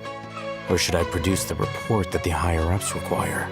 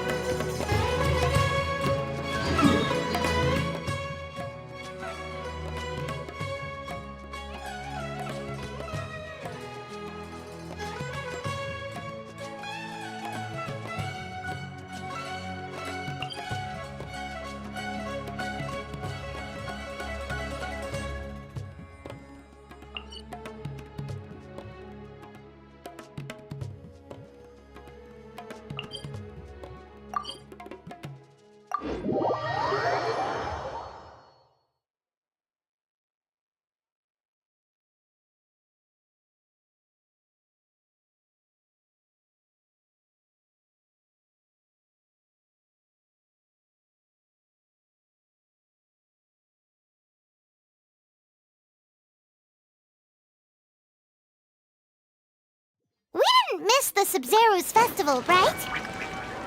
Let's hurry and find Dunyarzad. Paimon thinks she must be around the Grand Bazaar, since she showed us around there last time.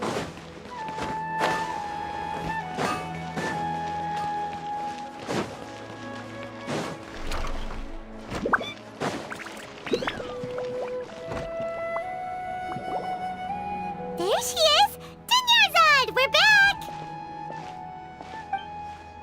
Just as promised, Traveler and Paimon. I'm so glad that you two came back to celebrate Lesser Lord Kusanali's birthday. Indeed. The festival's tomorrow. We've been preparing for so long that I can't help but feel a little nervous. There's no need to be nervous. Paimon's sure that Lesser Lord Kusanali will feel everyone's gratitude. Thanks, Paimon. I hope that everyone who comes to the festival will also have a good time. Speaking of which, did you manage to make your way to Port Ormos? Discover anything over there? Of course we went. A lot of things happened there.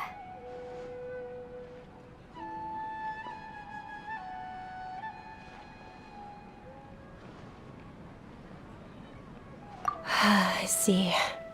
Sounds like you two had another exciting adventure. If there is another chance, I would love to join. My lady, if you went to Port Ormos in your current state, we'd both be in for a lifetime of trouble. Dia! You were eavesdropping! It's called covert protection. Keeping an ear out for what's going on around my employer is part of the job. It's all right, Dia. I merely said I would like to go. I know better than to think my body could handle it. The festival's tomorrow. I've been doing nothing but causing trouble for you. So Dia, please take some time to relax. I'll be fine. Even when you put it that way, it still doesn't feel right. Don't worry, my guardian knight. Okay, fine, but only tonight. Tomorrow's a big day, and many no-good scumbags are gonna try to take advantage of that.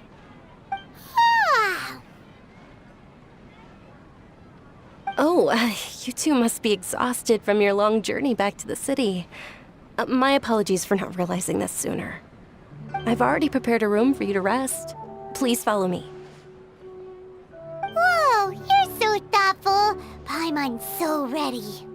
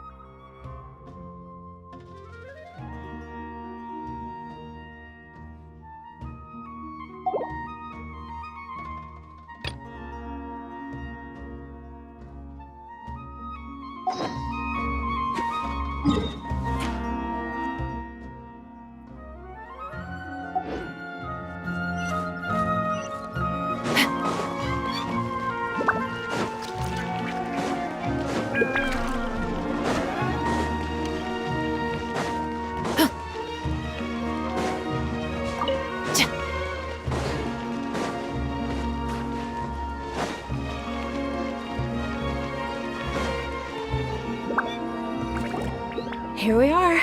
It's also fairly close to where I've been staying. It looks really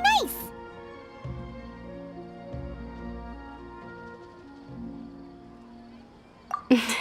Not at all. Just tell me more about your adventures when you next get the chance. That's Paimon's specialty. Paimon can tell you stories next time. Oh, if you don't mind, how about we all walk around together tomorrow? All of my friends will be working the festival, and Dia is still insisting on her covert protection. Yeah, it'll be pretty hard to relax and enjoy the festival if Dia's constantly hovering over you, right? Then let's meet at the nearby bazaar first thing tomorrow morning. Have a great night. It's a deal. Good night, Dunyarzad. I may be too excited to fall asleep tonight. See you tomorrow. Paimon's starting to really look forward to the Sub-Zero festival too. Will there be lots of yummy food? Oh, no. Thinking about food is just gonna keep Paimon up all night. The earlier we sleep, the better. Let's go inside, traveler.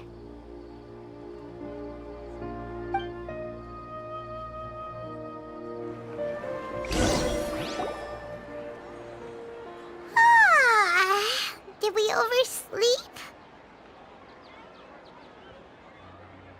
We should go meet Dunyarzad right away.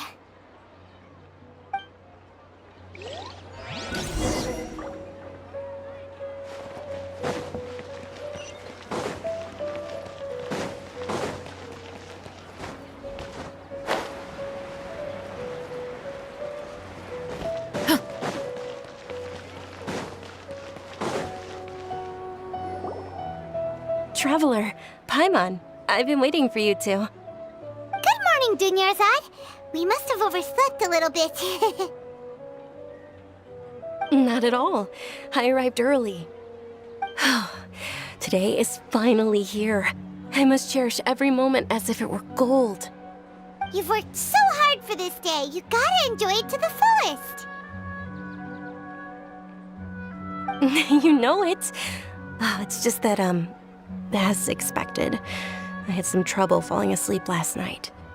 I'm hoping my body won't be too much of an issue today. Well, shall we? Let's start with the stalls over there.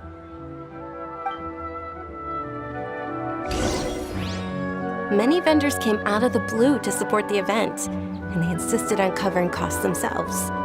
Let's go give them some business. They paid for everything out of pocket? Oh, sounds like they're not in this just for the Mora. They all said that contributing to a lively festival atmosphere is more important than money. Especially since we don't often get to celebrate Lesser Lord Kusanali's birthday. Ooh, they're selling food over that way! Let's go take a look!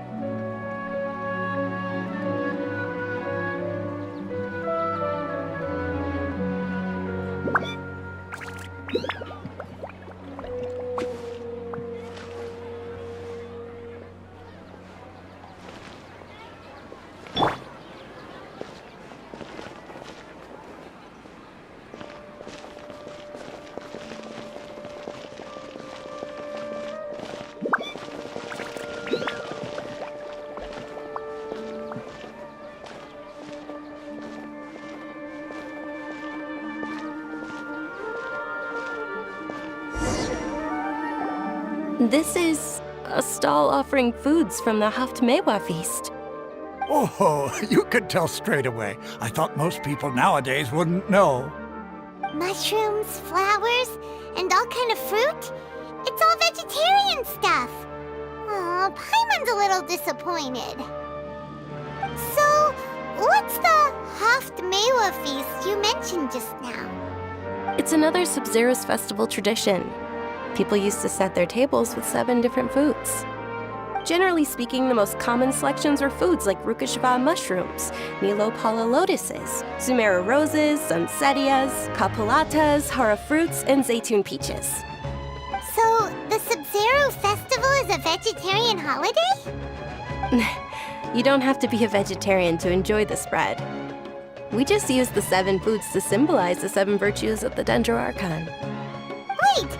But if that's the case, if Sumeru uses vegetarian food to represent the Dendro Archon, then wouldn't the Pyro Archon's festival be full of food like roasted fowl, juicy meatballs, grilled steak? Oh, Traveler, we have to go to Natlon as soon as possible! I hope your wish comes true one day, Paimon. Thanks! Alright, how about we also check out some of these other stalls?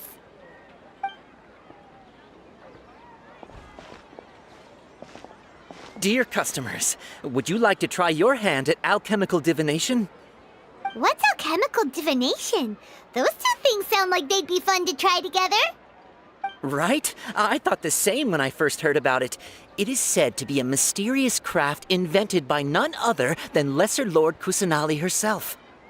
So, how does it work? It's quite simple. After you give me any 2 alchemical reagents, I'll use them to perform a random transmutation. Sure sounds random.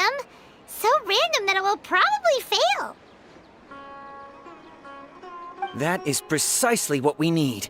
After the transmutation fails, your one and only diviner here will interpret the remnants.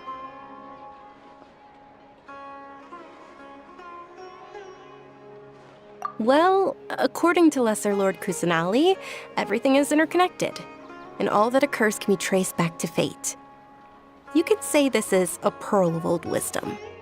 Why does everything sound so much more credible when Dunyarzad says it? Are you guys working together? So that's the true wisdom behind it. This young lady sure knows her stuff. So, how about it? Want to give it a try?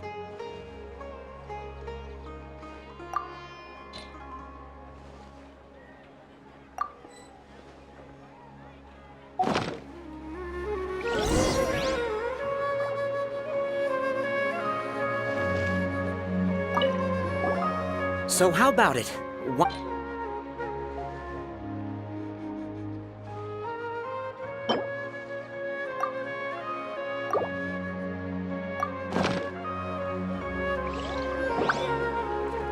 Okay, one moment. It's the moon. Paimon wants to take a look too! Is it? It looks more like a pie that Paimon bit into.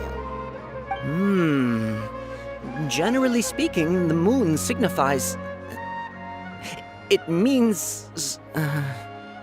Wait a moment. Is he really looking it up in a book? Oh, I remember now. It means illusions and lies. Illusions and lies? That sounds rather ominous. Yes, but this book says that if you trust your intuition and overcome your fears, the sun will surely rise. He's not even trying to hide his book anymore. Naturally, fate will only ever show you the beginning of a journey. It is up to you to forge your own ending. Oh, thank you so much. I'll keep that in mind. Oh, it's nothing. I'm just learning as I go. Guess that was still pretty interesting. Okay, on to the next stall. They say the Sub-Zeros Festival was very lively a long, long time ago. Large flower carriages used to parade.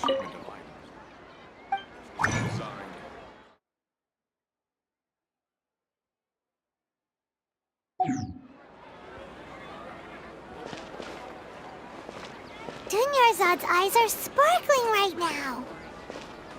I wish I could have seen that spectacle. But if you ask me, I'm sure Nilou's dance of Sub-Zeros will be just as impressive.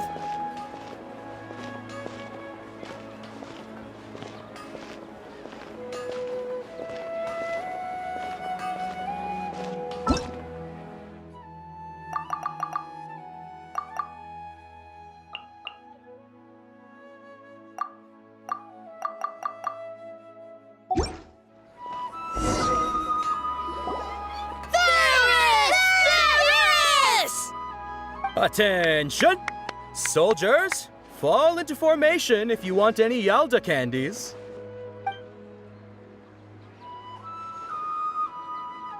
It's a weird guy with a weird hat. Hey, it's Dunyarzad! Wow! Miss Dunyarzad, the children love you even more than the Yalda candies. In the few short days it took to prepare for the Sub-Zeros festival, the children have all grown very fond of you. The Hallowed Knight of Flowers. It's an honor that you know my name. Attention! In the name of Ferris, the Knight of Flowers, I commend you on your contributions to the glorious Sub-Zeros festival. All right, little soldiers. Take your Yalda candies and don't forget your loyalty to Lesser Lord Kusanali. Dismissed! Yes, Knight Ferris!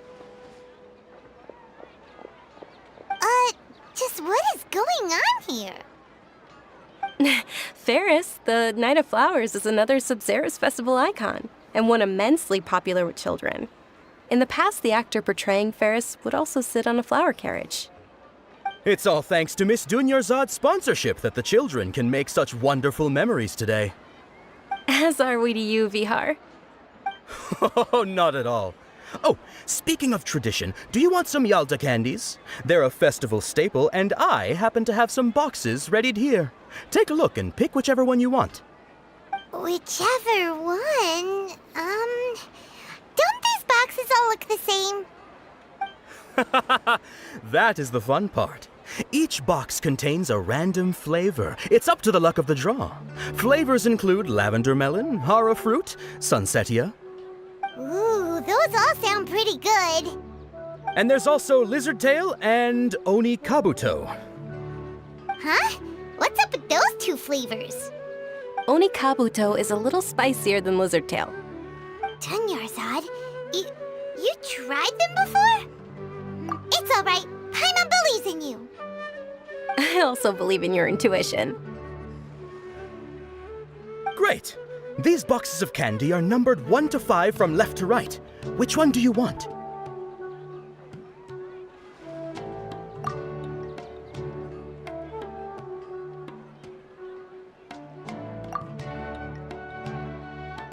Attention! That's unfortunately lavender melon. Oh, Paimon thought you survived so many epic battles because you had incredible luck. But looks like Paimon was wrong. The sunsetia flavored candy was in box number 4. How about this? The most important thing is that everyone has a good time at the festival. So please, take both boxes. Really? Thanks a lot, Knight of Candies! It's Knight of Flowers, not Knight of Candies. Paimon really wilted the carriageless Knight of Flowers.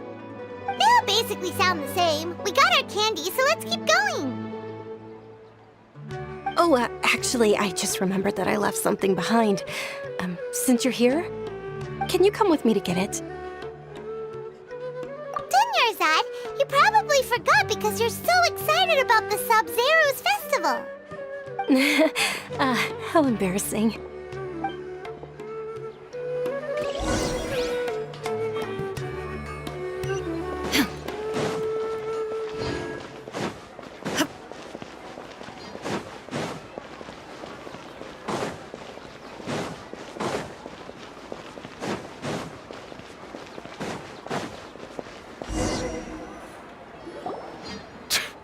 We're too late. Who knew the little lady was such an early riser? I know, right? Hey, wait a minute. Boss, isn't that her? Oh, that most certainly is. We're in luck. She's walking right into our clutches. Those Eremites don't look like they're up to any good. Who are you? I don't believe the Homayanis hired you. That's right. We haven't received any of their mora, but I wonder how much the Homayanis would shell out to get you back. They're a gang of kidnappers! Traveler, hurry and protect— Hey, did you scumbags even consider that the Homayanis might have hired a merc that outclasses you? You're Dia! Dia the Flame Mane! No wonder we mercs haven't heard anything about you for so long. You sold your unruly mane to the highest bidder. Don't speak so disrespectfully. My family started working with her as gratitude for her past kindness to us. Don't worry about it, my lady. Just some friendly banter between mercs. One punch and those rabid dogs will expose themselves for what they really are. Aren't your claws all dull by now? Don't get too cocky!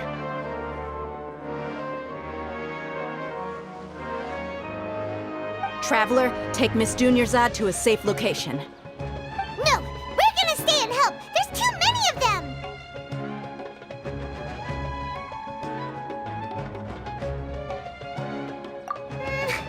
You're right. Alright, fine! Please be careful, Dia. Don't waste your time worrying about me. This is my job. Look out for yourself. After I've wiped the floor with them, I'll go find you all.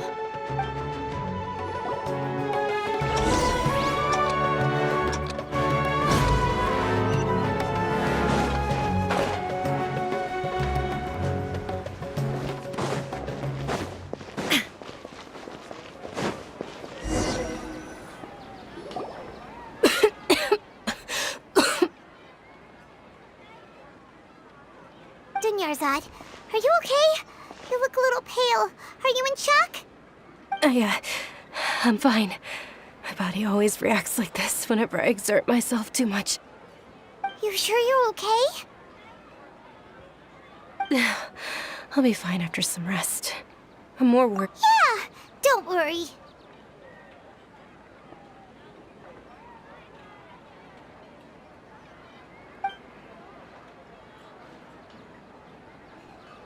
My lady, Traveler, found ya.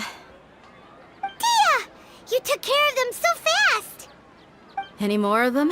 Or rather, did anyone follow you? Dia, your arm! Oh, this? I'm fine. It's just a scratch. Normally, they wouldn't have been able to land a hit on me at all, but I'm still getting used to this new greatsword. Please, let me take a closer look. Come on, it's nothing. Us mercs aren't as fragile as you think. Hold on, you said something about a new greatsword. What happened to the one you were using before? About that. Well, I sold it, because I was low on mora. Stuff like this happens every now and then. It can't be. The anonymous donation that was used for the venue's final round of preparations?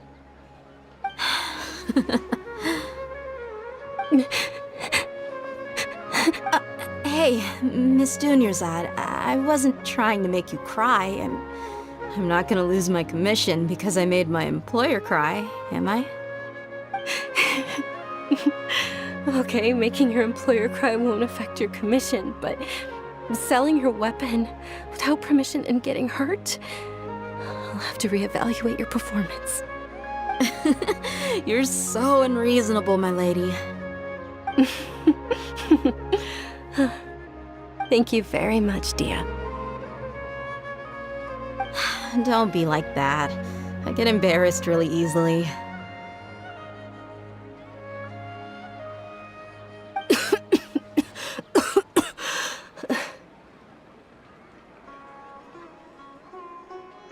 Are you feeling unwell again, Dunyarzad? My lady, your condition. Traveler, can you... Truly, I'm sorry for the trouble, everyone.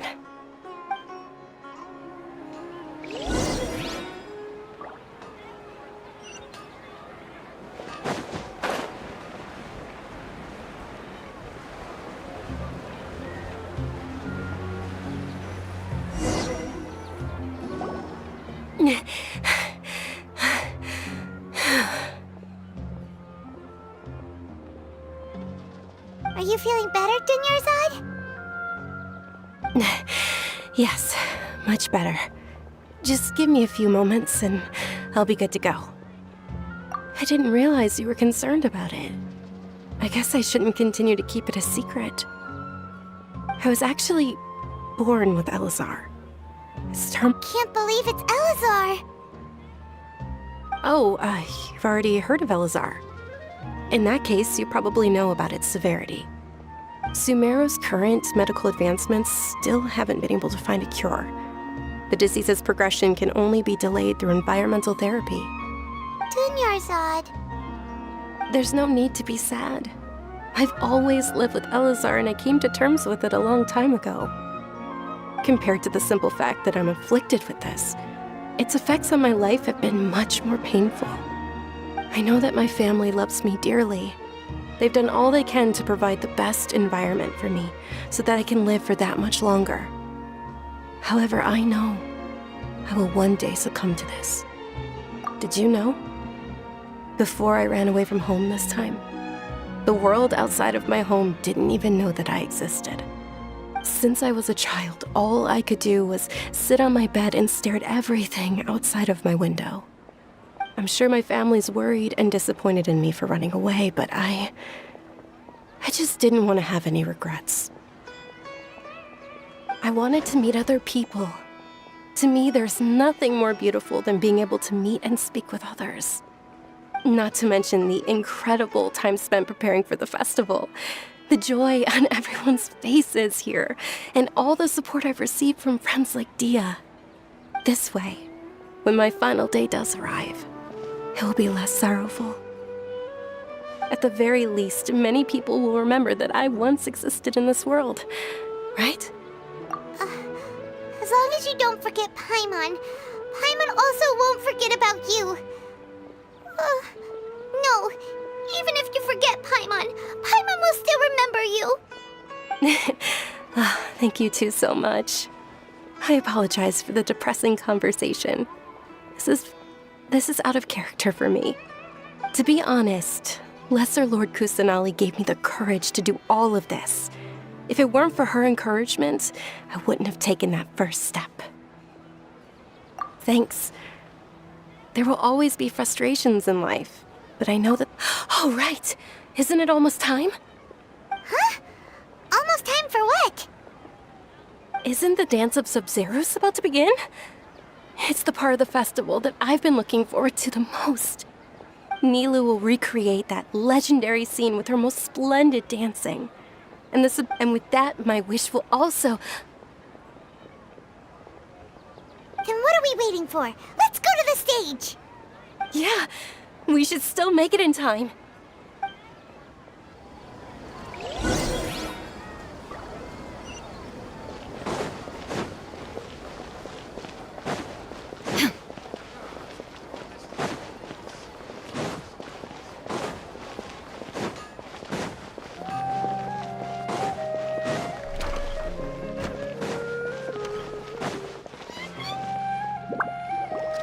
Were you not aware that the law prohibits this type of performance from taking place without prior permission? Over there! Someone's yelling at Nilu! I think I just saw the Academia's Grand Sage. Why is he here in person? But the Dance of Sub-Zeros is one of the key parts of the Sub-Zeros Festival. If we can't perform it... The Sub-Zeros Festival. The law also prohibits the private hosting of large-scale religious festivals. Only the Academia can host such an event. If you continue to resist, we will have to order an investigation into every single event organizer. The Grand Sage has already granted you much leniency. I advise that you exercise tact. How did things turn out like this? The Academia was originally responsible for the Sub-Zeros Festival, but they failed this responsibility for many years. I need to speak with them.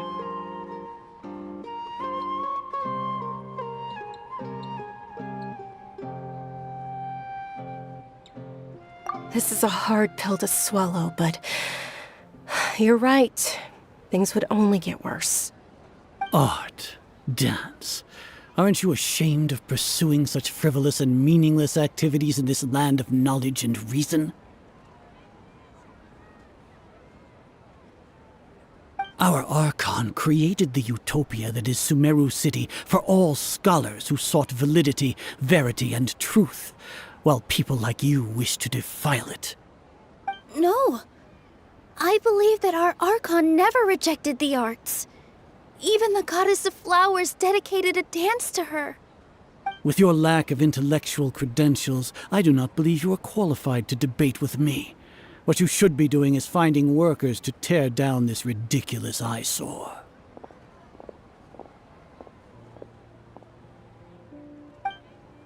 When we return, have the scribe draft an ordinance before the next Nyagarbaha Day that prohibits public art performances. We will announce it to the public later via the Akasha. Understood. I will inform him when I return.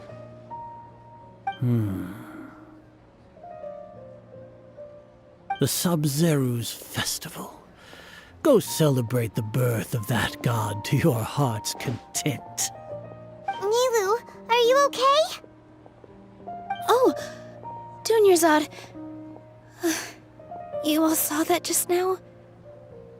The Grand Sage ordered us to stop the performance. Yeah. Let's go somewhere the Academia can't find us and perform there. But how do we let everyone know? And what about the atmosphere on the stage? Or we could get people to block them off so they can't interrupt the performance. No. They just threatened to investigate the organizers. If we were caught... Nilu, it's all right. Don't worry about it. But you've been looking forward to the Dance of Sub-Zeros so much, and I know how important this festival is to you. I don't want you to have any regrets. It's okay. Seeing you care this much about my feelings is more than enough. It would be too risky to continue the Sub-Zeros Festival at this point. I don't want to get everyone in trouble. If you say so. But you can sneak out for the next Sub-Zeros Festival, right? We'll make sure the next one is a smashing success. The next one. Yes. Okay, it's a promise. It will be a smashing success.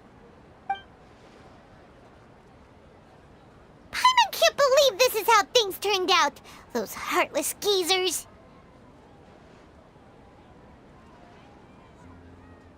It really is okay. There's nothing we can do about it. Still, I'd be lying if I said I had no regrets. I would have loved to see Nilu's dance.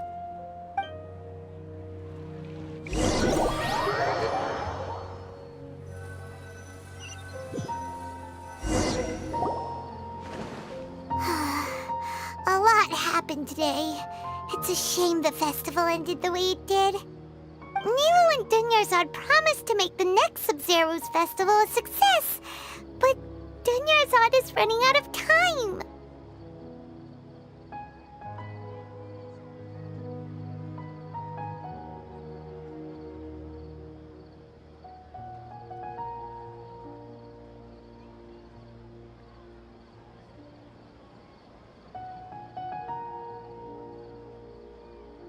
Yeah.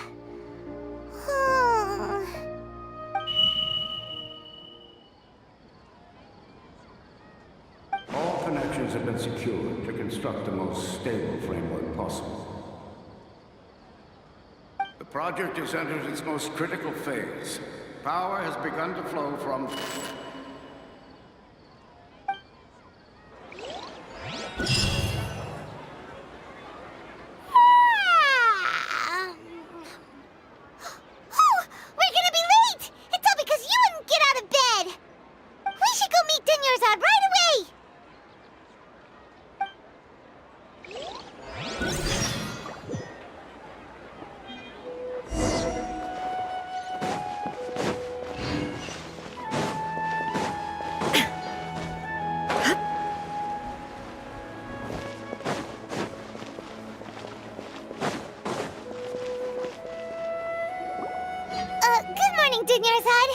Sorry we're late. Not at all. I arrived early. You seem kinda tired. Did you not get enough sleep? I'm doing well. There's no need to worry. Shall we go? Let's start with the stalls over there. Sure! Traveler? Why are you just standing there? Let's get going!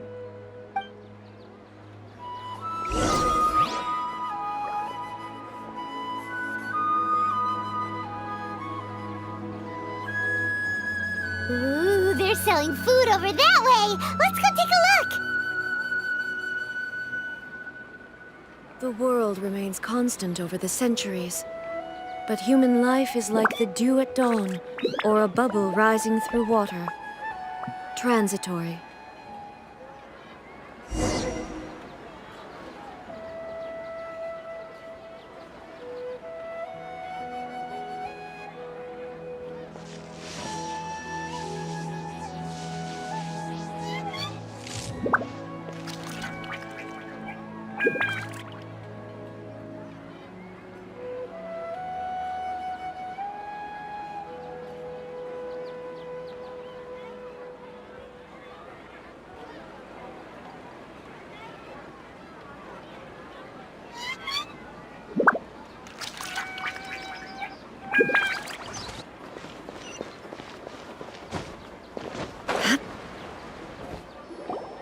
This is a stall offering foods from the Haftmewa feast.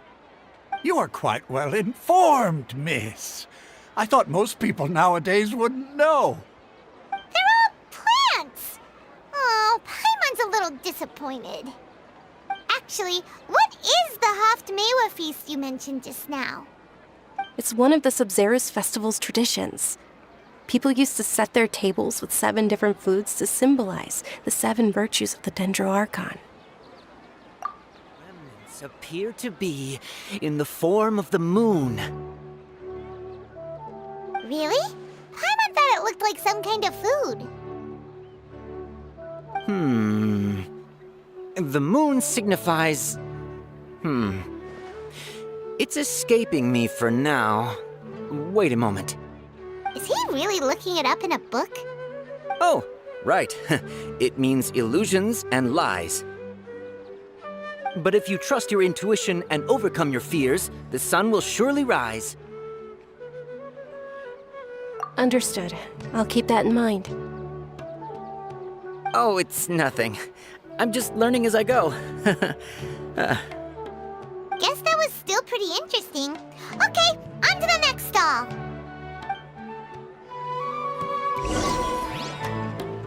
So, where to next?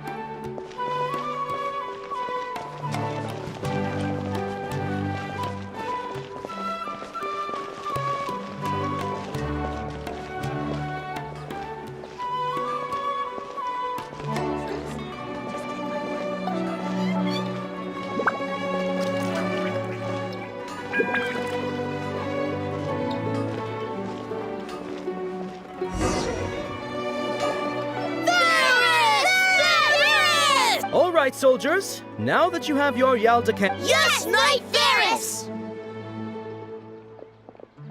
What's going on? Is this a play? Ferris, the Knight of Flowers. is another Sub-Zerus Festival icon and one immensely popular with children. It's all thanks to Miss Dunyarzad's sponsorship that the children can meet the Night of Flowers. Oh, do you want some Yalta candies? I happen to have some boxes readied here. Take a look and pick whichever one you want. What's to pick? Don't these boxes all look the same? It's not that simple. Each box contains a random flavor. It's up to the luck of the draw. Flavors include lavender melon, hara fruit, sunsetia. Ooh! And there's also lizard tail and oni kabuto. Ugh! Why do those flavors even exist? Traveler, help Paimon pick one. Paimon wants to eat the sunsetia flavor. Great! These boxes of candy are numbered 1 to 5 from left to right.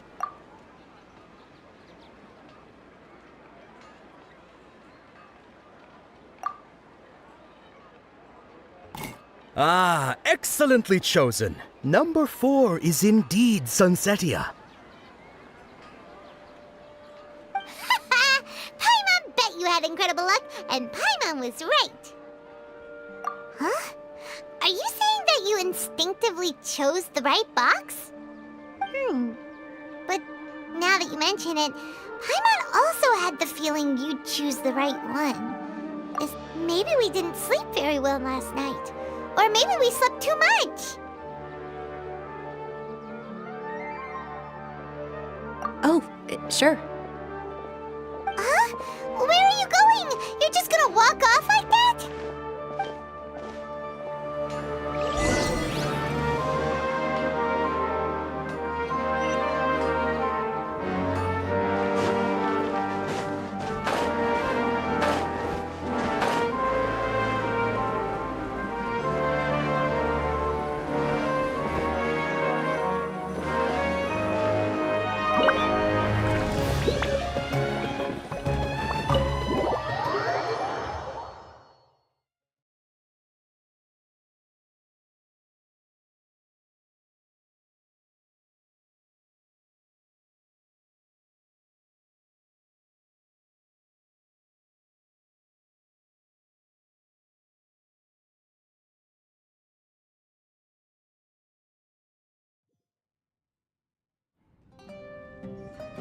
A feeling of deja vu? Oh, Paimon knows what that is. It's when you feel like you've already experienced whatever is going on. In that case, Paimon also felt something like that today. But that's just our brains playing tricks on us, isn't it? So why'd you run here in such a hurry?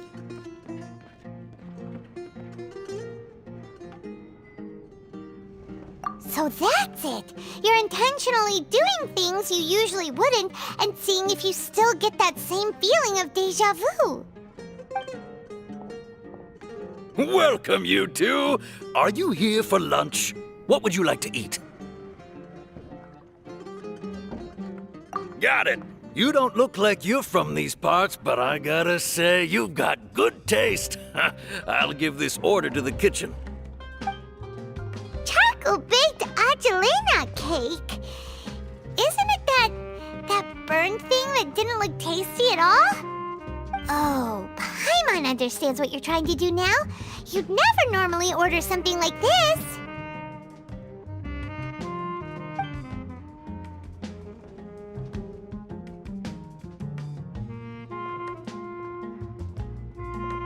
That thing? Are you really gonna eat it? Isn't this going a bit too far?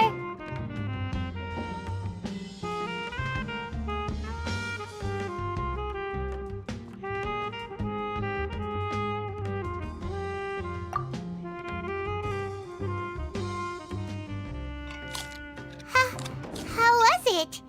The look on your face is telling Paimon that it tasted awful.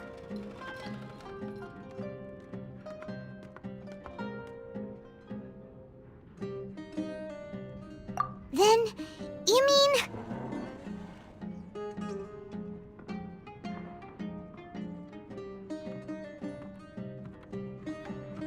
That's impossible! possible? We were just talking about how gross it looked. So, would this be a case of taste bud deja vu? Paimon also gets the impression that we've been here many times, even though we aren't regulars. How about we go out again and try something else?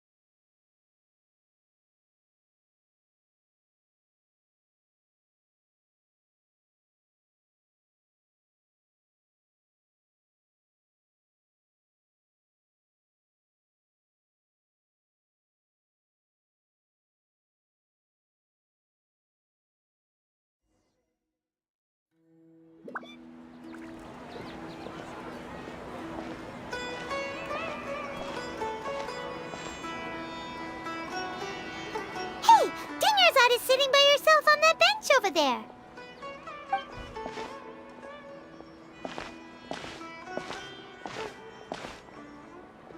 What a coincidence, Dunyarzad. We meet again. Why are you sitting here all by yourself? Oh, I ran into some kidnappers just now, but thankfully Dia came to my rescue. I started to feel unwell after that, so I sat down here. Kidnappers? Oh my goodness, are you hurt? I'm okay. Dia's arm got scratched, but it isn't serious. Whew. That's a big relief. But, Dunyarzad, you seem a little down today. It's the Sub-Zero's festival, and you've been looking forward to it so much! Not at all. I've always been like this. Excessive physical exertion or strong emotions tend to aggravate my illness.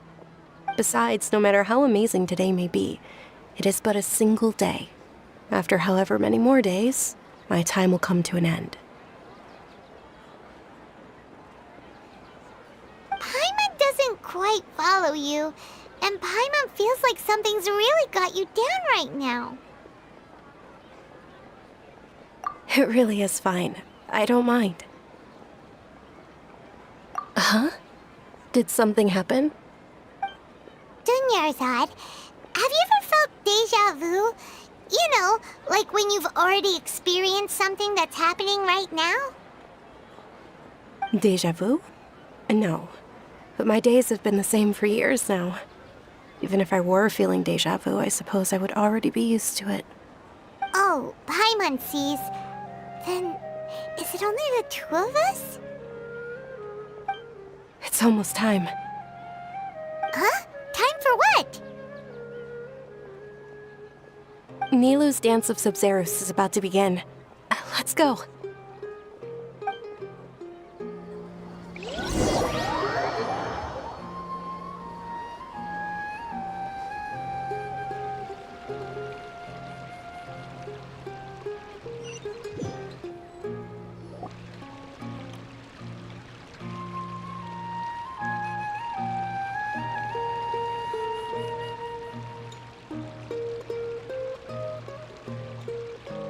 With your lack of intellectual credentials, I do not believe you are qualified to debate with me.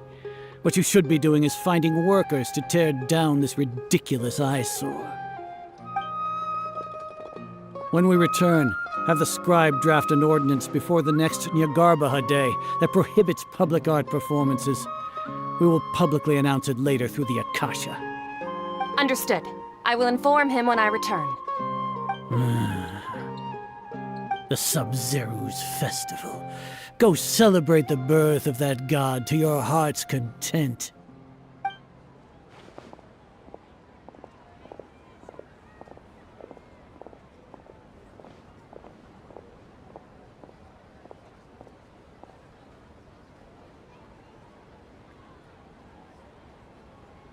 Milu, are you okay?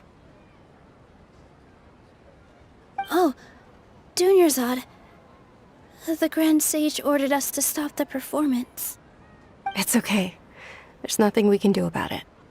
But you've been really looking forward to this. I don't want you to have any regrets. It truly is unfortunate, but I don't want to cause trouble for anyone.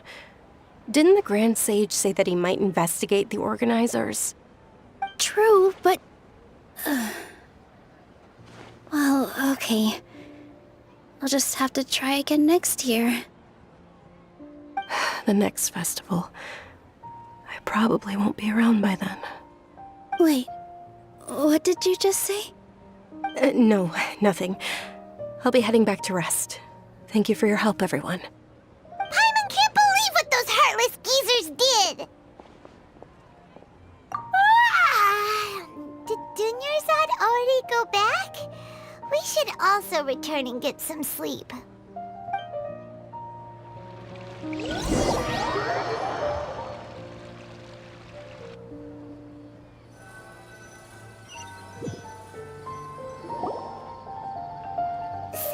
in the end, you still couldn't figure out what that deja vu feeling was all about? Maybe it really was because of exhaustion. Same here. That's why Paimon stopped thinking about it halfway through the day. Then, how about we settle in and get a good night's sleep? For now, we can chalk things up to exhaustion. We can do more thinking tomorrow.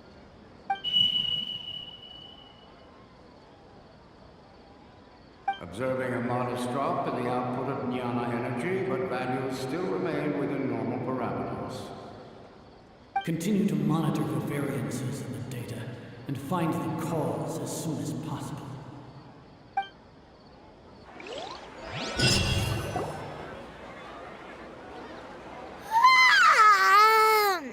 Why does Paimon feel so tired after so much sleep? Anyway, we should go meet Dunyarzad right away.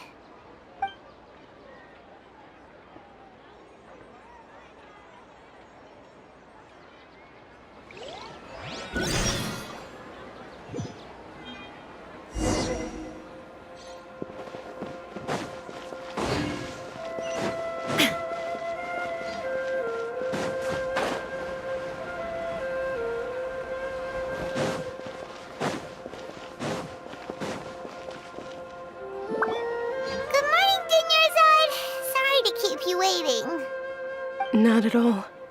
I arrived early. Huh? Paimon thinks you sound kinda tired. Did you not get enough sleep? I'm doing well. There's no need to worry. Shall we go? Let's start with the stalls over there. Great idea! Let's get going! Traveler? Hey.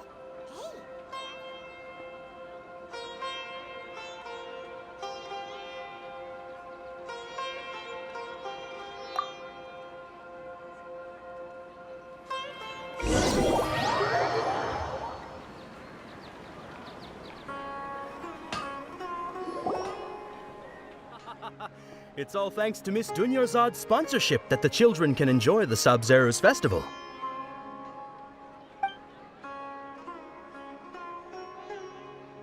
Oh, are you interested in Yalda candies? I have some boxes of candy here. Pick whichever one. Not much of a choice. All these boxes look the same. It's not that simple. Each box contains a random flavor. It's up to the...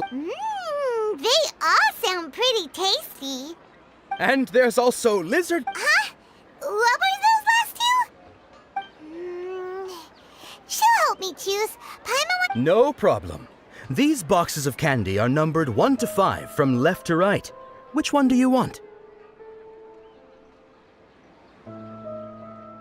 Oh, I like your confidence. No hesitation at all. Oh, congratulations! Number 4 is indeed Sunsetia.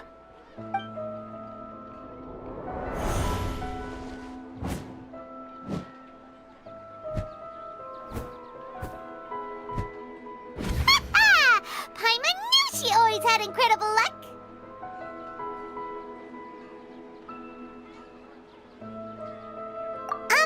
Paimon's not really interested in the other flavors. Wait. How did you know? Don't tell me that you already knew which flavor was in each box. What? She was right about all of them? That couldn't have been luck. How is this possible? I packed all those boxes this morning and they've been sealed ever since. You couldn't have known beforehand. Mind reading? X-ray vision? Or some kind of magic trick? This is way too freaky. Tell us what's going on! Since when did you get superpowers? Traveler?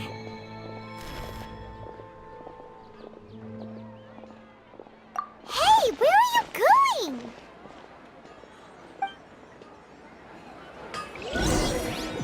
What's going on? Did you see something? Us leaving Dunyarzad without letting her know is kinda rude, you know.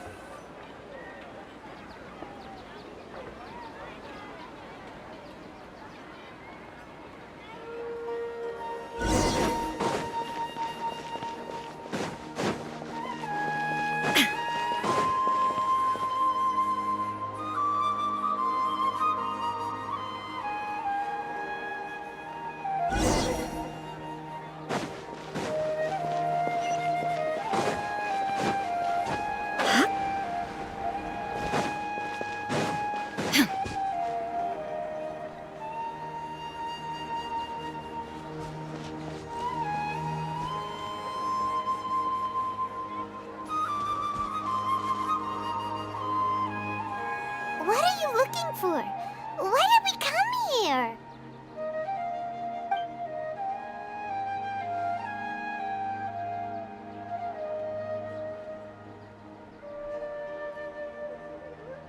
Traveler?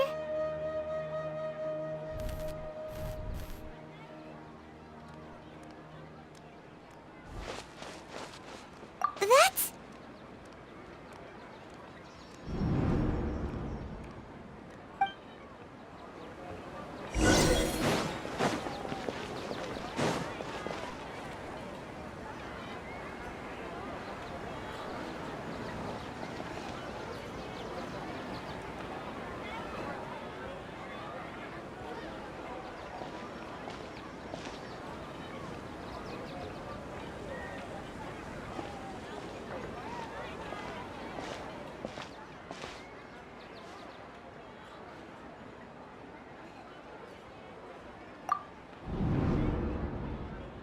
Look!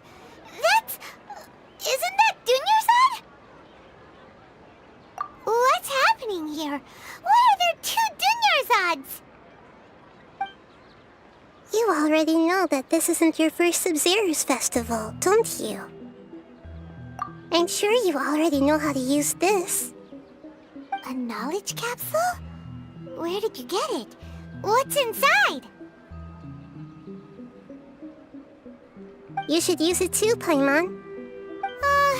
You know Paimon? Well, this seems kinda sketchy, but Paimon feels like this is what we should do.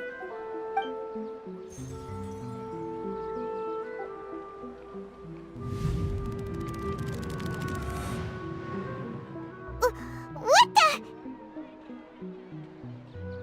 This is our 20th time at the Sub-Zero's festival? Huh? No. The 30th? 40th? Just how many times have we been to the Sub-Zero's festival? Have we been trapped in a single day? If it weren't for you, we wouldn't have even realized. heck was inside that knowledge capsule?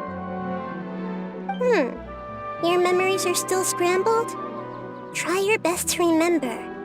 This isn't the first time we've met, and I answered that question a long time ago. Let Paimon think. Oh, it's coming back. Meeting you was the real catalyst for restoring our memories, and the knowledge capsule was just your means of showing our minds the way.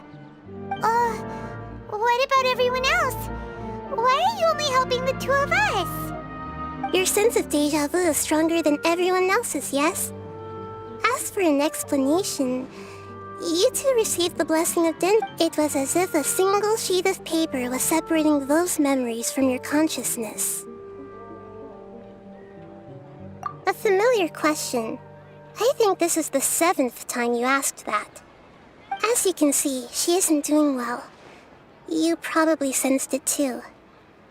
The Dunyarzad, that first Dunyarzad, is in front of you right now, and she doesn't have a lot of time left. Looks like you're almost done sorting out your brain. Oh yeah, I'm Nahida. Good, you passed the test. What's happening? You can awaken our memories, and you seem like you know what's going on. Oh, wait, please don't tell Paimon even you don't know. Everything in this world runs in a loop. This cycle is called a samsara. You, me, and everyone else are all stuck inside a one-day samsara. As for the truth, that's on you to find out.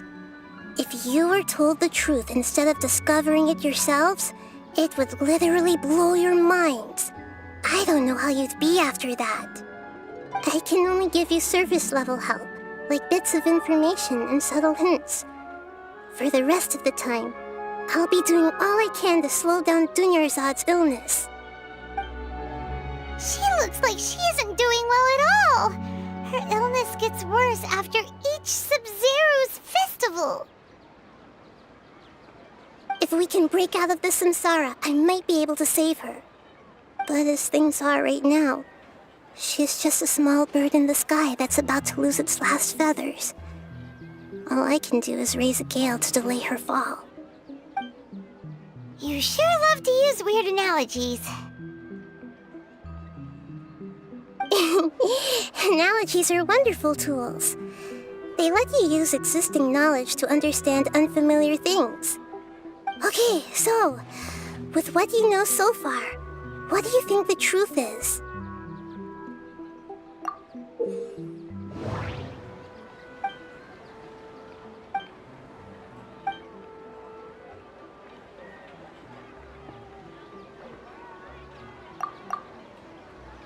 What's happening right now seems to have happened before. This feeling... That doesn't sound right. I need to carefully think things through.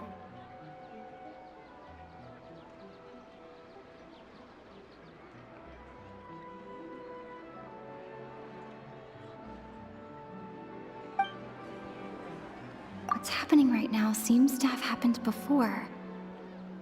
This feeling has been getting stronger and stronger. What's happening right now seems to have happened before. This feeling has been getting stronger and stronger.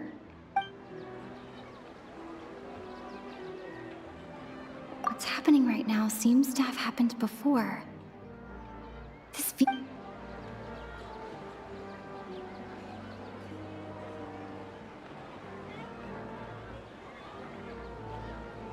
What's happening right now seems to have happened before. This feeling has been getting stronger and stronger. What's happening right now seems to have happened before. My mind feels exhausted, even though I haven't done too much thinking. That doesn't sound right.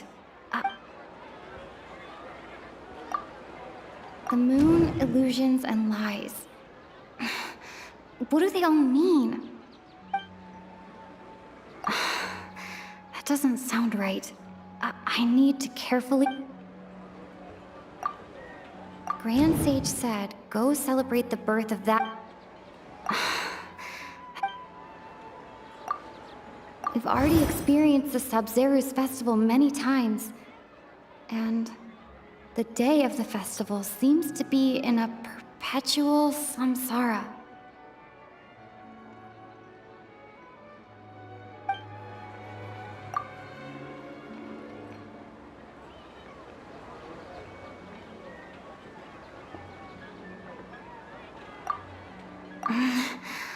I can't seem to cohesively piece everything together.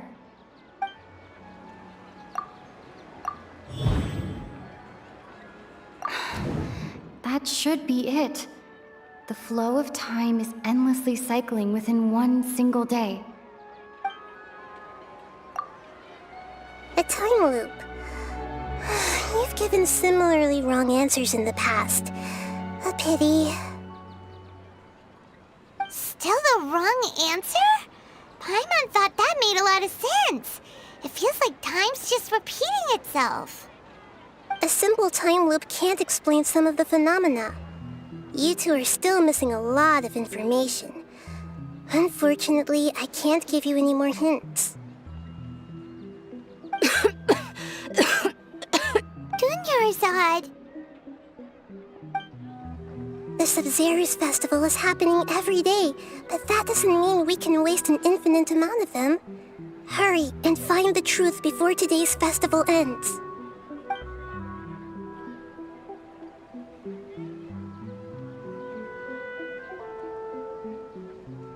Let's think about our current situation.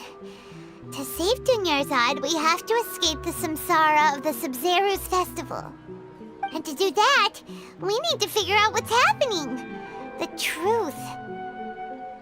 Nahida rejected the idea of a time loop, so we must have missed something, right?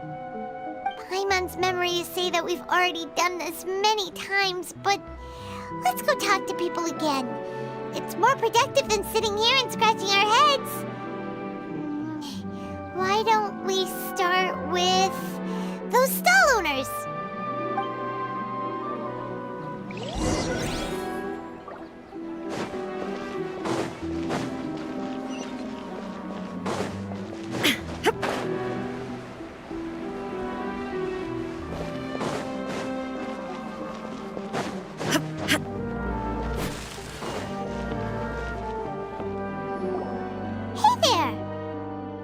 Hey, it's you guys again. Where's your cultured friend? She's feeling a little unwell. I see. Did you come back to buy something? I guarantee the freshness of my products. I harvest... Huh? What brought this about? I hurried back from the forest yesterday, and I'm selling produce here today. I haven't felt anything strange. To put it another way, if you really think about it, was yesterday truly yesterday? Did you actually come back from the forest yesterday? What kind of philosophical nonsense is this? Are you two daydreaming? Didn't you know that no one dreams in Sumeru? Go somewhere else if you want to find someone to daydream with.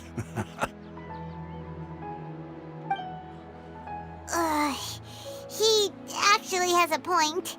Is this a... True. It's so weird that people here don't dream. Why is that? Anyway, if this all really were just a dream, we would have woken up a long time ago. Let's keep asking around.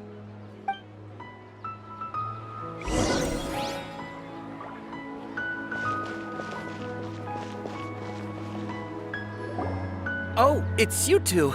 Was my divination so accurate that you felt compelled to compliment me in person?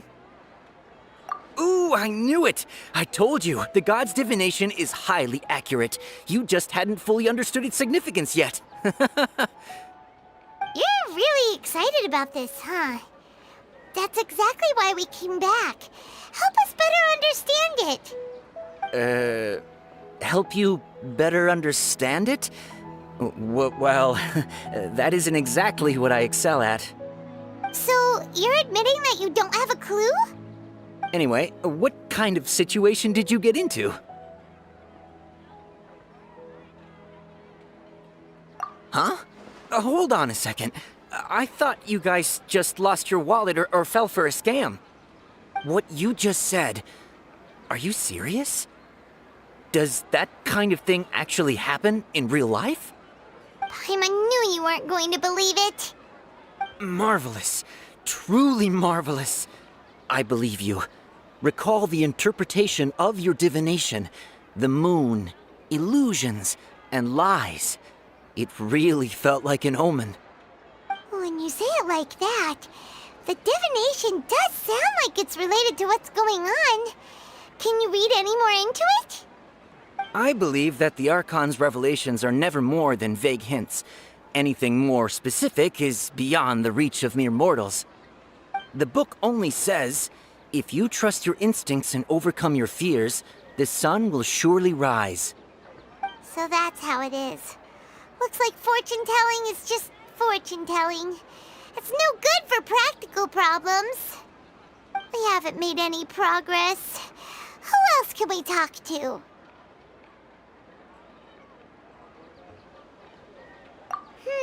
Paimon remembers that we tried talking to her a couple of times, but she always thinks we're playing pranks on her.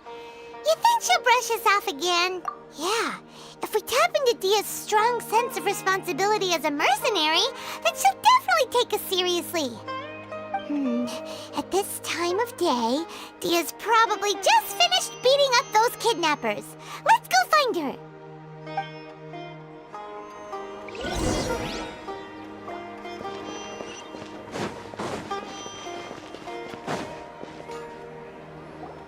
I'm fine, my lady. It's just a scratch.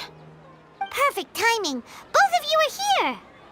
Paimon, Traveler, you came at just the right time. Listen, there was a dangerous Huh? You saw? Then why didn't you jump in earlier? If someone was protecting Miss Dunyarzad, I could have went all out. Anyway, can you do something for me? You want the Traveler to take Dunyarzad somewhere to rest up while you check to see if there's still any kidnappers around. Did Paimon get that right? How did you know what I was going to say? We need to say something convincing.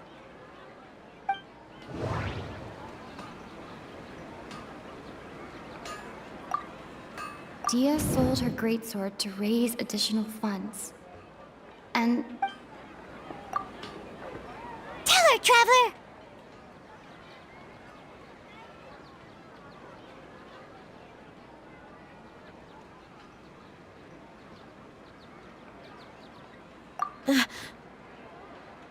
I didn't tell anyone about that. Including Miss Dunyarzad. You couldn't have known. And just now, you literally took the words right out of my mouth. What's going on? All right, so this is the situation.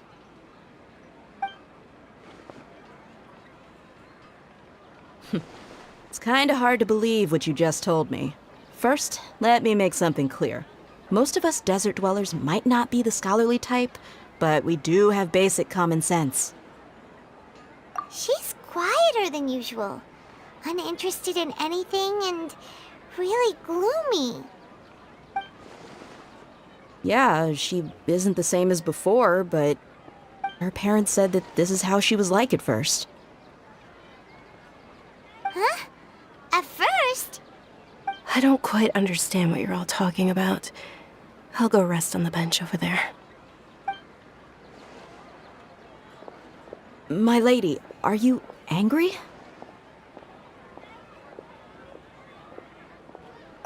All right, I'll give you the benefit of the doubt since you knew about my greatsword. Let's make this a quick trip. Miss Dunyarzad isn't completely safe here.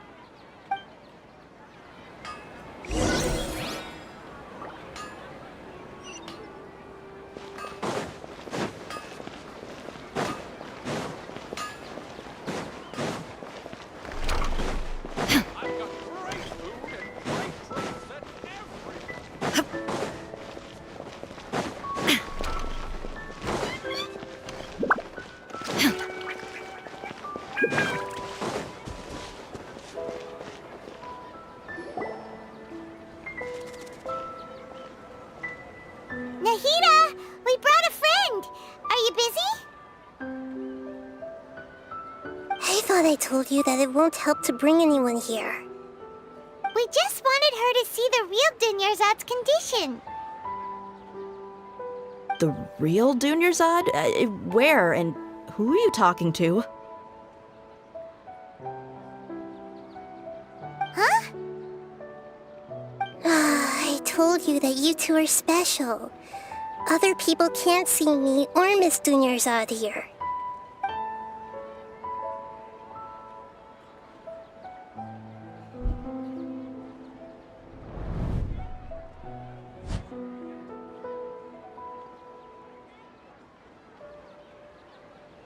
Hold on. Over there. Is that? Wow. How perceptive. Does she have invisible antennae? Miss Dunyarzad, she's lying down here, isn't she? How's she doing? Her condition's really bad, and she's basically in a coma. How did you know she was here? I can sense her aura. There are also lingering feelings of something like regret or disappointment. What happened? Do you believe us now? The Sub-Zero's festival has been repeating itself.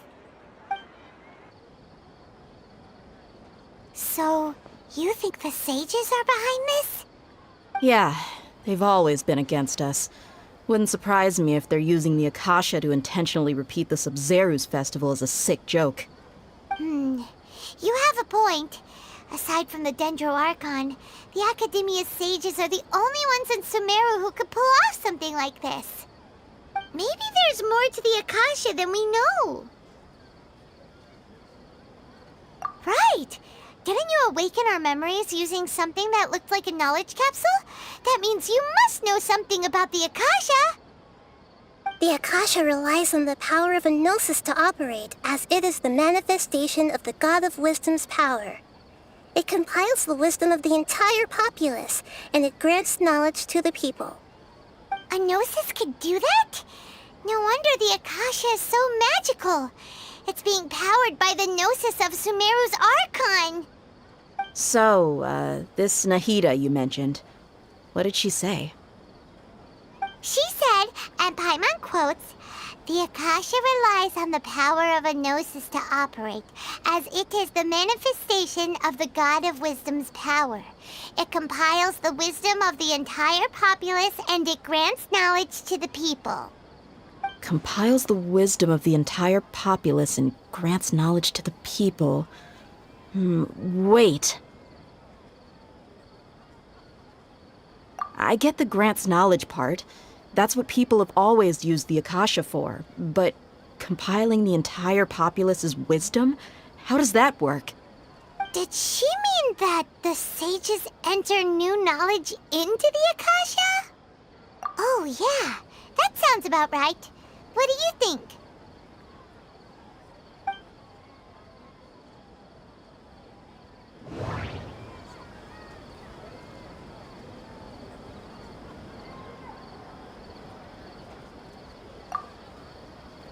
Okay, Nahida said, the Akasha relies on the power of a gnosis to operate, as it is the manifestation of the God of Wisdom's power.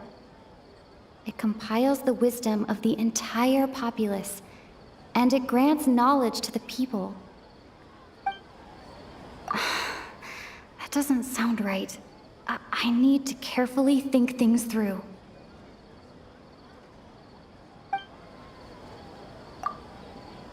My mind feels exhausted. What's happening right now seems to have happened. People in Sumeru don't dream. What a strange phenomenon.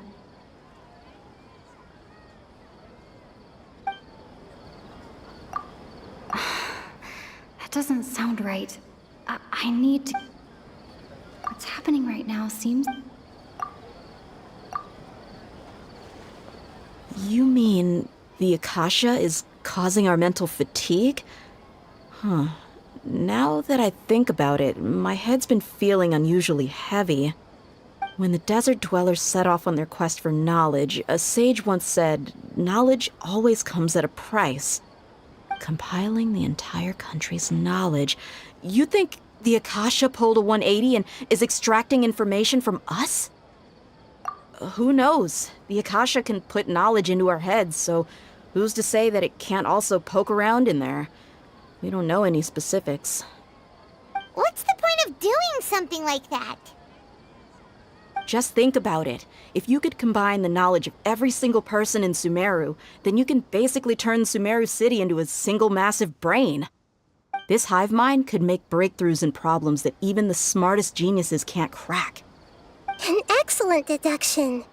And the analogy comparing Sumeru City to a massive brain? I love it. In that case, we should take off our Akasha terminals right away. Maybe that'll solve this problem. Yeah, I was only wearing this for show in the first place. Didn't expect the sages to cook up such a conspiracy. Mark my words, when this is over, I'm getting evidence and exposing this whole thing to the public. How does everyone feel? Huh? What is it? Oh, that! Paimon knows what you're talking about. It's a single soft beep that sounds like it's coming from the Akasha terminal. The sound of a beep. Could it be a prompt tone for when the Akasha is operating? That's probably an important clue. We weren't using our terminals, but we heard a beep anyway.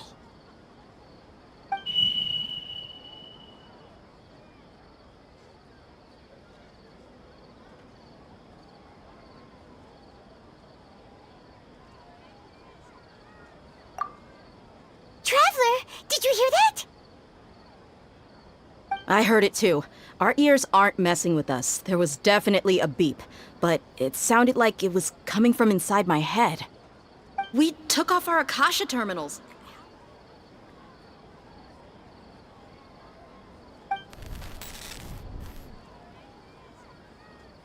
Phase runtime has exceeded its expected length. At this rate, there may be casualties.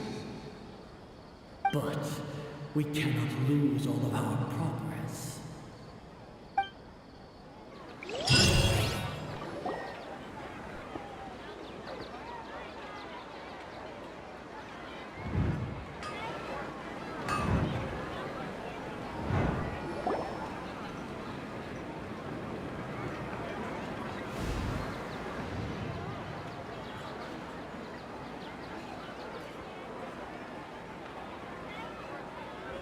Paimon remembers everything! Good. You adapted quickly this time. We definitely took off our Akasha terminals last night, but we still heard that beep. Why is that?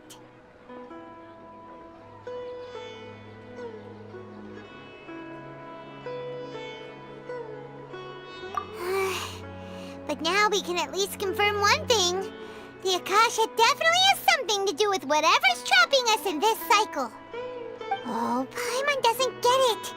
Why would the Akasha go this far if all it wants is everybody's wisdom? It's extremely difficult for lab rats in an experiment to understand why they're being treated the way they are. If we're lab rats, then what are you?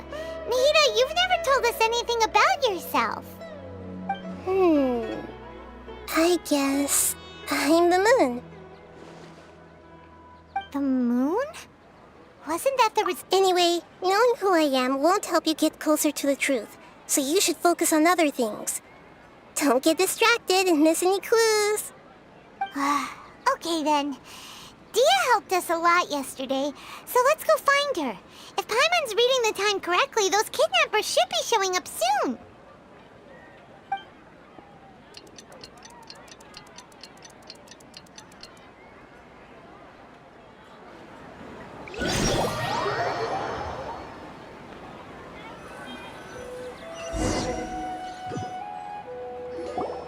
Ah, there you are. I've already taken care of those kidnappers. My lady, did you get hurt?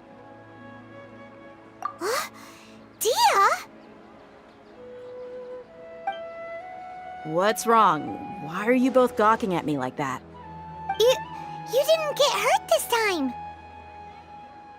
Huh? What do you mean this time? Why are you so surprised that I managed to get out unscathed? Those kids were amateurs. Shh! How did you know about my greatsword? I haven't told anyone about it. Please, don't tell Miss Dunyarzad. So Dia's lost her memories after all. Anything strange? You already know that I got a new greatsword. If I had to say something, it's weird how such a new weapon could feel so familiar. It's as if I've already used it to fight a countless number of battles. You're saying that although you don't remember using it, your body feels like it does? That's right. Both mercenaries and warriors heavily rely on muscle memory. Only knowing the theory of battle won't get you anywhere. Traveler, what do you think?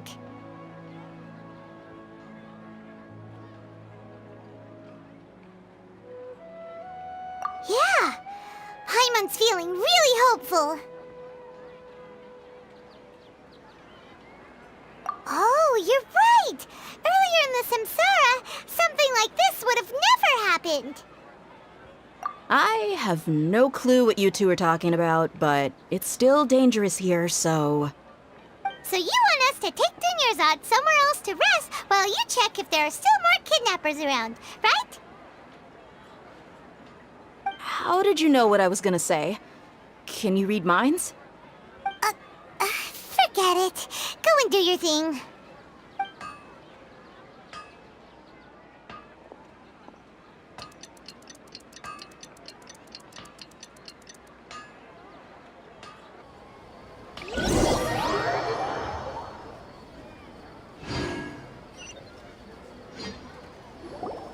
Whew.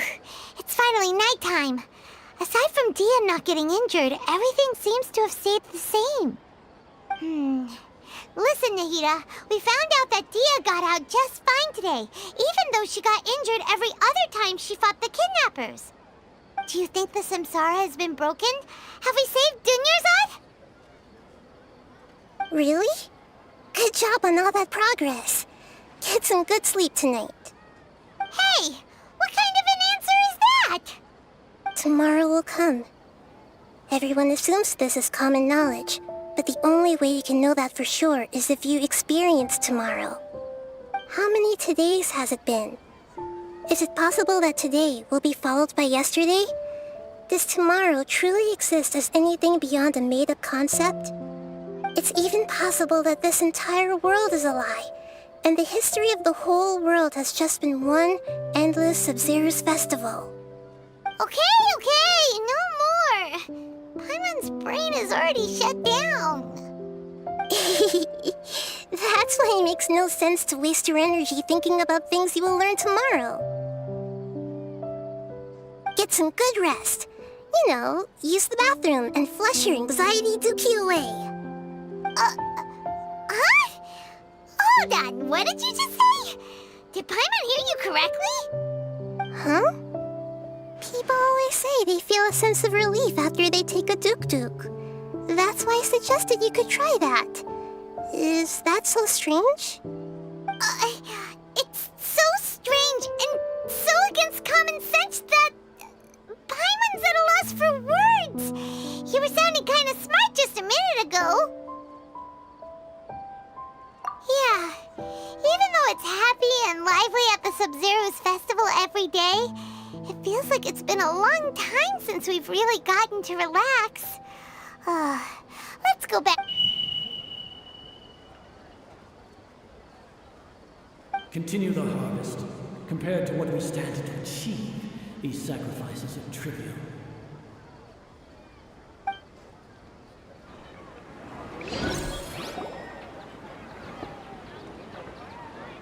We're still in the same day. Nahida, you already knew last night that we didn't break out of the Samsara? Why didn't you tell us? Would there have been a point? You would have spent the night with new worries, with tomorrow still out of reach. In that case, you might as well rest within that brief moment of hope. An opportunity like that doesn't come by often, and I thought it might help you clear your minds. Paimon thought the Duke did that! Oh, whatever. Guess you were looking out for us after all. Of course. In the time we've been together, you two have been everything to me. Paimon's flattered and everything, but maybe you're taking things a little fast. What I mean is, even though I had asked you to solve this puzzle, you two are still the only ones who can see me and sense my presence. In other words, if you weren't here, I may as well not exist. That's why you two have been everything to me. Get it? Nahida's talking about confusing stuff again. Anyway, that's enough chit-chat. So, Traveler, did the new clues yesterday help you gain a new understanding of the situation? Huh? Why are you scrapping your previous theory?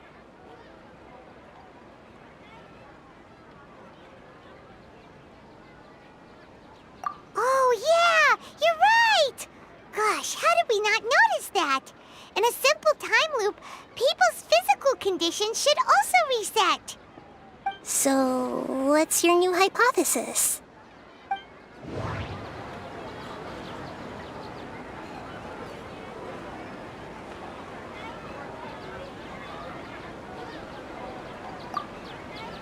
We've already experienced the Sub-Zeru's festival many times, and the day of the festival seems to be in a perpetual samsara.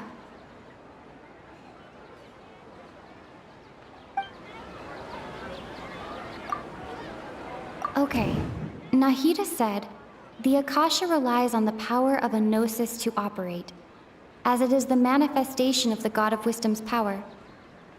It compiles the wisdom of the entire populace, and it grants knowledge to the people.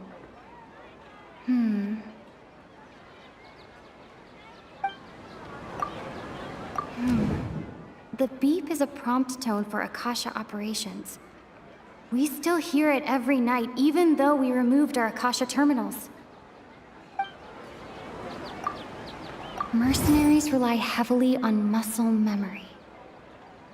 And Dia was able to use her experiences to avoid injury in later samsara cycles.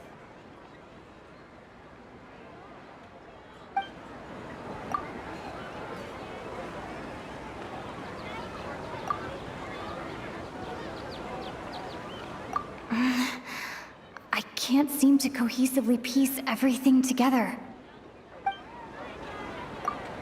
I can't...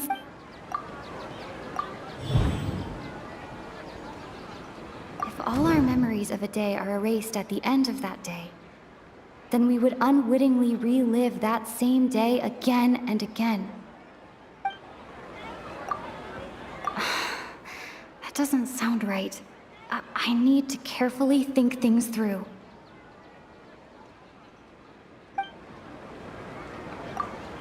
The moon, illusions, and lies. What do they all mean?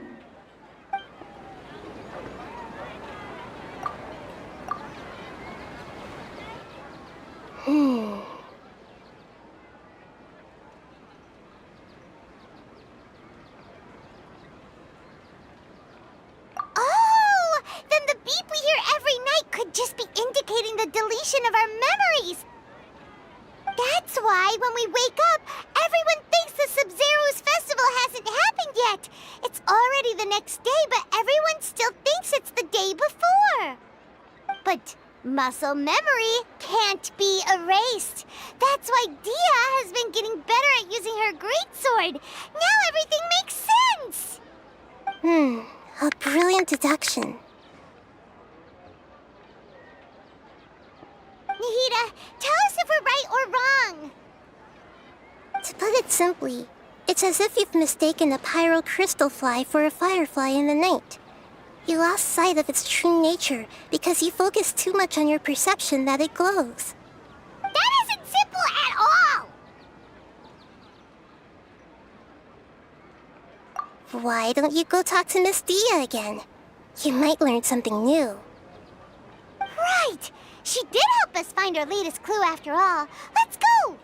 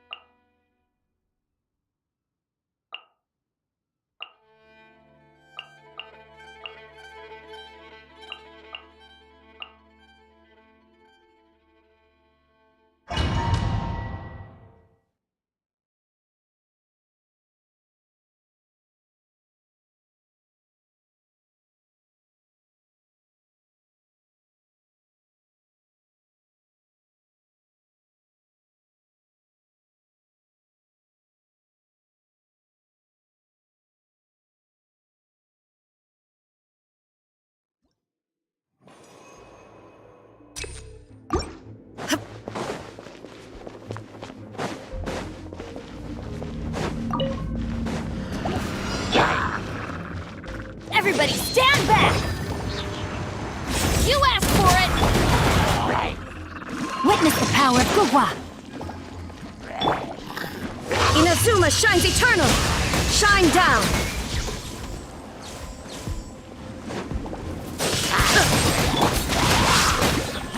Rain outlines your fate! Let's light it up!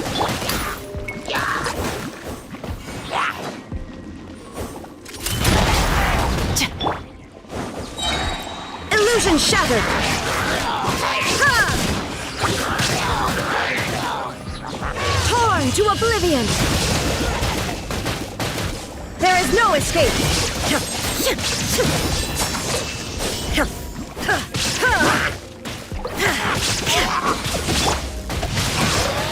Time to act!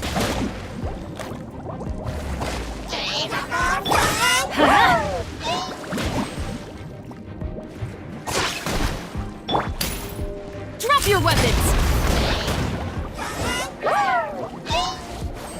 Hands where I can see them! Let me weave you a verse. Now you shall perish!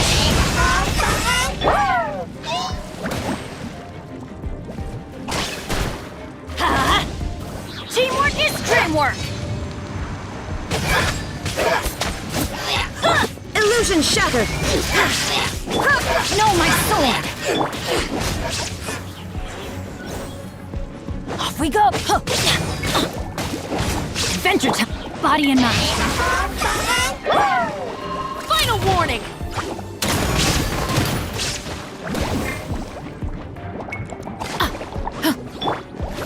Let's light it up! There is no escape!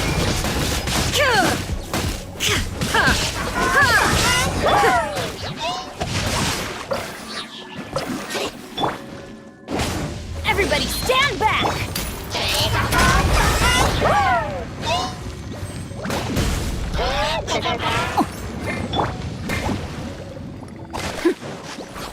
Illusion shattered!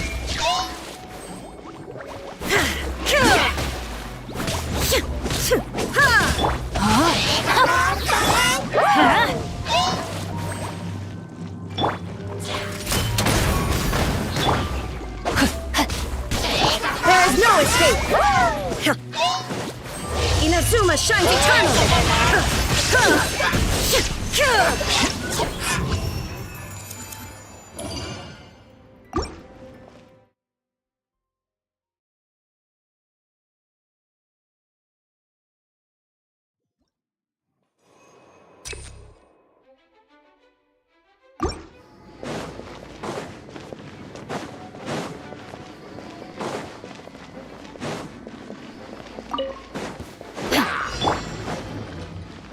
Let's light it up! You asked for it! No, my sword!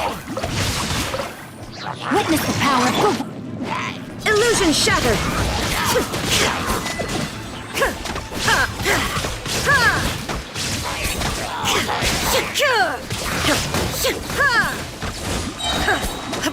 Shine down! Torn to oblivion!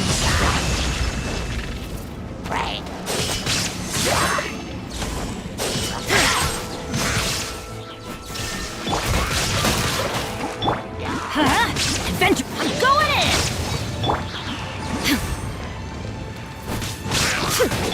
Drop your weapons! Illusion shattered!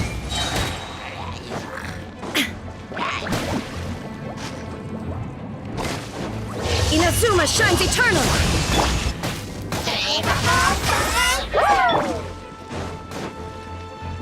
Off we go!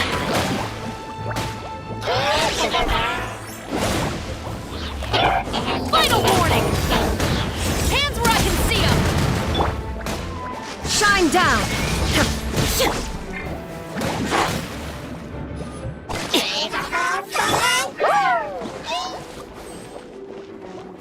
There is no escape!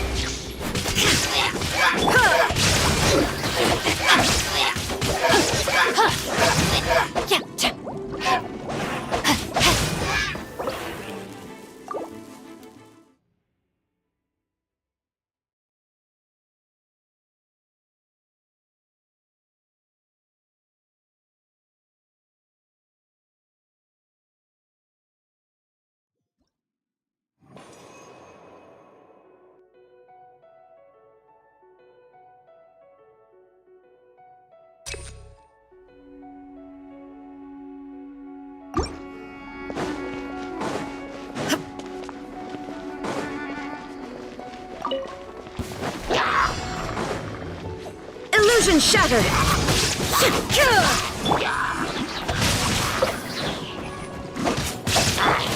Let's light it up!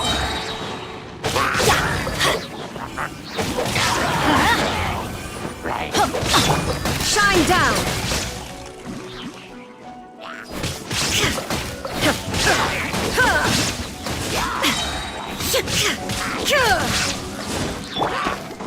Rain out! Mine's your... Illusion shattered!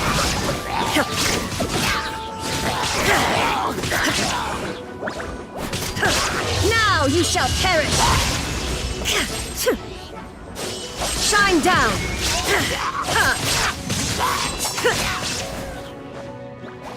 Everybody stand back! You asked for it!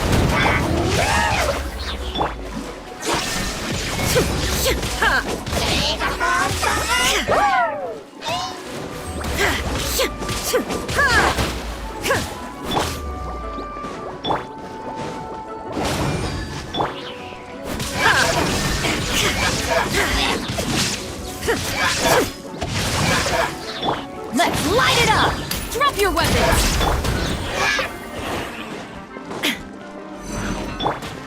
Rain cutter! Torn to oblivion!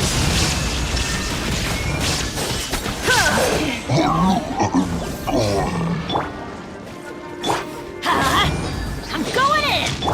Final warning!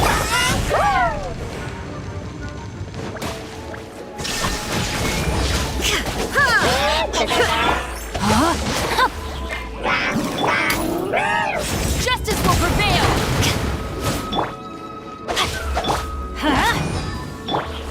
Illusion shattered!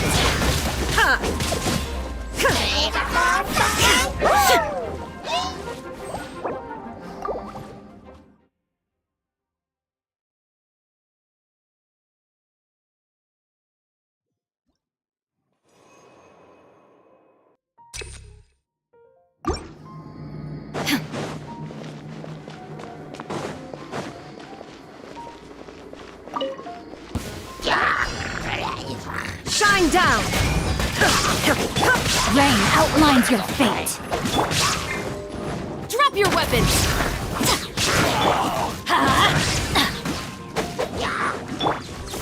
Illusion shattered!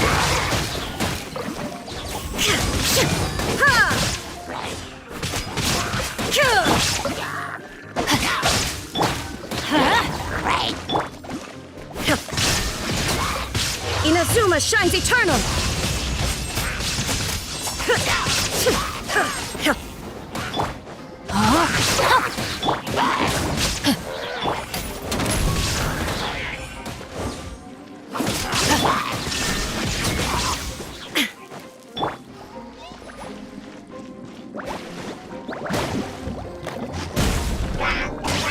Adventure time! Everybody stand back! Hands where I can see them! Let me weave you a verse. Shine down!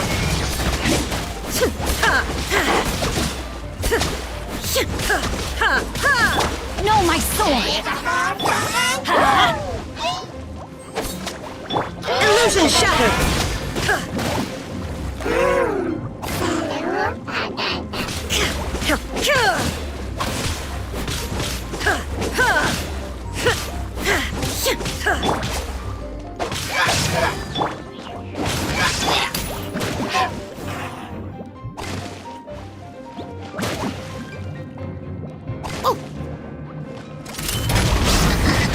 Let's light it up! Shine down!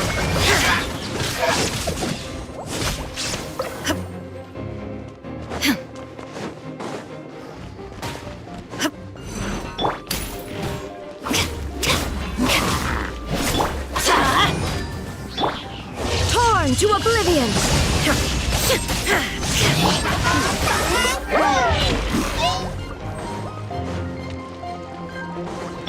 Let's light it up! Illusion shattered!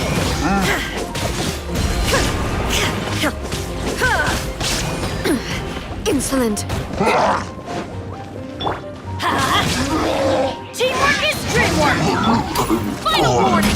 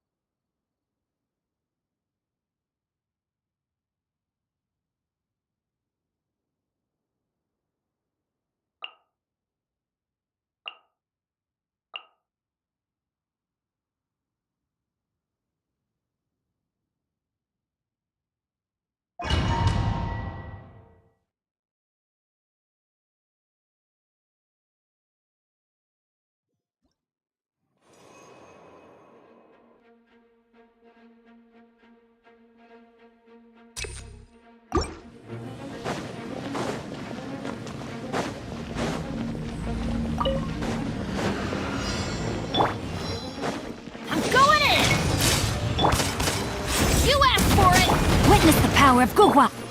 Now you shall perish!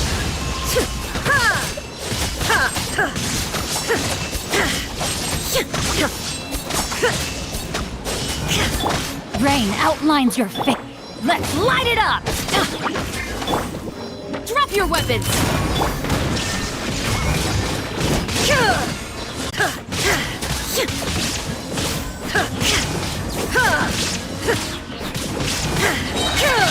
Shine down! Inazuma shines eternal! Everybody stand back! Stop right there! Let me weave you a verse. Illusion shattered!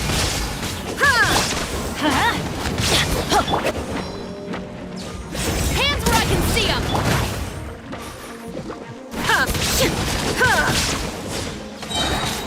Now you shall perish!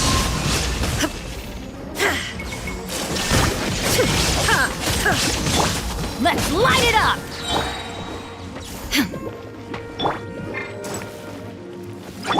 Teamwork is dreamwork!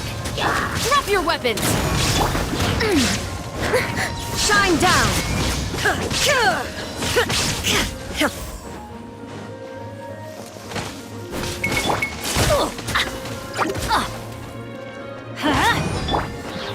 Final one! There is no escape! Inazuma shines eternal!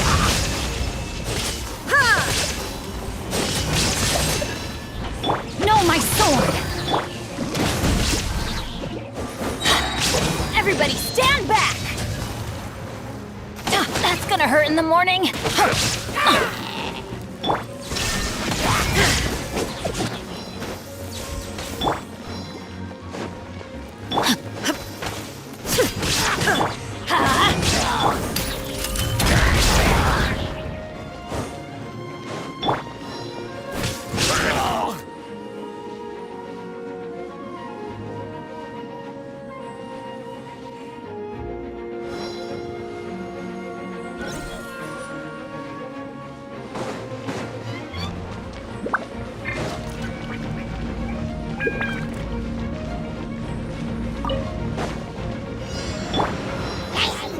Let's dance. Ready, steady, go! Oh, so sorry. Burn! Be gone!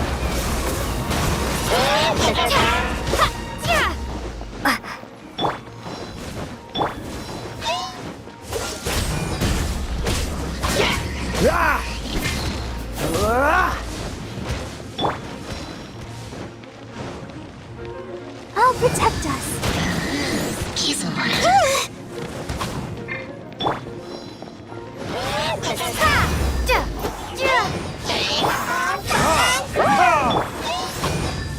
Windblade!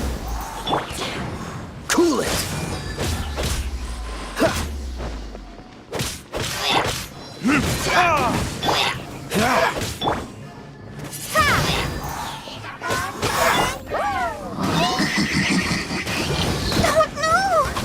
Sister.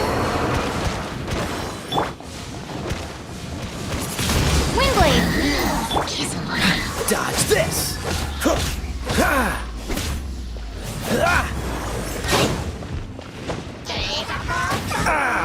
This doesn't look